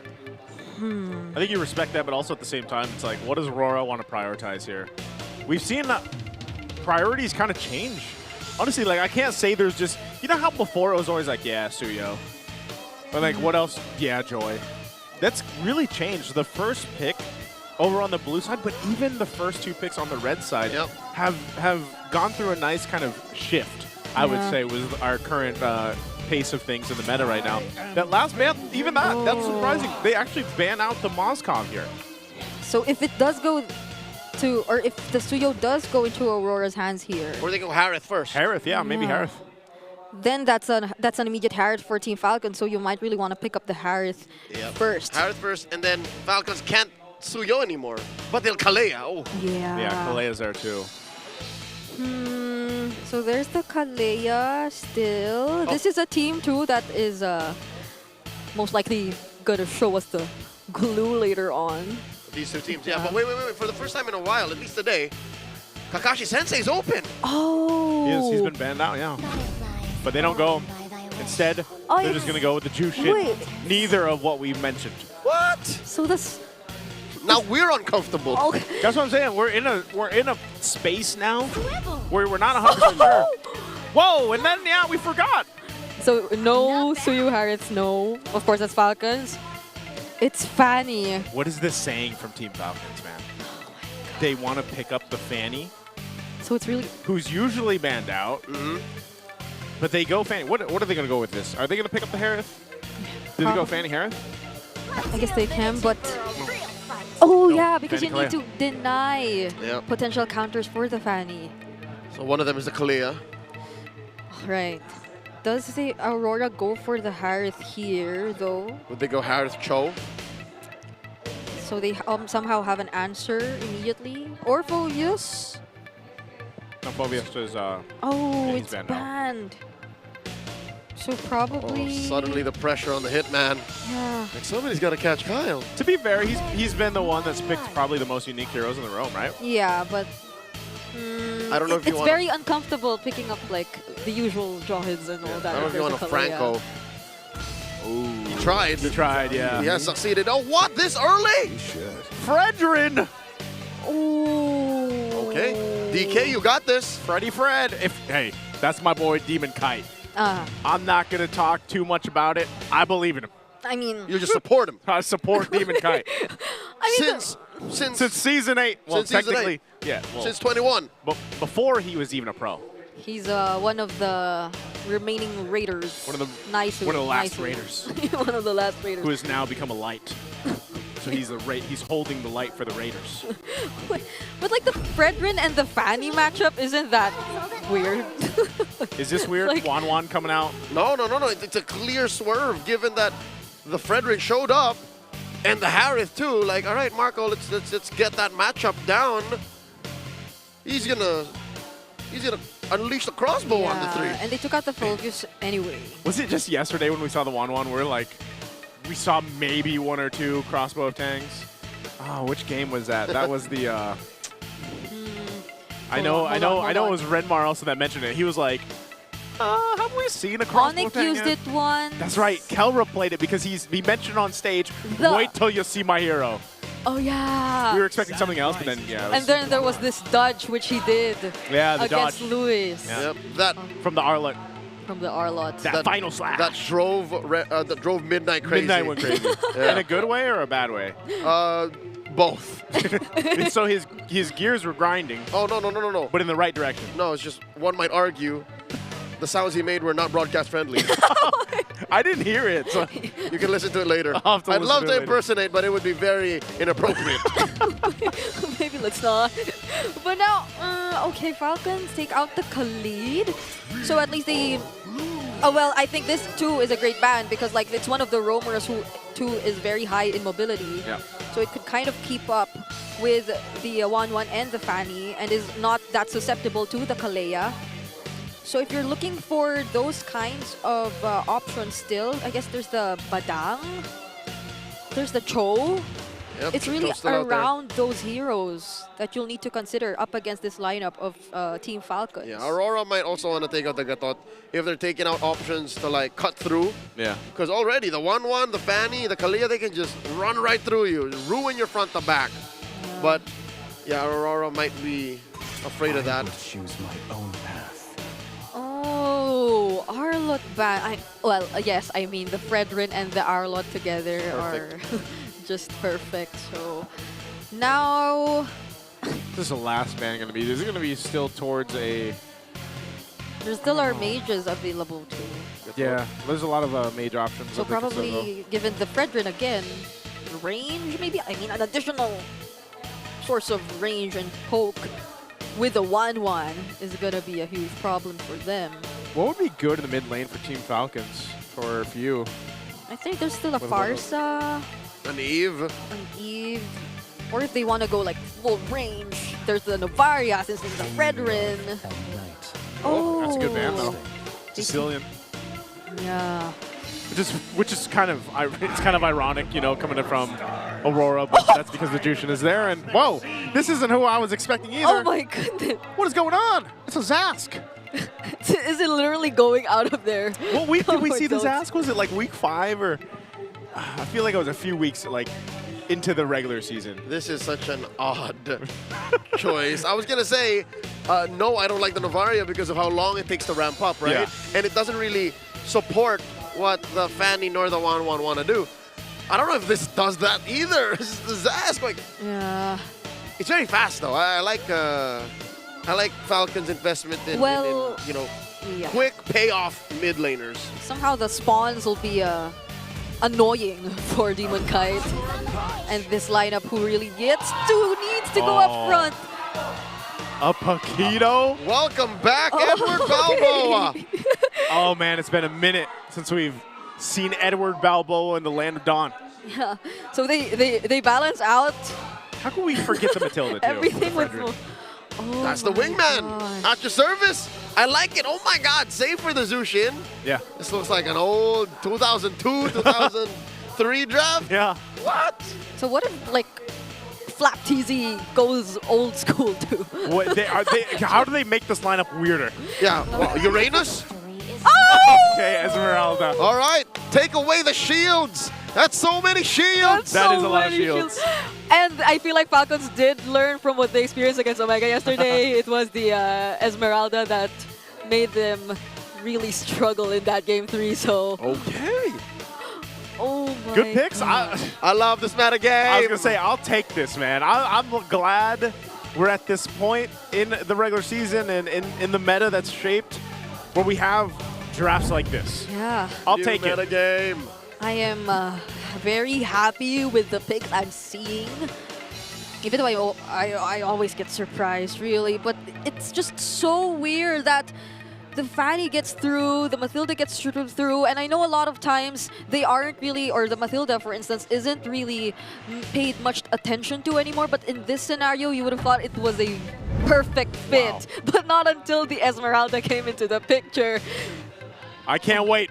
I can't wait to see it. It's our last game of the regular season here. This best of 3 between these two powerhouse teams. Welcome to Mobile fighting Legends. for that top 2 seed. They have to beat Team Falcons here. Will they get started in game 1 as we jump into the Land of Dawn? And I gotta say too, I got a glimpse of it. I think they had 3 Purifies. They got 3 Purifies to deal with this Kalea. And they have a Matilda. Yeah, they do. So, hey, I think it's going to be a little bit difficult here for Oakland to catch people. Yep. Not unless they can rely on other members to force out the Purifies fuse there. And there is also the 1-1. So if you really want to get rid of the stacks of the crossbow of Tang, then you'll have to consider using the Purify just to keep yourself and your team safe. But other than that, yeah, if they do have all those Purifies still intact, then Ogwin might find it difficult to go for an engagement. Speaking of Ogwin. Down to 1/5 of his health. Doesn't need to commit anything fancy. Doesn't have his passive. They jump in. Compromising Yue. Wings by Renegade. Yue down to 1/4 of his health. Falcon not going to force the issue. That's a wingman right there. Yeah. Good job to get Yue out of a bad situation. He did have to pop Purify, but that's fine. Again, he can kind of adjust from there, but good attempt from Team Falcons. Yep, unfortunately, he does have the Brave Smite, so he's a little more tankier than you would consider a usual Jushin not on the Brave Smite to be. So that is a good call from Aurora. But now let's see how Falcons are going to transition, because they definitely want to keep the aggression going given their lineup. And we did say that this Zask, despite it being a surprising pick, can prove to be quite annoying most of the time, especially considering the upcoming objectives. Demon Kind Renegade, find Flap TZ. He's running away, there's nowhere to go. Flap TZ gets a few more shields and survives. Ogwin doing his darndest to keep 3 back. Few holds the Pixel Brush, drops a little Johnny, and they wail away at the Turtle. Turtle now 3/4 of its health up. Where is Kyle? What's Kyle doing? Kyle doesn't care. He doesn't want to be a part of the fight. Edward punches 2 up, holding down the Turtle. Falcons, I'm not so sure what they're planning here. Flap Dizzy coming in. And that's long enough for them to be kept busy. Flap Dizzy still alive, stealing shields away. Ogwin punching him. kicking him, using his genjutsu, healing them up too. What is going on? They don't want to commit. Falcons take the turtle, and now they compromise the purple. What? They take down Demon Kite as well. What a I mean, Team Falcons win, what, 3 versus 4? They had the little Johnny, though. Oh. Maybe that helped. I'm going to say it now. That was more impressive than Onyx winning rotation. Like how? We were expecting it to be annoying, but not that annoying to a point where you're actually able to keep the entire turtle pit to yourselves without the presence of your jungler. I felt a little bit of hesitation from RORA. Did you not? Yeah, I did. And which is so surprising because if they were actually able to kill Flap, none of that would have happened. So the fact that Flap TZ even survived that whole thing up top before that all broke out was a big part of them being able to do that, pull that off, and even take some of the buffs. Oh, Edward. 2v1. Edward flickering back, no forward, and he's about to get caught here. Extra shields on Perry Bogard, the tail end of the dance. Taking him down off camera, we barely missed it. Demon Kite goes. We didn't exactly see what happened there, but it was most likely an attempt too from Demon Kite to take away the purple, seeing that Kyle TZ was there, but for some reason Few is just always able to manage everything as the Zask. Oh, they might try to make another play. Look at Kyle TZ here. Putting pressure on Yue. No, look down bottom. Yue pops a Crimson Beacon, but down bottom's where the action's at. Ogwin at less than half health. Marco pushing forward. It's as if Dominic didn't just drop the Zaman Force 10 seconds ago to try and take down Marco. Yeah, he's having such a great time too. If I remember correctly, yeah, he is also on the Super Marco is also on the Master Assassin, so that's really another way of them keeping this lane intact and keeping the advantage or somehow managing it to some extent, because clearly if this is what you see in the early game as Falcons, you're very much happy with it. The XP lane clearly is already at an advantage, so if you're able to hold out the Harith as well, and even the objectives without your jungler, that's massive for them. All right, Flapdeezy getting pulled over here. Turtle at less than half health. Flapdeezy dancing. He's dancing. Turtle at a 10th. Demon Kite very low. Flapdeezy secured with the Falling Star Moon. Down goes UN. Demon Kite, 2 free kills for Falcons. Renegade circling Eagle all the way out of here. Gets a few more shields, gets hit by the Johnny, serves up another kill, now Flap, Renegade falls, 3 for free, and they're not done. Edward pushed back as Falcons takes down this tier 1 up top. Man, these nightmares is still going, flickers forward, and dances around Edward's corpse. Literally dancing. I cannot believe this is happening, a 7-0 for Team Falcons. And it seems like Aurora isn't able to accomplish what we are expecting of them to do. Edward, even before he's able to find a target in the back lines, gets blocked off or even bursted down or even taken out by Team Falcons. And it's not like you can just go for Few on the Zask because there's the Dominator's Descent. He can find a way to escape, but it's not that he's even using it defensively. It's an almost always aggressive Dominator's Descent. Oh God, Falling Star Moon onto these two as they generate multiple shields. Just a cutoff. This is the Filipino cannon, man. He's a loose cannon. He is. Joseph, Bridget, is this a message to the world? We are Seaball. Look at how we play. Look at this draft is basically what they're saying. I mean, you got to give it up too. Kyle TZ, for a lot of this, has just been all over the map. I mean, look at the gap between him and Demon Kite just in the levels right now. Yeah. And a lot of times he's just relying. Ogwin engages, pulls one over, and they are compromised underneath tier 1. They're dashing through, cables up, down goes DK. Traded out for by Kyle, takes quite a few hits from that turret. Marco takes to the skies, Flapdeezy catches a few, in comes Ogwin to save the day. Crimson Beacon by Yue, backing off, looking for a choke slam, drops Marco underneath tier 2, takes a few more hits, 2 for 2. First time for Aurora to get on the board. Super Marco probably should have gotten away. He did not have the crossbow of Tang anymore, even if he did get to complete the step. Oh my God! Flapdeezy one, done with it. Falling Star Moon, but he pays the iron price. If worth it, he says. If Esmeralda could flex. Worth it. And do the glorious pose, she would.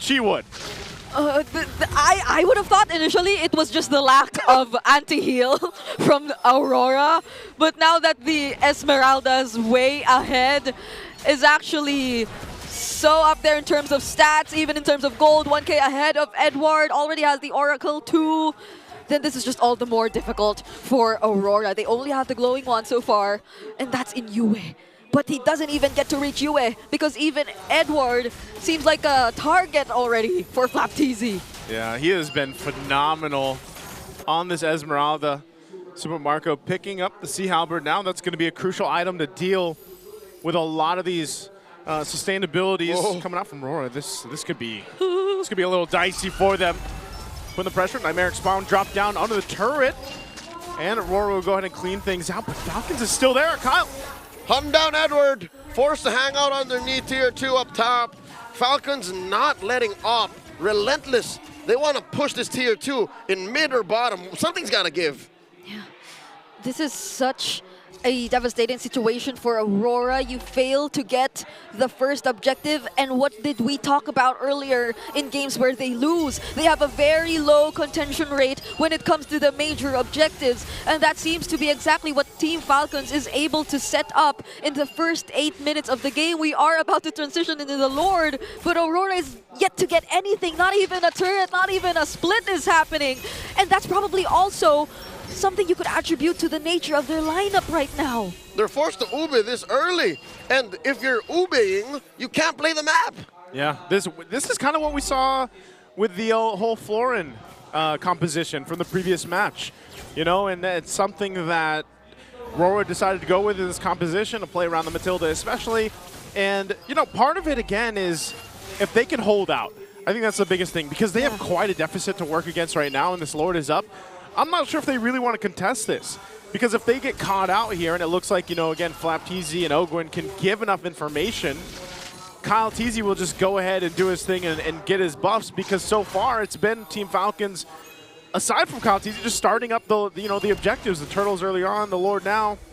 They make their way in this position. There is a wave that they have to deal with on bottom. Yeah. They'll send Edward there, but it looks like they're going to take this slow and steady for Team Falcons. Yeah, let's see how they try to manage this though, because Edward is yet to get those defense items as well, if he does plan to get any, because so far he only has the Hunter Strike. So that's damage too. Ideally, if he does get to look for someone, but that doesn't seem to be what Team Falcons wants to happen.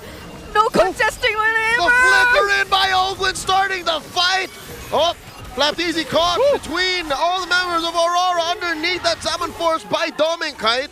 They do take the Lord, but lose Flap in the process. That's crazy. They didn't even use any Purifies. Yep. I'm surprised that in that exchange they didn't have to. Yep, it's just really them being able to sustain everything so long as they group up together, which again, in terms of managing the macro, might be somewhat of a restriction, but you can see how they're gradually able to hold things together. If ever Team Falcons doesn't get to look for the right timing, if they don't commit all at once, similar to how there was an isolated play, or similar to how Flapteezy was isolated earlier, so Aurora was just able to work on him, but they still have other things to worry about, and one of them is the upcoming Lord marching up top. You know what's hilarious? Flapteezy isolated himself. He makes these calls and saying, I'm going in! He did. I can imagine him saying that, actually. He's done it a couple times here. Lord's going to be dealt with pretty quickly. Tsunami Slam on a Demon Kite. They do pop the Holy Defense. Falcons taking it slow now. I can feel that this might be a little uncomfortable for the Nest, for everyone watching, but this is the right thing to do for Falcons, you know? Yeah. They've slowed down on the ramp up, and Flapteezy has to respect the fact that I can't keep doing that, man. You can't just jump into 5. Yeah, you can, especially without the Purify. But they do have the flickers, a lot of flickers, so just one I'd say just one opening wherein the Fuse really able to poke them down. Ogwen's able to surprise them with multiple members of Aurora getting knocked up. and Super Marco also finding the stacks onto just a single member of Aurora will mean a lot for the team fight since they're always grouped up together. And right now, Super Marco's already approaching 10k in terms of gold and has already gotten the Malefic gun as well. So it will be slightly easier for him to reach the targets whenever necessary. But for now, Team Falcons, I agree, they do have to play the disciplined game, the route in terms of managing the way Aurora's playing the latter portions of this game. The amount of damage and the amount of total heal that Flap is doing on this Esmeralda is pretty nuts. He is him. He is him right now. Oh. TZ on the flank, but I don't think there's really much to follow up. And, you know, that's the thing here. You pointed this out earlier, Leo. Like, he really can't, like, no one can really just jump on in into this lineup, Aurora. That is one of the main strengths of Aurora's lineup. Again, it's in their DNA. They like to ube. As early as what? The 7-8 minute mark, they were already ubeing, which I think, you know, stopped the bleeding a little bit. But then again, it'll come to a point wherein Falcons will play the map, and that's what's scary. You're dealing with a Fanny. Yeah. And is that a purple steal? Did he get it? Who stole it? Who got it? Is it on DK? I'm not sure if Demoncon actually was managed to get that. Because he's got the retribution. Because so. Kyle committed to the retry. Yeah, Kyle committed it. This Lord is up. It's on Kyle. Yeah, Kyle's there on the bot. Team Falcons will go ahead and start this one up. But RORA wants to fight this, even despite them being down thousands and thousands of gold. Yeah, so he didn't get the purple buff. Demoncon doesn't have it. So it's taken from him. Kyle might put pressure there, but Edward goes and handles that bottom. But look at the rotate happening. Super Marco and Ogwin are going too. They might go for Edward. They're baiting the Lord, and they successfully get to it. They give Edward a tsunami slam, plus plant him 6 feet under, and that's a pickoff for Falcons. Oh my goodness, Aurora sent Edward to deal with the waves, probably under the assumption that it was only Kyle TZ pressuring But it. instead, he got dealt with. He's the only guy with the flicker, by the way, so, you know, that was the target to go for. He did. And he used it, and they get a free Lord. Falcons. Feels bad, man, not to have a Purify. Use the map against Aurora. I was supposed to say, like, especially at this point, Aurora can really take advantage of the narrow areas wherein they can force to pick a fight. But just the same for Falcons, they didn't want to engage in any of it just yet. It was really the Lord that they were after, and a beautiful play in terms of macro, which gave them the objective. So again, it's Aurora on the defense. They have Edward back though, but given the limitations of their range, they'll have to work hard in order to defend this upcoming siege. Dominkite commits his Zaman Force just to clear the wave. But they know there's a Lord marching up there, and all the waves are synced up, so Falcons, I think they're planning to take down like at least 2 inhibitors. Yeah, working on this mid one already. Lord up top 2, they jump in. And there's a fight. Zaman Force committed by Dominkite, but he has popped in. A tsunami slam on the 1. Pulled in by the Wings by Wings. Turret still standing in mid, but the top lane inhibitor has fallen. Aurora still breathing. For some reason, Kyle TZ was able to find Dominkite and all that. And he's still standing underneath the base. Flap Easy barely up. Gets taken down by Yue. But the base is a target. Crossbow tang by Super Marco. Waves crashing through. Falcons soar and take game 1. The Team Falcons get first blood in this best of 3, making it that much more difficult for RORA to get that top 2 seed. The winter crown was already there. It was already there. But right after Super Marco finished the crossbow tang, he landed and shifted his priorities towards the base. Oh my goodness. That lineup though, like you can see how much work was needed to end the game. Like, you know, they really had to have things fall into place on the right mark, and part of that again was the fact that you had so many Purifies to deal with the Kalea, because that was the main setup potential, was the Kalea. Anytime that's going to be on a composition, that's what you're going to expect. And they really had to weave in and out. Like, that's what we saw from this composition from Team Falcons, where it's like, yeah, they had to choose which path they were taking and who they were going for at the right moment. And it was great to see. Just took them a little longer, I feel like, than they expected. But honestly, during the last sequence, I feel like they would have been happier with flickers and not purifies. Because if you were able to avoid the threat of the Kalea, then it was Flapteasy who just constantly kept hunting each and every one of them down because you don't really get to reposition yourself on the... And there you go, see? Oh my goodness! I tell you, it keeps him all oh my. That's a little uncomfortable.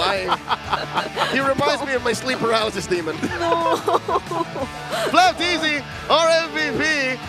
You're talking about how the Purifies on Aurora might have turned into a liability. How it became too much of a reactive choice to put that much across the board. Compare that to how this young man played the Filipino cannon Flapteasy. He reminds me of one tenet of ninjutsu, of just Japanese martial combat in general. It's called Mushin. Mushin? Mushin no Shin in full. Mind without mind. He just keeps going. You know, whatever that emote that he just did, that's that. It was a dance. It was Esmeralda's dance. But that's like, dude, we need that emote in game. Like, what are those things called? Actions. Actions. We need that action The ones that are beyond the stickers. Yeah, yes, that Yeah, one. but I don't know if that'll do him justice because he also had the facial expressions alongside it. No, they and you can. can't see it. They can include those in the game. Oh. In our hopefully our future matches. For Flapteasy, anything's possible. So that's a zoomed-in version. He is literally our second and third two-time world champion. Yes. Hey, you know what? He deserves. Yeah, I'm glad we have people like Flapteasy that are in the league, you know, and he plays like that too. Like I love to see him play. His play style, make it work, you know. And I don't know, man. I used to really love Paquito too, and this is. I don't know. I just feel like Paquito has a really rough time in the current meta. It just so happens that each and every time we see the Esmeralda come into play, it's almost always at the last pick, and because it's the perfect pick. So teams probably tend to not take into account that there is still an Esmeralda that's out there. And in this scenario, Aurora experienced what it is to go up against an Esmeralda with this kind of lineup, because we were celebrating with the heel man, Vap, together with the Fredrin, together with the Harith, but it didn't work, especially given that just by looking at the XP lane matchup, it's already directly answered by the Esmeralda. Two things. The wingman, because he flies. But also what impresses me the most about Flapteasy is, look, he was going toe-to-toe against the Edward, against the Paquito, right? Yeah. Same thing, Edward, Paquito, whatever. Not a single Dreadnought armor nor anti-Kiras. So he was taking everything to the face. Yeah. He probably got like the mini dominance eyes even later. The Black Ice armor. The Black Ice armor just Black Ice shield, later. Look how much damage he took. And dealt. And dealt. Like that is. You don't see that often. Again, he was like the top, on the top charts, he was like total heal, it was him. Total damage at one point, it was him. He's the big four. Yeah. He is the He's game. still the top damage. He is the game. He made Ogwen and everyone else. He's just a carry. Oh my goodness. Nobody took more damage than Demon Kai. Yeah. Hey, if you're the Fredrin, that's always going to be you. Oh. I feel like if you just pick up Fredrin right now, like you are just signing up to be the sandbag. Similar to what Setsuya had to encounter earlier. He was there too. He was in the center. Yeah, it was the same with Yakai. I mean, somehow we nearly saw Dominkai get the damage. He was dancing with his arm, of course. But it's not enough to push Team Falcons away. It's like... You can't even push them. I mean, again, Leo mentioned this. I think that one play where they went like 3 versus 4. And Kyle Teasy was nowhere to be found around that turtle. He was busy farming, man. Yeah, that's why he's the BPI rich guy. There was at one point wherein he was waiting to farm minions who haven't spawned yet. He was inside RORA's base, like, all right. My team's got this because we got a nightmaric spawn with them, a little Johnny. Yeah, that's another thing. Like, I didn't feel like you struggled with the Zask at all in this game. Every single pick in this draft made sense. This is Coach Treb Prime. Yeah. And that's the guy who leads our Seabowl. Hey, the Seabowl, the Seabowl teams, this is what you gotta watch out for, man. This almost makes up for the 3 or 4 Uranuses he pulled off in Season 6 of Snapdragon Pro Series. So. Hey, you know what? At this point, I wouldn't be mad. Yeah. I actually would not be mad if they tried. If we saw Uranus. Yep, Please. I don't want to see Uranus. But I want to see Uranus. Well, let me think if I'm okay with the Uranus. I'm trying to make a stand here. You make a stand, bring it up, that's fine. Well, I'll tell you what, we want the Eternal back in the XP lane. The Eternal battle was once the Esmeralda versus Uranus. I would, like, not regularly.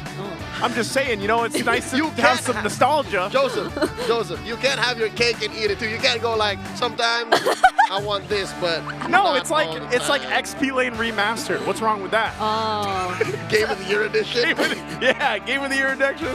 But we can just go for that. You know, bring it back one time. Throw it back, run it back one time. You for want good dead time's lane sake. sliders? It's like yes or no. Just toggle that. Why not? You know what I mean? It's who knows. But I do want to go ahead and see what Hans has to say over in the audience right now, because he's been throwing a ton of facts for us. Maybe he's got some more. Maybe he's got a great in for you. Hans, take it away. Maraming salamat sa ating mga casters. It is currently the break. Team Falcons already at match point 1-0 kontra sa Aurora Gaming. And as of the moment, we are here for another Around the M World in 60 seconds, where I bring you the latest of the news in all of the MPLs happening around the globe. And with that being said, the timer starts now. In an epic revenge matchup between the top two teams in MPL Indonesia, RRQ Hoshi took down BTR in an intense 2-1 series, with Sutsujin going Sage mode against Light and Emmons combos. RRQ's only loss this season was against BTR in the first half, so that was revenge that was well executed by the Kingdom. Over at MPL Malaysia, it's SRGOG and Homeboys maintaining their clean records in Week 3, with each gaining sweeps over Todak and Team Ray respectively. A spotlight on SRGOG's Yums as well during that matchup, as he reached the milestone of 2,000 career assists. Congratulations, Yums. Flying next to Myanmar, it's Yangon Galacticos is the team reigning above all, especially after the recent sweep against Dagon University, with Blink showing off his Hellcurt plays. As we are nearing the end of the regular season, the MPLs around the world are on their last stretch, so be sure to witness MLBB action every night. And that is time. I am sure na maraming kailangan abangan ang ating mga mamamayang Pilipino in terms of the MPL that's happening all around the world. Pero ibalik muna natin sa laban dito mismo sa MPL Arena. Kaya naman, casters, balik sa inyo. And around the world we went. Hans, thank you so much for that recap on everything going around right now. There's going to be a whole lot of action for you guys to watch after today, for everything happening around in all the other leagues. And I can't wait to go ahead and catch up on some of that myself, you know? Because we've been so hyper-focused on finishing our regular season here. I mean, this is the most must-watch league in the world. It is. Home of champions, MPL Philippines. But yeah, it is good to see how the race for the Immortal Cup across the world is going too. Yep, there are actually, in as early as their week ones, their respective week ones and week twos, some surprising teams. I think even in regions, even in that one region where it used to be Team Spirit, the last time I checked, it wasn't them at the top. It's called the ECA. Yeah. The ECA. Well, right now, we've got our smart power pose. How do you copy that? Guys, this is like the easiest pose. I can do it. We have shown here, and no one's doing it. What are you guys doing? Look at yeah, there we go. See, you stand up for it. There we go. No, you put your hands on your back. Put your hands behind your back, sir. It's behind your back. I'm doing it. Look, see? My back. Show them how it's done, Leo. Look at Leo in the back. He's right behind you. See? Oh my goodness. That's kind of correct. Oh. No! None of them are doing it right. No one's doing it. Tilt your head to the other side. I don't even need the code. Just look at me. Just. How come people want to do all the hard power poses, but not this one? Well, this one. Oh, wait. Okay, that's pretty good. Wait. Oh, I'm sold. All right. You know I'm what? sold. I'm going to stop. Hey! I'm going to stop. These fans know what's up. Yeah. Oh my gosh, I can't decide. I'm going to have to go with the left one. Oh, he's being accurate about it. You're right. No, I'm going for the red. I'm going for the left one. He locked in. He hasn't broken character. What? How? What? He took off his glasses for this. I disagree, but congratulations. And he's wearing the same red. He is wearing the same red. I'm happy as for Leo. him. You know, you were doing a great power pose. Thank you. This is orange, by the way. Oh? The color of the QB. The color of the what? How about red-orange? Naruto's little spirit. Oh. Where's Was that what Naruto's- we were supposed to do? Were we supposed to wear colors for Naruto? I mean, And what color am I for Naruto? Sasuke. yeah. Sasuke, all right. Well, Gray also, and blue. I want to let you guys know that you can have the Smart Power All 99. Play anytime and anywhere with Smart Power All 99. Now with 10 gigs for all apps, plus your choice of only Facebook, Messenger, IG, or only TikTok, plus only calls and texts to all networks. More data, more GG, still at 99 pesos for 7 days. So don't forget to load now. By the way, mine's Naruto's hair color. What? It's his hair color? Mine's Naruto's hair color. Or Naruto's dad's. Minato? He has darker blonde, right? Yeah, I feel so left out. Like, this is weird because I used to feel left out about all the wrestling references with you and Renmar. And now I'm feeling left out from the Naruto references. Oh, how far and how much of Naruto have you I've watched episode 1. I was like, this is really good. But I just didn't have time And that's to not watch 2. Shippuden. No, it's literally just Naruto. It's just Naruto. It's like the very first one. Like they're It's studying. on my list, if that counts. They're studying for the Genin exams. Like Yes. they're all about to become Genin. Yes. They're not even in teams yet, are they? They're not. So you don't know Team 7 yet? I don't. But I know Game 2's draft is upon us. And that's what we're looking at. We got Team Falcons on the blue side. And we have Aurora over on the red. Some of the bands already coming out. Moskov, Phobius, getting taken out. I wonder if they're actually going to put a Fanny ban out here. Yeah. Oh, no Joy. I was considering Team Falcons to prioritize the Joy. Whenever Joy is out, Yeah. makes all the more Suyo possible. Yeah. But still, Kakashi's there. Oh yeah. Oh my God, they snubbed Hatake Kakashi in game 1. Yeah, even Naruto. No, Naruto Lucas got banned Oh, yeah. by Falcons. Yeah, but here Red 3. it's Kakashi getting snubbed by both of these teams. That's so a far. shame. That is a shame. Probably the Fanny will get respected here, though, by Aurora. They gotta. It's an MVP performance I by was gonna Kyle. say, they didn't have an answer for Kyle. That's why I thought but- they would throw, you know? Like Yeah. somebody's gotta kick Yeah. this Fanny or something. At most, it was the Paquito, but the Paquito was too preoccupied with dealing with the falling star moons. Yeah. The feathered star moons. No, because like the Farsa was a suggestion for Yeah. Pio earlier, right? But he went Zask. So I get you. I get What you, a Brigitte. So oh, there you go. He gets banned out. So is this a Fanny? Or are they This should be a Fanny ban. I would be surprised if it's not. That'll Unless- make Loyi open. That'll make. Unless they're like, Kalea. okay, like pick it and we'll counterplay it better this time. No, they can't first pick the Fanny if the Kalea is still open. Yeah, mind you, the Fanny came from red earlier. Yeah. What if Demon Kai wants a Fanny? Oh. He could play a mean Fanny. I know that much. So no. No Fanny. No. Yeah, no Fannies. No, All right, so no, this no. is just Kalea. Yeah. Probably it is gonna be the Kalea. Kalea or Loyi. Okay. All right. And then they take, do they go Jushin again? Jushin Harith? If they go Jushin Harith, then that blocks the Suyo. Yeah. Oh man, what is Lucas? Lucas Val? Is that what happens? I don't feel a Hanzo. So How many matches and games have we said Hanzo? yeah, but they don't. He's a Shadow Shinobi. How did he not get a Naruto skin? Who is he gonna be? Neji? You wouldn't know. I wouldn't know. But I'm just saying, you know, like, I'm just like, when I think about the Naruto skins, I'm Hinata's like, cousin? Yeah, I'm like, Not a brother, by the way, for all of y'all who Or are saying. maybe he can be one of the Akatsuki. Know your lore. Suyo and Jushin? Do they not fear Harith? Do they not respect?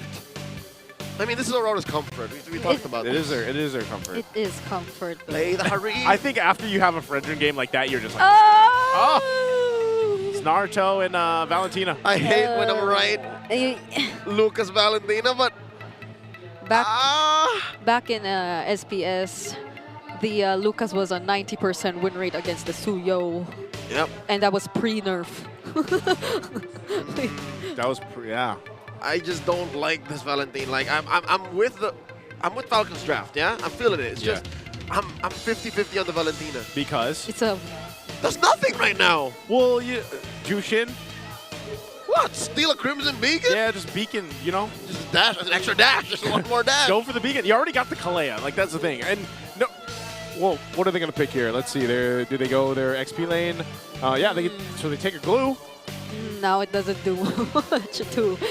Not unless we are considering what Renegade is probably going to pick up for later. The roamer and, yeah, that's it. They're just waiting for the roamer. That'll be the last place few can find value in this Valentina. Yeah. Happy Mother's Day. We got roses out here. Are these all for the mothers out there? Yep. I know we're, by the way, mother, don't We're worry. a week out. We're a week out. We're a week out. Everybody watching right now is probably like, oh my gosh, Mother's Day. Don't forget. Don't freak out. Don't freak out. But this is our advanced celebration for Mother's Day. Yep. To our community leaders out there giving roses to the loving mothers here at the MPL Arena. So you guys can celebrate the MPL PH community and give a shout out to all the mothers, especially the ones for the players who are here for full support of their children's careers. I love my moms. They support me too. I love my moms. Yeah, just to put it out there, I also searched it this morning. It's still on May 11th. That's right, it's second week. Bring it. Do you love your mom? I love my mom. I love her mom. I love her mom too. Let's go. Your mom loves us. I think she loves all of you. She follows all of you. Yeah, she probably the most caring mother I've ever seen for a friend. Not beating mine, of course. Of course. But yeah, a big shout out to all the mothers, and hopefully you guys get to celebrate your Mother's Days. I don't have to next tell y'all week. how much my mom's awesome, but you know. Oh my gosh, they took out the Khalid again. All right, Beatrix ban here by Aurora. Whoa, what's wrong with that rose though? Wait, who are they gonna give it to? Oh, she's a mom to all of us. Choi is everybody's mom. Oh, shout outs to Cho. Shout out to Cho. Wait, did I say Cho? Choi. Choi. But we are also manifesting a Cho. We are. Especially now that the options are narrowed down. The droid again isn't necessarily the best option since there's already a Kalea. So we're back to either the Cho, the Gatots. Yeah, Romer's okay. Gatot's fine. Like a stolen AOG, pretty good. Yeah. Oh my goodness. There's gonna be no Franco for the Hitman. I wouldn't have minded a stolen Bloody Hunt. Bloody though, Hunt. Right? No, Yeah. it's a -1. So what does that leave? What does that leave for Renegade here? Does he go with a healing option again? They're opening up good ults to steal. It's like, take the Cho, fine. Yeah, everything else. Take the Gatot, fine. Take the Hylos, fine. Everything else is fine. But even the Tigs, even the Carmillas. Yeah, Tig, oh my god. Yeah. Because like you get the AOE, which I feel like the Narutos and the Sakuras will be enjoying a lot. Hell, take the Matilda again, we'll have Circling Eagle. Get a lot of choices there. They go the carry instead because I think they still want to go ahead and take some time to take this out. So, I mean, the carry, though, interesting pick, too, for the gold lane. There's a... What does Flap want to play into this? There's a Hilda still, but we haven't seen much Hildas anymore. So probably the Hylos is there. All right, 1-1 once more. Again. Marco didn't fly enough. He wanted to extend game 1. What do they pick against the glue? Not Uranus. Not Uranus. Now CC's gone. Doesn't feel like an Esmeralda-able game either. Nope. So wait, what? Doesn't feel like an Esmeralda-able game. Whose shields are you stealing here? Again, the only one that really generates shields is Zushin. It's Jushin, yeah. What? And the carry's there, so there's more threat. Are they just loading up 3 out of 5 euros for game 1 into 2? It's just like, all right, just go. So you definitely will not Matilda in this situation. Maybe that's one of the reasons why. Like maybe to stop also the Matilda coming up again. Matilda, so only allow the Tig. The Cho still gets stuff stolen away. Cho generates shields. Oh yeah, Cho. even the Badam. What about that? I don't know, Estes or Florin? Wait. It's a little too much, Joseph. Oh, even this. He also has a shield. Okay. And the Joy doesn't care if the Kalia, the Lucas, or the Esmeralda get thrown in. Oh, man. Well, and you can only force out so much from the 1-1 because it has the thorns and roses. Oh no. How do we feel about these lineups here? This is It feels pretty demanding to pull off. Yeah, red 4 alone. It feels like Aurora were already playing the Falcons tempo. Yeah, that's what I'm saying. Like, was RORA just put in this position where they had to go with these picks? I'm still not over this does not look Esmeralda-able, then they proceed to pick up the Esmeralda. Flap says, I'll show you. Here's the thing, even if it's not Esmeralda-able, okay. I still prefer Falcons draft. And he went with the sprint. Oh! He don't care, you get thrown in, he'll go deeper. He definitely doesn't want to purify. He just want to always. He just want to keep going at the members. He's just gonna go for the back line. It's not if it's not the flicker, it has to be the sprint. Very Flap thing to do here. We're gonna jump to the land of Welcome to Dawn. And Mobile could this be Legends. the final game of this best of 3? It's match point right now for Team Falcons, and if they accomplish it, oh man, that's going to be bad news for Aurora on their journey to top 2 seed. So we'll see if they can even out the series and take it to a game 3 here. We take a look at these rotations once again, and Aurora has a couple purifies, so they might have to really rely on that to deal with Ogwin, and also maybe they can adjust themselves here in game 2. Yeah, by the way, it's such a nice way to end the regular season with the Sakura Naruto versus Sasuke matchup. Hey, that's lore accurate. Yeah, but like, Naisu will understand what that is later on. I'm just going to go, oh! Ejector on the Ogwin, force the flicker back, close call. Oh, okay, but that's Ogwen. He'll just get to take his life back. Phew, down to a 10th. RORA steamrolling it down mid. Okay, interestingly enough, this trio mid rotation coming in from Aurora is proving to be quite effective. Overtime, Kyle Teasing gets caught out. An assist by Renegade, throwing in their softest target. Didn't have Unleash the Beast just yet. Yeah. Another one in mid. Oh, y'all made Sasuke angry. It does seem like they are setting up the tempo, and fairly enough, in as early as the first minute or 2 of this game, even, or especially while the level 4s aren't intact just yet, for majority of the members of Team Falcons, they definitely can get away with this aggression, and it has rewarded them so well that they will be most likely having the advantage for the upcoming first objective, and that's what you do not want to see for Aurora in terms of their early game. That's probably, you know, the best start you can hope for on a Suyo. We haven't really seen these kind of starts lately, but this is great for Demon Kite, and now Aurora, they should be able to just lock in this objective as they do, so that's also an objective in their hands. We'll see where Team Falcons adjust from this, because right now they're just kind of getting outplayed in the early game. Dear God, they deny a small camp, even take away that orange while Flap Teasy sprinting away. A little too much heat in the jungle for Falcons. Aurora pushing forward, 3 members here. Demon Kite, a little cheeky, steals away that small camp once again.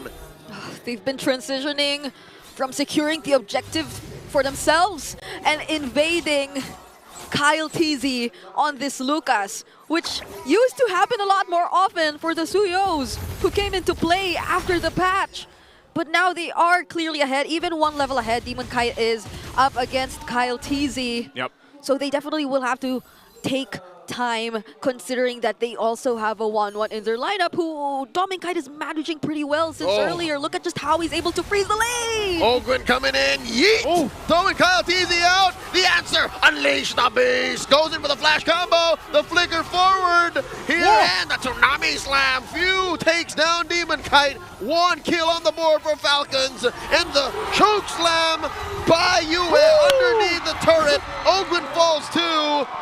RORA answer back with a vengeance. I'm surprised we still saw Team Falcons go for that. I thought they were going to disengage after getting that kill, but maybe they were just forced in that situation too. So RORA collapsed back after losing Demon Kite, but that was a whole lot thrown at Demon Kite to get that kill too. You can still see the divide here between the lanes right now for the both teams. And the funny thing is, I guess, if it was the other way around, if Falcons were the ones who tried to set the tempo in the early stages of the game, Aurora would have the Purifies, at least for their crucial early game members, to deal with it. But Falcons they don't have the purifies. So now that Renergy's been overwhelming with all these ejector plays, they just keep getting things out of it, and Falcons are yet to get a trade.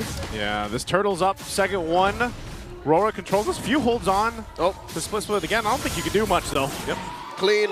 Whoa. Oh. Renergy. And the answer, Unstoppable Force, Tsunami Slam. Both roamers just It's a good way to handle it. Call it quits, you know. It's like, Yeah, they definitely are taking their time. They It's a roamer can't fight smackdown. back Yep. just yet. This is not going anywhere. You jump into me, I'll bring you back, and we'll say goodbye. That's kind of what happens here, I guess, at this point. So never speak of it again. Just move on. RORA, though, holding on to a nice, good lead at this point in the game. They've also got the objectives under control. This is a lot better than what they had in the previous game. You can already see, too, the gold that they've been able to go ahead and obtain.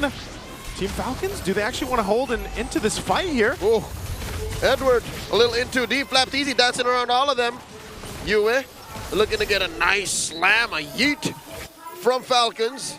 And this whole time, Demon Kite setting up this huge push in mid.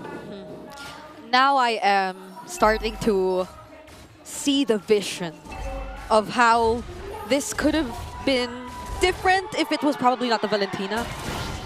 Like, we haven't seen yet Few being able to use the ultimates that he's been stealing just yet. Right now, he's been holding on to that blue ultimate. And again, the presence of this hero compromises the range that if they probably had earlier on or even now, then they could slightly or somehow diminish the threat of Aurora just being always so confident in going in full HP and trying to look for an engage. But it's a different scenario that we're seeing this time, because even if they do decide to go in, given that Falcons is yet to actually have the damage, they just don't feel afraid of anything. I guess this lineup from Team Falcons also just needs a little bit more time. And like you mentioned, for Few, you know, he's mostly been holding on to, I think it's always been the glue ultimate, actually, just the split. So I don't know if he'll change that up as the game goes on and they go with a different approach. But right now, it's really just kind of waiting for the itemization to fall into place. Yeah.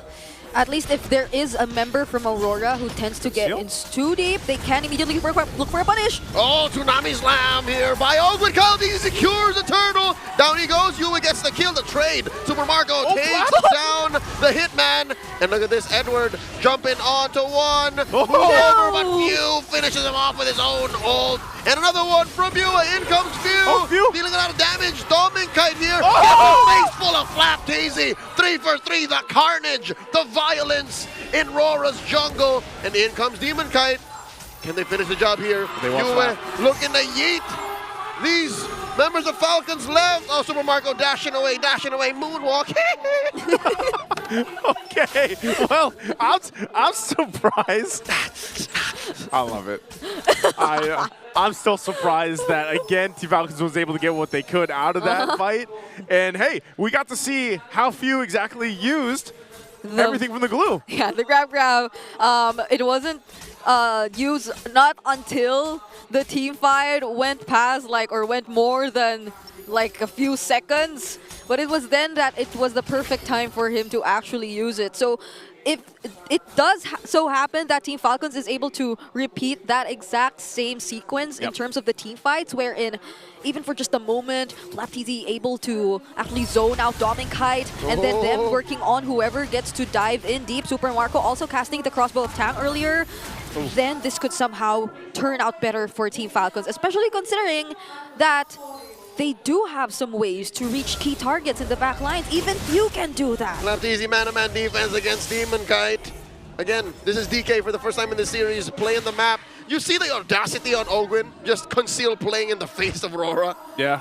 What were they planning? I guess it's just, you know, sometimes maybe it's a little fake out. Maybe they do pull the trigger sometimes, but made you flinch. Yeah, right now hey, they don't care if they're down. They want to go for this purple buff steal. Grab that purple, Kyle Easy. Oh, just squished like a bug, taken down like that. Ogwen displacing Doming Kite, but there's no follow-up. 2 free kills for Aurora. Falcons cannot contest. See, what was the idea there?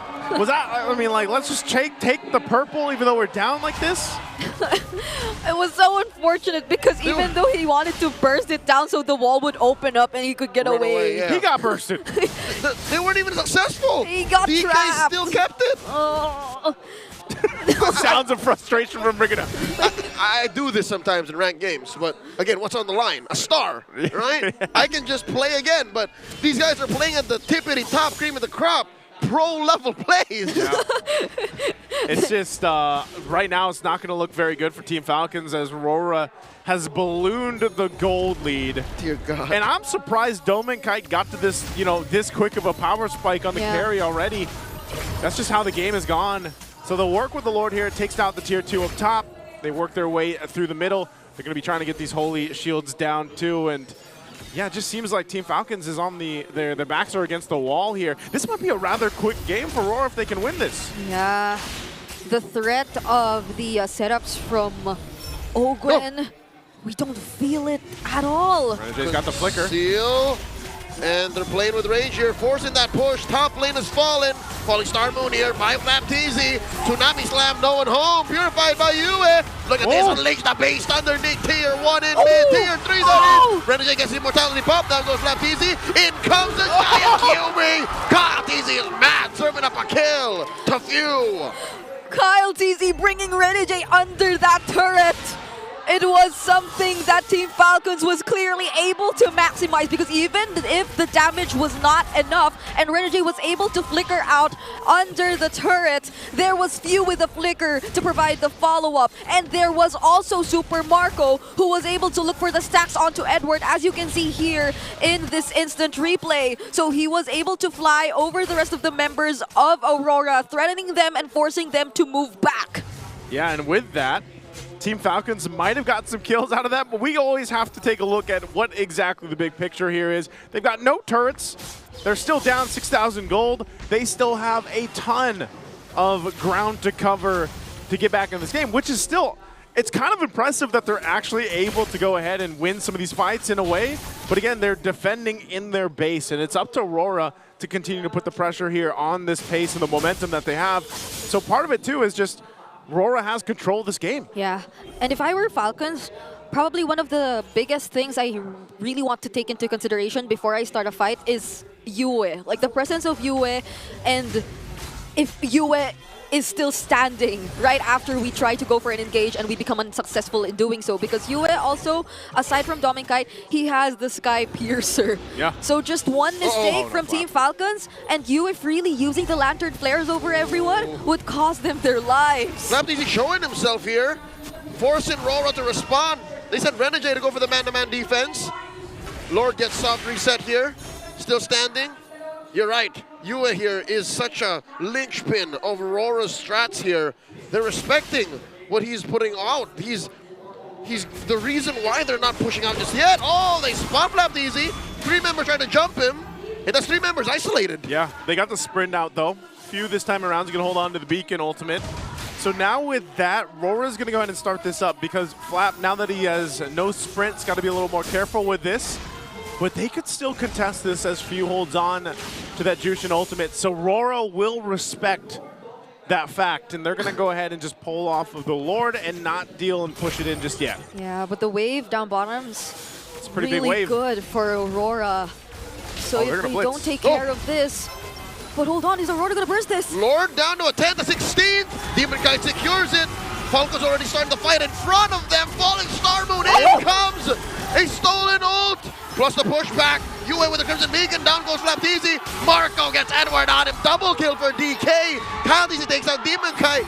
Oh no, but Dominkite, but Demon Kite gets everyone down to wipe out Aurora. Take all of Falcons out. A wipeout for Aurora is massive. Will they be able to go ahead and end this game as they get ready to walk into the base of Team Falcons? This is more than enough. Ogwen will be back in a few seconds, but he can't do this alone. That's it. The base has crumbled. We're going to game 3, Aurora, 1-1. And that's what they needed right there for Aurora. And they did it in a quick manner, under 14 minutes for game 2. If I were Kyle TZ, I understand why he really wanted to go after Dom and Kite. And he did get to take their attention alongside Yue, but that was what we saw right there was the exact same thing we were mentioning earlier. That if you don't get to pay attention to Yue, he'll be the one to take care of you. And it's not even Yue taking care of everyone else. They were able to manage all the other members of Team Falcons without Kyle Teasy. Yeah. It's, you know, Demon Kite shines the light on RORA's upper bracket hosts as they tie this series. So, little reminder is all RORA has to do is win this. Yeah. And they just have to win this next game 3, and they'll be where they need to be. I don't know. I'm still thinking about. I'm still scratching my head about the Team Falcons draft in game 2, man. The draft, in my opinion, might have worked. There's a way that you could twist that to work, but I think it's hand in hand with the way that they played the early game, and even some of their mid-game to late-game decisions. Yeah, they're kind of like they just shut the door on themselves. Yeah, because I did say that even if it was the other way around for Team Falcons, and by that I mean them being the ones to play more aggressive. Yes, Aurora did have some purifies here and there, but they'd lose them by the first objective. And the first objective was something we saw to be probably one of the biggest things which set the tempo for Aurora. So this guy, clearly, it was a well-deserved performance by Demon Kite on Sasuke winning against Naruto. You get a start like he did, early 2 kills. Even though post-nerf Suyo, you're still going to have a great time in the jungle. That's the thing is, they didn't touch any of his other numbers. Yeah. They just took away his magic defense from the Immortal form, his passive. So, honestly, I'm not surprised that they drafted and played in a way that they would allow for Demon Kite to succeed. And he did. They punished, basically, Falcons' hubris. I'm going to say it now. Like, Falcons relied too much on their momentum from game 1. And they said, yeah, we'll just win. We'll just keep going, just push forward. Yeah. Against a team like Aurora, you can't do that. Yep. And him deciding to join the early aggression or rotations from their mid duos, it was very rewarding because again, that allowed him to get the early 2 kills, which eventually gave him the snowball. And these are some of the highlights which we've seen, some of the very unfortunate decisions made there by Team Falcons, wherein we probably found it really questionable, especially considering that there was an objective. And I'd say, honestly, even one of the last few team fights, I was kind of scratching my head as to why they did decide to still go for a fight if they knew that the objective wasn't in their hands anymore and they still have to worry about the upcoming defense.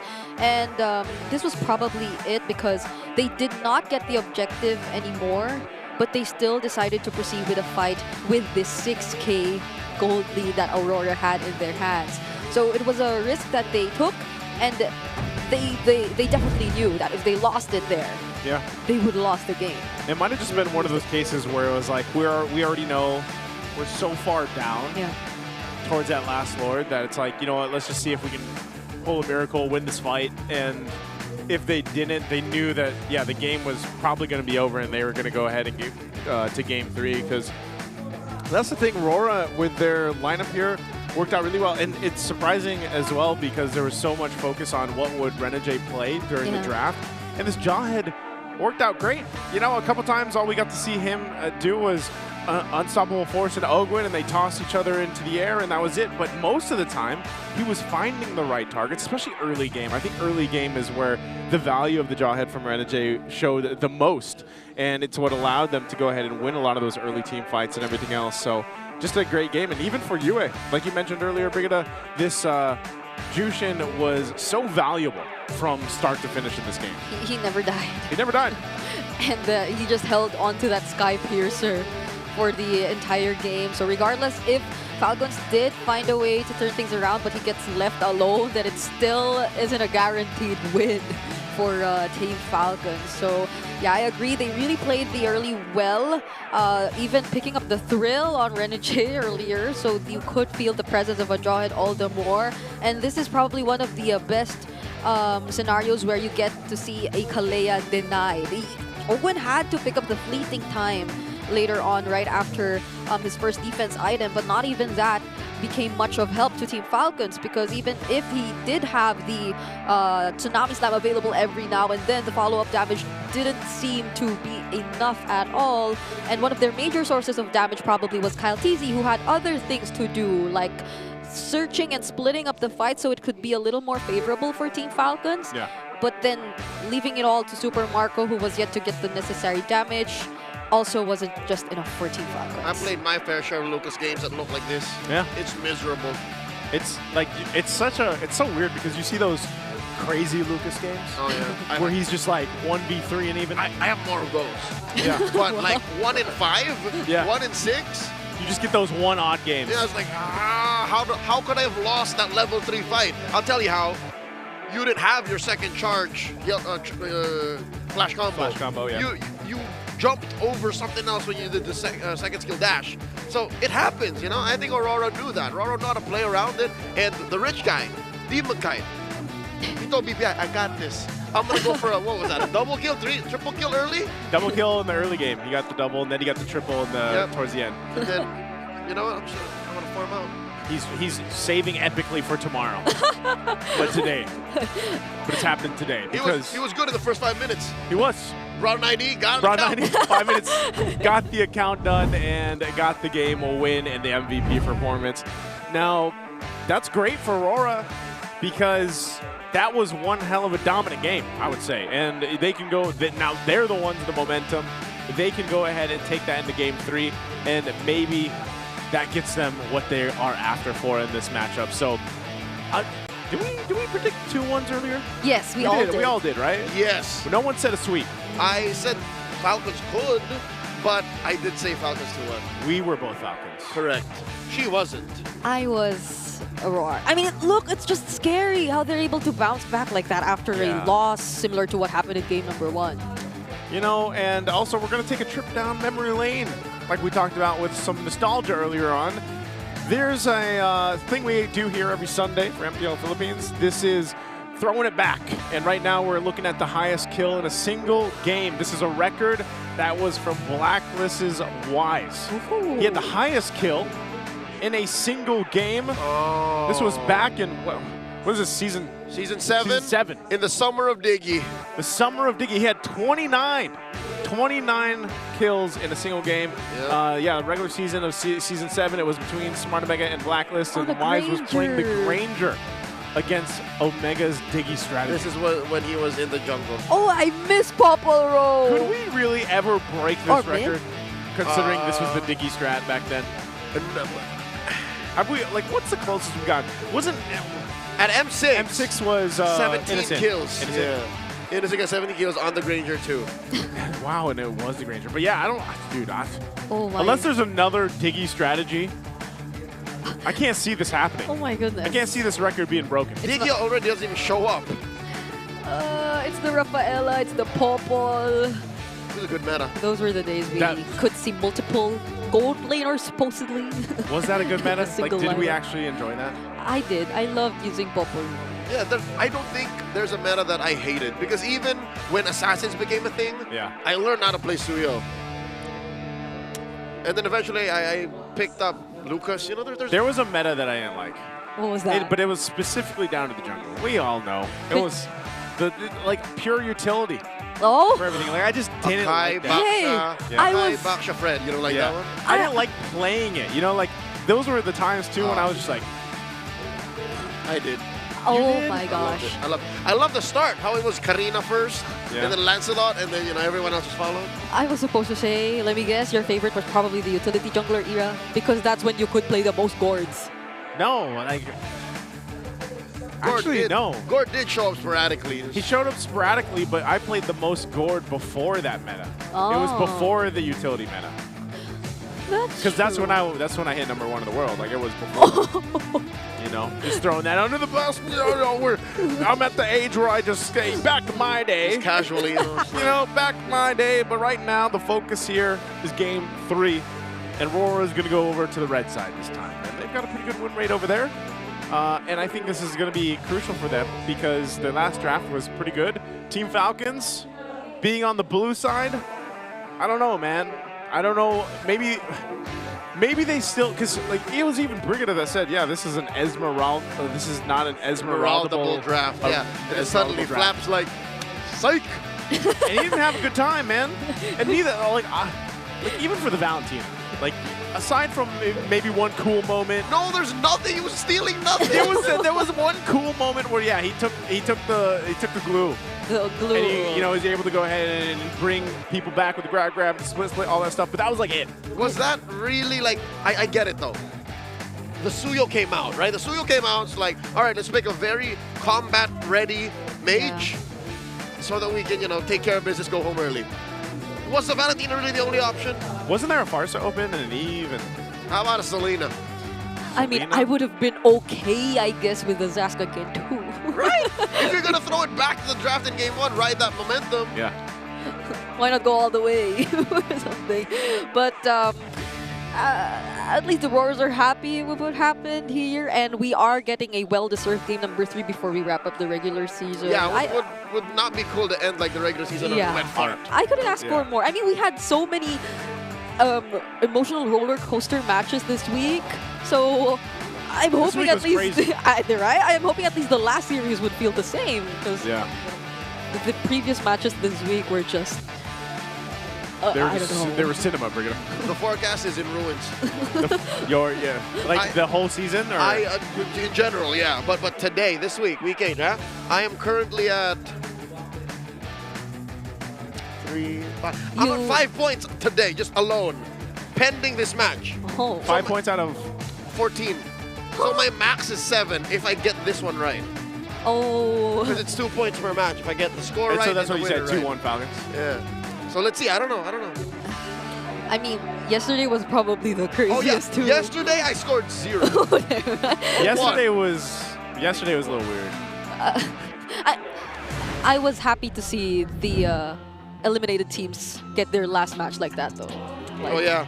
Even if at the expense of everyone's confusion. Yeah. Like, where was they? That's what everybody was saying. Where were they? Yeah. But you know what? Sometimes that's how the cookie crumbles. All right. Game 3 is where we're at now.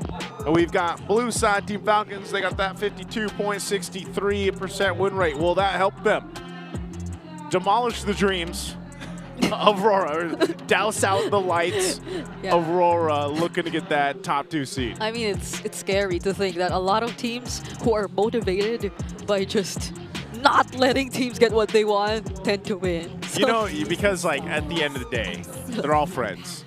But it's like, they want to be that team. It's like, because you gotta remember too, the teams that get the top 2 seeds, they have a pretty good statistic chance to get, the win there in the playoffs. So why not? If you're Team Falcons and they go with the first pick already, Calais over there, and over on the flip side for Aurora, they pick up the Harith. What are they gonna go with here? The Suyo is open. Wow, a lot of jungles are actually open. Yeah, but they can probably get that 3rd. If they wanted to prioritize something else that's still available in this point. The Jushin's not there anymore, though. Yeah. So they'll probably have to switch things a bit. I just realized just now, too, that what we saw earlier was the typical Suyo jawhead combo. But this time, they are not going for the Suyo. Demon Kite goes with it. Okay. Oh my goodness. There is still Kakashi Hatake if they do want to go for the Hayabusa, just in case. There are other assassin options too, because the Joy is already out. Yeah. Do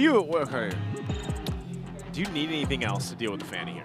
Yeah, they have the Kalea already though, so that's one big thing. It's bold for Aurora to still pick it up despite this, but okay.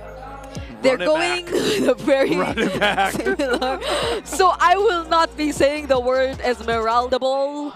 Not Esmeraldable because this so far is Esmeraldable.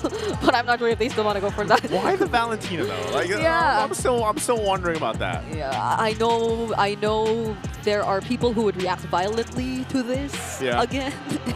But like, Are you one of them? Yeah. Well, I kind of get the reasoning because of course you have the Lucas, you wouldn't want Aurora to get the Valentina for themselves because that'll like become a huge problem for you. But that also limits what you can do in the mid lane. They went Jawhead again. Jawhead. They went Jawhead again. You know what? I think this is more so too like, well, I don't know. Yeah. Could the Lucas? I don't think the Lucas is going to be flexed into the XP lane. So like Kyle probably is definitely playing that. It did happen earlier. It happened earlier, yeah. But I don't know, Leo. What do you? I refuse to acknowledge the phase 1 blind Valentina once more. All right. That's no exactly comment. what I was saying. Like what? No comment. Where are we? Okay, so again, they are going with a very similar draft to what they did pick up for game number 1. But this time, I'm not entirely sure if they still want to go for the Esmeralda. I mean, it's tempting. They're baiting them. It's tempting, but like, wouldn't you want more crowd control in this scenario? Since you've already pretty much lost range again with the Valentina, not unless you decide to go for something like the Granger, but you'll have to take into account the presence of a Fanny. I'm even afraid for the Granger because of the Jawhead. Yeah. Renegades on fire. Yeah, he has been. He's been finding the right mark nearly every time. So he's the Yeet Man. He's the Yeet Man. I'm hoping Super Marco gets something with an earlier power spike though, maybe. You know what's weird is I'm not even mad at his 1-1. Like, well, actually, that is probably one of their safest. The 1-1? Yeah, the 1-1 earlier. So the 1-1 to the Granger would be fine with me. Yep. Farsa. Yeah, okay. The Farsa ban's out. Okay. All right, let's see what RORA's going to do here. They've already, so we need to see their XP, and we need to see their mid lane. They have at least one solid ultra steal in mid. What if he just goes Sicilian? Unless they go Selena. Oh, Selena. Because there's nothing to steal there. But if it was Sicilian, though. Sicilian. This is a UA that we're talking about. Yeah. I'm open to anything after seeing the Zask, Valir, Gara. Wait, so he's not in the game yet, right? He is, but the way you get him is after doing tasks. Yeah, you can't do it. But wait, he's Veil, right? He is Veil. Okay. He is Veil. So they Who was it? Oh, Novaria. Yep, easier to jump. Synchro visions. Easier to catch with the ejector. Just a great hitbox, basically. Okay, and probably one thing few would be happy with. Yes, but also you turned a 2-step process to a 3-step process. Yeah. You gotta steal the ult. You gotta get close to the You gotta look for the Novaria. Set up the ult and then use the ult. So, I mean, like use it in a way like, you know, the information. Yeah. Oh my god. Okay. That's why I'm still like the Valentina in the first phase. Like I am molding. But dude, I wonder if Midnight skiers are grinding over there. I think Midnight's pretty agnostic. He's like, he doesn't hate the Hilda as much as I do. That's not an Esmeralda. Okay. Okay. We're back. Okay. You know what? It's more warranted for the Hilda. I like the Hilda. Yeah. The Hilda's better because it also can help deal with the Fanny in a way. Yeah. Live in the Fanny space. Yeah. Hunt down the Novaria. You know, whatever. With if you get yeeted, that's fine. What does Edward play? CC's open. CC. There's a high loss if they just wanna. Oh yeah, he's banned out. What if he just goes Save. Benedetta? Because we already saw the Paquito. I doubt there's a. Or does he go something more tanky? Yeah. Blue is There's taken there's a carry though, so yeah, they're Aw. just gonna go for the CC. CC, yeah. So they're safer and they kind of complete. All the ults that few can steal are like, I don't know, man. They're just like, yeah. They're all like discount ults. It's like the best one that he could honestly take is probably the Jawhead ult. Yeah. And you can already imagine Or how Astral Echo. yeah, how Aurora does really want to replicate how they executed the early game. Of game 2. Especially now that they have a jungler with much higher mobility in the form of a Fanny. So you could expect the plays from the Hitman once more. He's the Heat Man. Heat Man. He is now the Heat Man. Get yeeted. Whew. One last look. All flickers. All flickers going for athleticism for the pure athletes that we talked about earlier. Team Falcons and Aurora. It's the final game of the regular season here. It's come down to this in this best of 3. Again, Aurora wants to win this out to get to the top 2 seed, and Team Falcons, will they be the team to stop them from reaching that dream? We'll find out here as we jump into the Land of Dawn. It's game 3 ahead of us. Yep. Definitely Team Falcons would not want to encounter the exact same scenario that happened earlier in game number 2. So they will balance it out, and they'll be more wary of how Kyle Teasy is doing with the farming that's happening across the map. We're expecting to see a little bit more of Flap Teasy involved in the early game rotations as well, considering that he is currently on the Hilda. But let's see how they make it work with this bottom rotation. Dear God, Ogwin down to a third of his health just like that. Yeah, this is going to be the play here, I think, this time around for Team Falcons too. They want to go ahead and allow Kyle Teasy to have a better start. So they're going to go ahead and try to keep him. Oh, no. Oh, the ejector on Ogwin. He spends the flicker, but still gets taken down. No logical clapback from Falcons. He was there alone in front of 3 members of Aurora who again rotated together so early into this game. So we're slowly getting to how they were able to successfully start things off. But fortunately, Kyle Teasy is still able to proceed with the usual farm. So if they do get to actually contest this first objective well enough, just position them, they just really have to position themselves well so that the cables and so that the initiations aren't going to necessarily work for Aurora. Wow, okay, they're going to toss him up. Flap Teasy flickers out of there. Trapped beneath the pixel brush. Kyle Teasy wailing away. Holding on to the Unleash the Beast. Won't be needing it. Takes that turtle. Yep. Taking that turtle, you know, again, Team Falcons was there right on time. They held their ground. And surprised, because I almost thought, you know, Flap would go down to that, but they get the objective. Yep, I liked how he was eager to really deal damage towards Renegade first, and how he was just able to put himself out there and zone majority of the members of Aurora. Him being involved in that first objective really did a lot to, or allowed for Team Falcons to just freely be able to take that objective confidently. So they have to just keep replicating this, while as for Aurora, they need to be a little more aggressive too in terms of playing around with the capabilities of their lineup early game. Yeah, I like this. Slow and steady, basically, for this game number 3. Pretty minuscule leads going for both teams, depending on how they're able to play it around. So it's all going to come down to, I feel like, these objective fights early on. And Team Falcons, with the way that they played the last one, they'll probably just go ahead and continue to kind of control that. And it'll be up to Demon Kite to see if he wants to join some of those fights. Whoa. Demon Kite. Whoa. Down bottom. Almost taking out Super Marco with that Zaman Force. But Dominic is aware there's 4 members of Falcons waiting here. In comes Renegade. Goes for the ejector. Caught between 3. Flickers out. Astroleko stolen away. The hitbox allows for Ogwin to steal him and yeet him himself.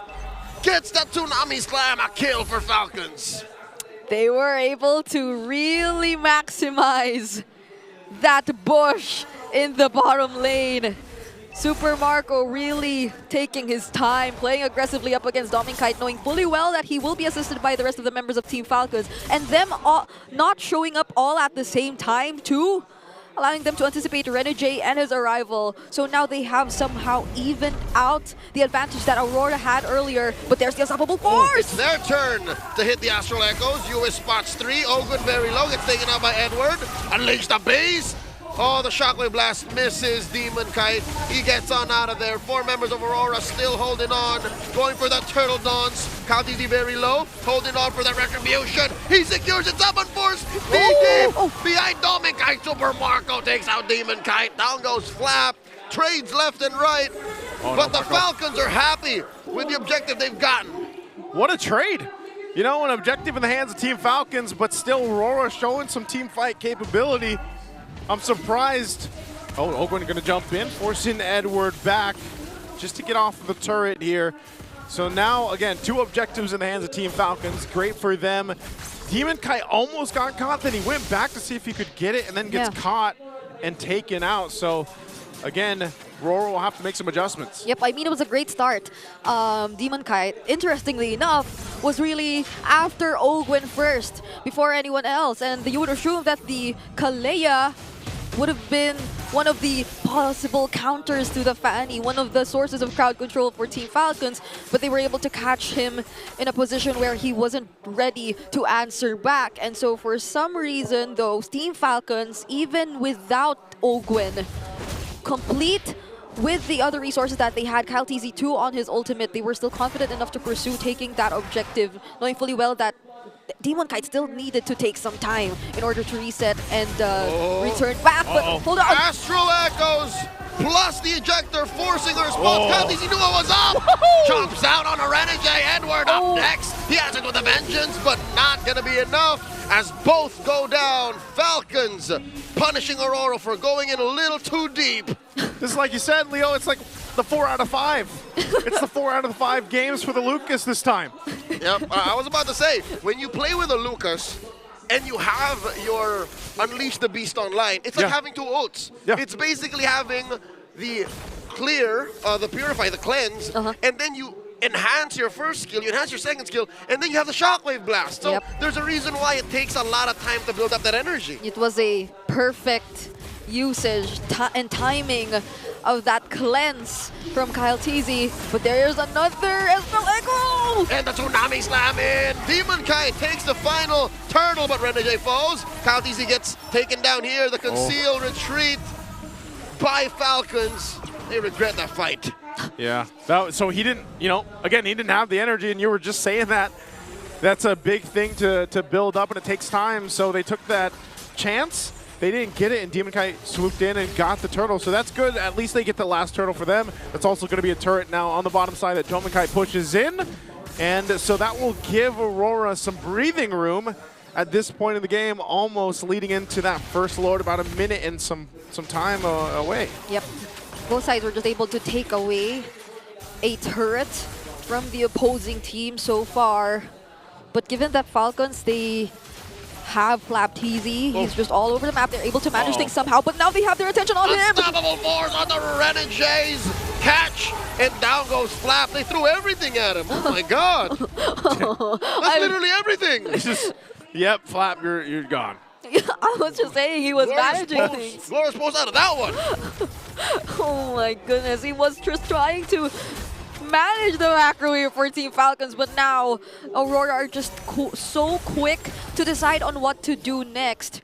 But it's Falcons who are able to convert to that bottom nature, so at least they get to trade that death of Flap TZ immediately, even before a objective actually spawns in this game. But so far, if it's just really pressure that we're talking about and mobility, I'd say it's a bigger threat to have a Fanny around able to do that so far, especially considering that Team Falcons, they most likely would want to group up together too in order to fully achieve what their lineup's capabilities are. Yeah, this is where we get to the point in the game where the gold laners are going to be very crucial here for both teams, because Super Marco and Domikite have done a considerable job at farming up. They're nearly neck and neck when it comes to the gold, and they're pretty much online. So part of that also is, of course, taking care of your gold laners, giving them the space that they need to maneuver around these team fights. Both the tier 1 turrets are up in mid lane, so they still have that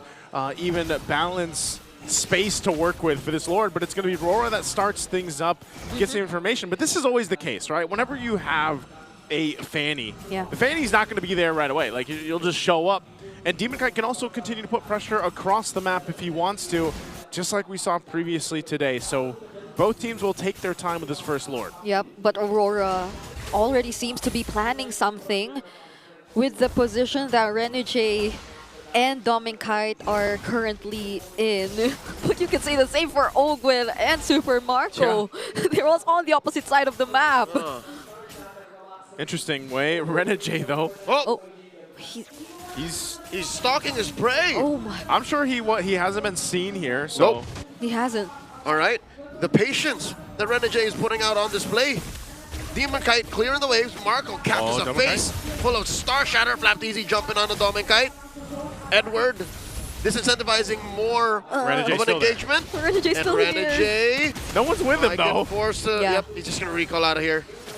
Okay. Oh, no, he's not. Still there. He He's still canceled there. it. The Dance has evolved straight into a fight.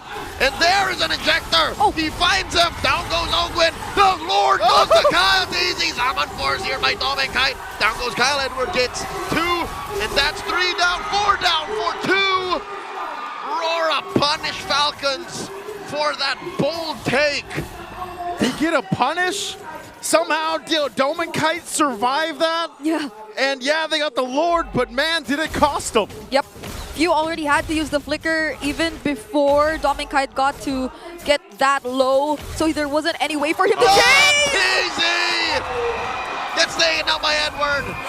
One-on-one kill in the purest sense. Oh my goodness. If you're looking at the instant replay, the ejector didn't necessarily bring Kyle TZ on the other side of the Lord Pit, but nonetheless, the other members of Aurora were able to catch up, and Kyle TZ, though, even despite all that, it's surprising to see how he was able to land the Retribution on that objective. I mean, he was tossed a few moments before it went down to Retribution Hell, but hold on! Tsunami Slam underneath Tier 1. Ogren barely alive. The beast has been thrown out. Kyle TZ answers back in kind. Down goes Ogren. Traded up for Renegade. Roamer for a roamer. In comes Dominkite looking to finish off Kyle TZ. Kyle TZ barely alive. Gets away with it. But Falcons will lose Tier 1 in mid. Oh, phew. Oh, they hold them together, but Dominkite is there. And this is just looking... It seems messy from Team Falcons, but you gotta give it up to Renegade. Renegade's done such a good job at causing that chaos, where it's also causing Team Falcons to respond to it.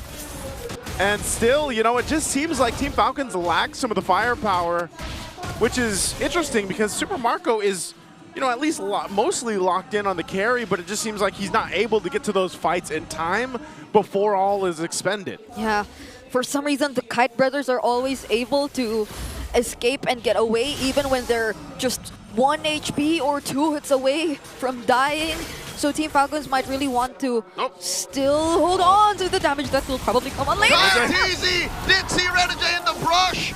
Goes ahead and hits that Unleash the Beast as if he was doing it about, what, 5 minutes ago, where he tried to trap Aurora, but not this time. Aurora's playing so aggressively right now. Renegade is able to set himself or put himself in the most dangerous places and still be okay and still be a threat to Team Falcons. So Ogren probably needs to find a way to manage wherever he's coming from a bit more in order for him to actually bring in that threat the same way Renegade does. But it's just Yue constantly being able to scout where he is. And that's the main difference between Ogren and Renegade. Renegade is an absolute threat. He hits someone with an Unstoppable Force ejector combo, someone dies. We've seen Falcons do this multiple times. Ogren try to do a Tsunami Slam. It sometimes leads to nothing. Kyle TZ, very low, does not get to use his ult just yet. They're holding on to it. Left Easy plays Renegade comes in. Finally, Kyle TZ unleashes the beast, throws out an Astral Echo, throws out a Tsunami Slam, and in comes Left Easy, gets punished for it. Dominkite, Zaman 4, still alive. Shields up. Falcons don't want this fight. The Kyle's he just recalled there, like even with that. So I guess that was the call because they need to reset for this Lord now, but I don't know if they can even contest this. Astral Echoes spotting the rest of Falcons on the lower half of the map. Falcons just have to let RORA have this. Another big objective over to Aurora. I'm shivering. You're shivering, you're shaking. Aurora has definitely found their way into dealing with the lineup that Team Falcon has. Not even that supposed counter setup coming in from Ogwen successfully led into a trade. You just mentioned it, Leo. Not even that tsunami slam that was committed allowed Super Marco to take him down, not even with this Trinity build already in his hands, also having the Wind of Nature. They're just not able to burst him down. On top of that, even one moment where Dominkite nearly looked like he was about to get punished, but he still got the shields and survived. Again, yeah, it's impressive, man. You know, I think when you look at this, everybody on RORA right now is doing their part. I have a theory. Yes, the theory. Coyotes is not dealing enough damage. He has 3 items dedicated to defense. So he's a tank. He's a hybrid Lucas. You need more damage if you're looking to end the game and win. Falcons are now facing an end game angle. This is a siege that Aurora definitely want to finish the game with, but they deal with the Lord handily. I think they're going to keep all their inhibitors here. The curtain call was already committed by Edward too. So it's only the potential flicker that's about to cool down from Renegade that could set things up, but Ogwen goes first! Tsunami slam underneath tier 3 in mid. Renegade gets the immortality pop. Kyle Deasy pops a winner crown as the beast takes down Renegade. Sacrifices himself alongside Ogwen. And the fight continues. Super Marco very low. He's burning. Few goes down. 3 for 1. The hitman for Kyle, Few, and Ogwen. Same, Brigida, same. Those are also my reactions. All for just the hitman. And now it's Flapdaisy and Super Marco left to defend for members of Aurora. That's 4 members in. RORA can smell blood in the water. Super Marco trying his darkness. It's not going to be enough. Falcons get wiped out. Aurora take the series. A win they needed, and RORA got it. They are shining bright in this series as they win it 2-1. This was something they desperately fighted for. Even up against game, or even right after game number 1, which felt like Falcons just came in so prepared. Draft-wise, execution-wise for Aurora. It just took them that single game to adjust everything and answer back against the Falcons. Whew. Gotta take a breather after that one. And just like that, that's upper bracket secured for RORA. 12 points. 12 points. The magic number as Team Falcons take their final bow for the regular season in Season 15. Amazing work by the Northern Lights. Aurora have 2 lives in the playoffs. They are 2 best-of-5s away from bagging the next big international, MSC at EWC. Again, fantastic here. The great energy we had in the audience as well in the MPL Philippines Arena. What a great way to go ahead and end our regular season with these 3 games. And boy, oh boy, I can't wait to see what's going to happen in the playoffs ahead of us. But first, right now, we got to throw it over on stage to hear from our winners. Let's go ahead and toss it over. And here are your winners. Upper bracket secured, Aurora Gaming! Boys, congratulations. It went 3 games, Rene J. I actually want to talk to you. Ay, pinasa mo pa yung mic, ha? Gusto ko malaman more about the approach for this one. Kasi inisip nyo ba na nakasalalay talaga sa game na to yung upper bracket? Was it something na talagang kino-consider nyo? Gaano ba kahalaga ang upper bracket for Aurora? Para sa akin po sobrang halaga kasi tawag dito, sayang lahat ang pinagpagura namin simula nung week 1 hanggang week 8 kung maglo-lower bracket lang din kami. So yun po, sobrang halaga sa amin kaya binigay talaga namin yung best namin dito sa game na to. So yan. And we've seen 200% from Aurora this season, Rene J. Nakita yung, nasabi mo nga, yung pinaghihirapan nyo all throughout. I wanna know, all throughout the season, ano ba yung kinailangan nyong i-develop as a team na ngayon, feeling mo ay nakapa nyo na at nakuha nyo na kung paano yung momentum?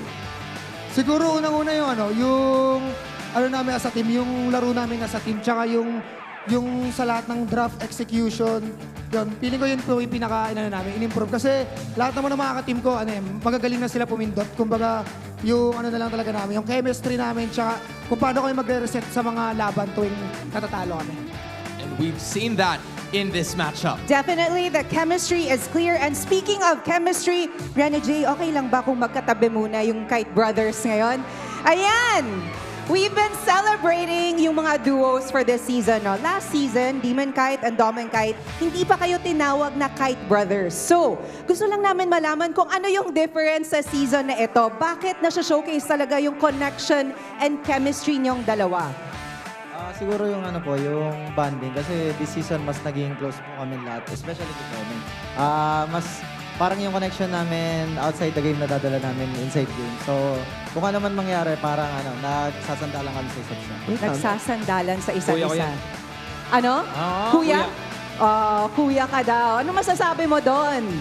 Sanay na maging kuya. Alright. Now, sabi naman ni Rene J, ano yung mga takeaways nila for this season ninyo? So let's zoom in on you naman. What is the lesson that you've learned as a team for this season? Ano yung pinaka-takeaway ninyo as one team?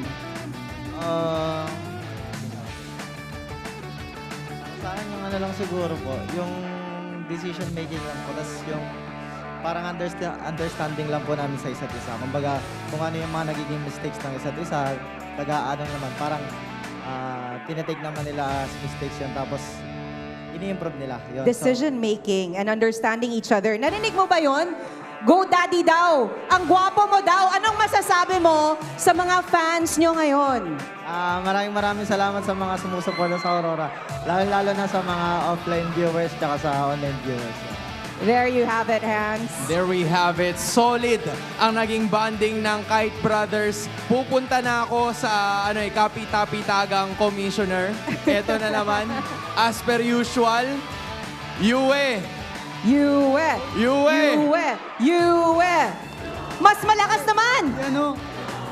Yue, sino ba? Sino ba ang alay natin para sa araw at sa panalong ito? Si Kite ako. Kasi bagong gupit. Bagong gupit. Si Oo Edward, nga, napansin ko nga. buhok. Si Rene J, sino ba? Si Demon Kite. Si Demon. si Demon Grabe, hindi mo Kite. napansin. Kaya nga ang gwapo niya ngayon oh. New haircut. Okay. So Wait ikaw lang. daw, papayag ka ba? Kaso okay lang kasi, ba? bagong gupit din, si Yue. Hindi. Feeling ko maganda Pwede ba pagsabay, dalawa? no? Wait lang. Pwede dalawa? Sabay-sabay. Sabi ni Rene J, sabay. Paano yung nakaraan ko? Ako yung nakaraan eh. Sige Dalawa na, kayong dalawa kasi yung tapos bagong na yung gupit. regular Kaya nyo season. yan. Coach, ano masasabi mo? Dapat ba sabay sila? Sabay sabay. Wala. Action. Alam ko na, taga-yoyo ako.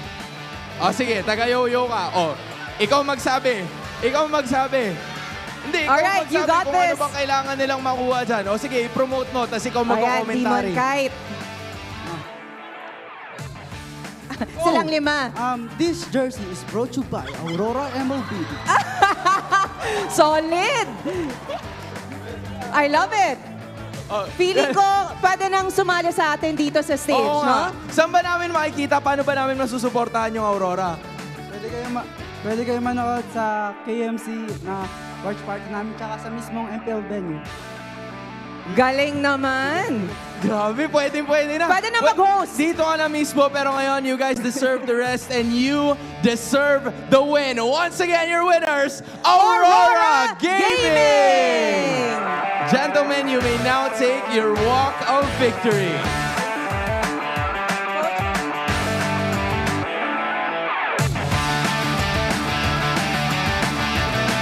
And with that, you may now take your bow. The lights are burning brighter than ever, Jamie. Aurora secures the upper bracket. Super bright indeed, Hans. Lumaban ng Team Falcons, but not enough. You are right. Upper bracket spot 2 secured. And that win was brought to you by the Northern Lights. Kausapin naman natin ang ating mga casters kung ano nga ba ang naisip nila regarding this match.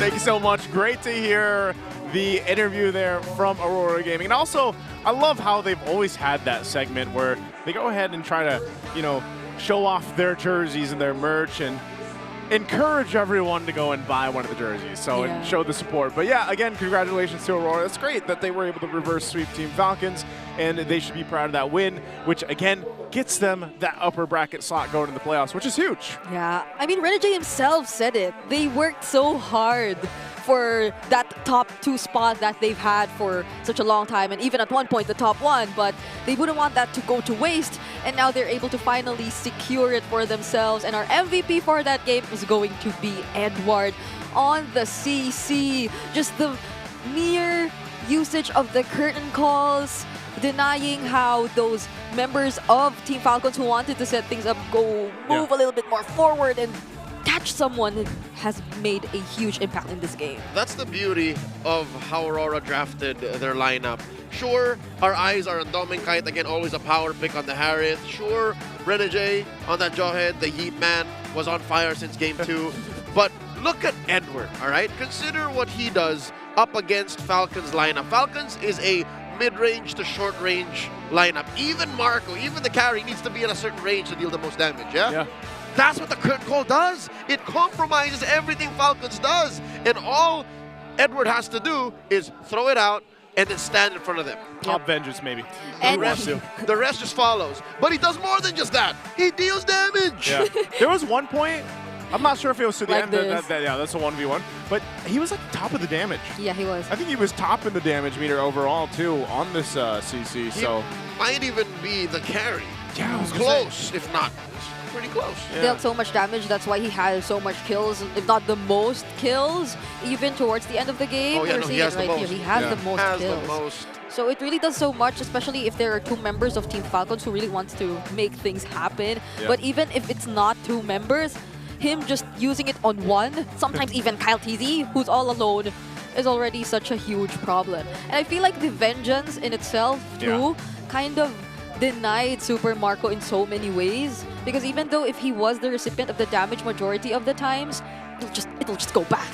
We are seeing a slight dip in Wilderness Blessings, especially for Falcons. You see that? Yeah. Like usually you see a Hilda have Wilderness Blessings, so you know you stack on stack on stack her interactions with the jungle, and then even Ogwin, I mean, I get it, you have to rock, pull yourself together so that your flickers and your ult just goes off cooldown much faster. Yep.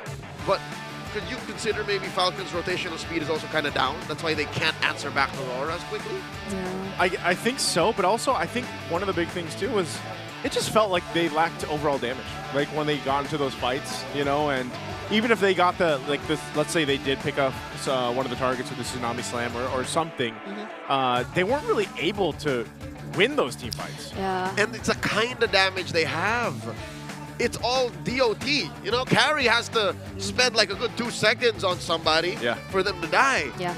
I guess for me, it's really mostly just how different these lineups are in terms of what they're able to do. You previously mentioned just how mid-range Team Falcon's lineup was. Aurora, on the other hand, could do so many things from afar, and it's their jungler that can come in at any given moment in time, even first, even last to do the cleanups. But for Team Falcons, it seems like it's almost always Kyle TZ having to go in first with the Unleash the Beast, so they get to rely on very few things when the team fight extends. And that's the moment when Aurora gets to reach the key members. So it was just so hard for Team Falcons to adjust on the fly, I feel. On paper, Edward was third. Yeah. Number 1, Dominkite. Second was Yue in damage dealt. But that was like at the end. Yeah. I feel like, you know, Edward did, he was at the top for the majority of that game, and yeah, Dominkite's going to get the BPI. Rich guy here, too. He had the ability to just go ahead and farm up and have that experience where you just go farm up all you need to do and then pop off later on, especially when he got that Divine Glaive towards the end. That's what helped them kind of force into the base and then end the game. Yeah, these kinds of Harith performances are what make me really think that the nerf on the shields aren't that significant, or it's not that much felt, which is why we still see Harith really considered as a power pick, because even in that one moment down bottom where he was dancing, where we already thought that was a potential counter from Team Falcons, no, he didn't die. He just had to do another Think Fission and get the shields back and survive. So there was no one to deal with all that sustain and that damage from Aurora. So yes, we do agree that Demon or Dominkite is our MVP, but there were so many other factors, or Reach Guy, but there were so many other factors. Edward MVP and all that. Yeah, again, we're going to have to take a listen to our Infinix mic check on the winning moment here.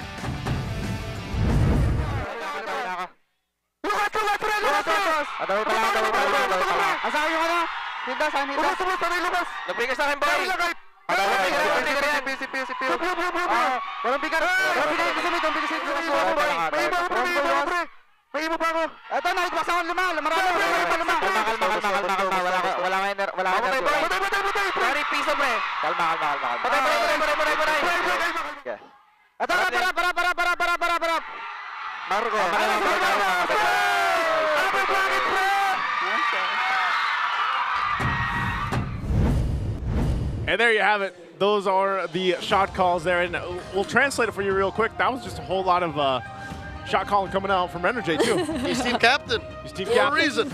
It was the complete opposite of the mic check we had for Onic Philippines already. I think Edward was probably the only one that was on Onic Philippines style. You know, he's just like, yeah, we got it. So, you know, are you guys ready for the playoffs, by the way? Because you can be a part of the experience live this coming May 28th all the way to June 1st. You can buy your tickets now at ph-mpl.com/tickets to secure your playoff seats. We also have giveaways. Wow. You can show your support for your favorite teams by finding the post on the official social media pages of MPL Philippines. Then comment why you're excited for the playoffs. And of course, you have to tag 3 friends in the comments, then share the post. The best entry has a chance of winning an in-game code, and entries will be accepted until only May 5. That's tomorrow. So you gotta comment away fast if you still want to get to join. Less than 24 hours. Less than 24 hours. And before it ends, May the 4th be with you guys. I love Star Trek. This is Tagalog. Oh wait, it's partly Tagalog. Ilabas nyo ang inyong lakas sa Infinix Campus Cup. Win prize up to 30,000 USD, MLBB diamonds and skins, and exclusive Infinix products, plus a sponsored trip to attend a global esport event. Iscan nyo ang QR code to know more. Yes. Register on or before May 11 dahil limited slots lang po. Galing, galing! Yeah, I'm not going to leave you hanging, man. So, should I be the one to translate that? No, you just throw some Tagalog out there. There was a good chunk of English. Okay. It's fine. You probably got the context clues out of that. So there's this tournament where you gotta join. That's in English. Just basically scan the QR code. Where's this global event at? Who knows? Sanyan. I think they announced it recently on did they? Infinix social media, yeah. Well, you know what? Here's some more for you guys. This is our updated standings as the regular season. Well, it just changed. Oh, no, never mind. That's just a thing on the TV. It's over. Never mind. It's over, by the way. This is our Infinix fan cyclometer. It's our fans that get to compete in the tournament during this. And, yeah, you can see who's at top. It's the Mines, followed by the Bees, the Karangai, Phoenix Army, Auroras, Green Falcons, the Cavalry, Sonics. It's almost completely flipped over. But they should also, if I remember correctly, they should be having a playoffs themselves. They will, using the Infinix MPL official tournament phones, the same ones that our athletes on stage are using. Oh, to be a member of the Mines. Not only are you in the playoffs, but also you are top 1 in Fancy Laban. Yep, you can imagine how competitive their fan base actually is up against the others. So there it is. So sad if they weren't able to join, but if you do want, we'll probably have another one next season, so watch out for that. Watch out for that and watch out for this. These are our final standings for the regular season from Infinix. Sheesh. You can see there the top 2 sitting at 12 points, TLPH and Aurora now. So they are going to be sitting nice and pretty when the playoffs comes. And then you got Onic Philippines, Team Falcons, TNC, and Twisted Minds for the remaining teams there. Our defending champions, nay, world champions, have to climb out of the play-ins. I cannot help but remember that one graphic and statistic we discussed about majority of the champions top 2 coming from the top 2. That's what I'm saying. Very high chances for Team Liquid PH to grab another title, the Immortal Cup, or for Aurora to finally redeem themselves. I'll tell you now. Oh my god. Tell me. Northern Lights, they secured upper bracket. Northern Lights, they had one hell of a season 15. Northern Lights, they've flown out of the country in the past 6 months. 8 months to represent us over and over again, yet still there are many haters. There are. What if this season, what if? They change the history. They change the hue of the light. I mean, they are one of 2 heralds of a new era. You know, they lit up the arena in season 14, but now here we go. Here it is. This is our playoff bracket. Take your pictures now. I know a whole lot of you guys watching want to predict. Okay, I will. I eventually do too. I mean, take a picture, not predict. Yeah. Oh, no, you will, Brigida. And there we go. God. So right as we open our playoffs, you got Onic versus Twisted Minds, Team Falcons versus TNC. Yes, and then you can see the rest of the bracket here. Oh, Lord. Lordy, lordy. What a climb for Twisted Minds. And is this not the true test of TNC's mettle? They have yet to beat a top 4 team, and to be able to go through the bracket, they have to beat all the top 4 teams. What a way to welcome back TNC in the playoffs. They have to get past the Titans of MLBB. Oh my God, that's what the bracket is! That's what the bracket is. Titans, TNC versus the Titans. Okay, if you're the Phoenix Army, maybe. You know, you're also. We have 3 weeks. Yeah, 3 weeks. They have time. I just want to go ahead and say that they have time. 3 weeks. They got plenty of. 2.5. That's a good amount of time to refine your strategy. Oh yeah, and which lineup, right? They have so many lineups too. What picks you want to go with, and hopefully you can start off strong. But then again, it's like right off the bat, it's Team Falcons, man. I don't know. My final thoughts for this. Or holy moly, I can't wait for the playoffs. How about you? I wish time went by a little faster. It's going to be a grueling next 2 weeks waiting for the playoffs, but I'm excited to see y'all there. We are excited to see you guys there, and I hope you guys can grab your tickets while you can for the playoffs because you don't want to miss it. I feel like this is actually going to be one of the most competitive playoffs we have seen, and honestly, I think at that point, we're going to see some crazy things happen, maybe some upsets. Even on day 1, I can't wait for it. I know Leo, Brigida, the rest of our English casters that aren't here on desk today too. Shout out to them because they were watching in the audience. And all of us casters are excited for the playoffs and we can't wait for that. So hold tight. I know it's going to be a couple weeks. There's plenty to catch up on from the other leagues, so check in on them. But guys, we will see you during the playoffs. Thank you so much for joining us. Nice, Leo, Brigida. We'll see you after this. And that is it, Jamie. Nagkalabasan ng pinakamalalakas na jutsu and all of our remaining teams are in complete Sage mode because that is the final match of the regular season and the playoffs is just waving around the corner. But I do have to admit that we have to say goodbye panandalian lamang dahil magbabalik naman kami para sa playoffs. But before we do that, I think it's fair and proper to give the floor to our casters who are here today. At the English desk, we have Leo, Brigida, and Naisu. And at the Filipino desk, that's Midnight, Chantel, and of course, Uomi. Together with our talents who are also right over there. Maybe they can join us and they can join us later. And I'm sure that they're already here with us today. Yes, they are here. They deserve the spotlight as well. But you know what? There's a lot of room here on the stage. Super fans, tara! Oh, why not? Why not? Okay, you can here. go at the back. Come on, super fans. Absolutely. Come on, guys. Join us here on stage. And of course, our casters who are here as well. Okay, Borito. We have Renmar, Rockhart, Ingan. Super fans, come on. My space I like dito. it. I like Kalusi, it. our Go ahead fellow and leave some co-host. space. Say Come hello on, to everybody. everyone. Hi, everyone. Guys, bakit kayo nakaupo? Dali, join na dito. We want you to be a part of this. I like Come on. I like it. What about this side? Come on, guys, Who join says na. let's break join the na, come on. stage? No. You are a part of Don't this do season. that. We want you here, Ajax. Yes, it. thank you for joining us There here. it is. Hans. I love having them here on the stage. By the way, besides the MPL playoffs happening in a few weeks, we also have the MDL playoffs happening on May 17th to 18th. You're right about that, Jamie. Kaya sama-sama tayo sa Green Hills Mall this May 17 to 18 to witness the conclusion of MDL Philippines Season 5. And not only that, because there's also Naruto X MLBB that is still happening during that time. Yes, Hans. But for now, let's revel in the epic weeks of this season. Yes, we had the best teams. We were also joined by the best fans, our super fans, and also the best casters. Together, we made this regular season a historic one. And we have been witnesses to the epic rivalries, intense matchups, especially with the final week of the regular season. That's week number 8. Week number 8 was intense. 8 weeks, 8 teams, now down to the top 6,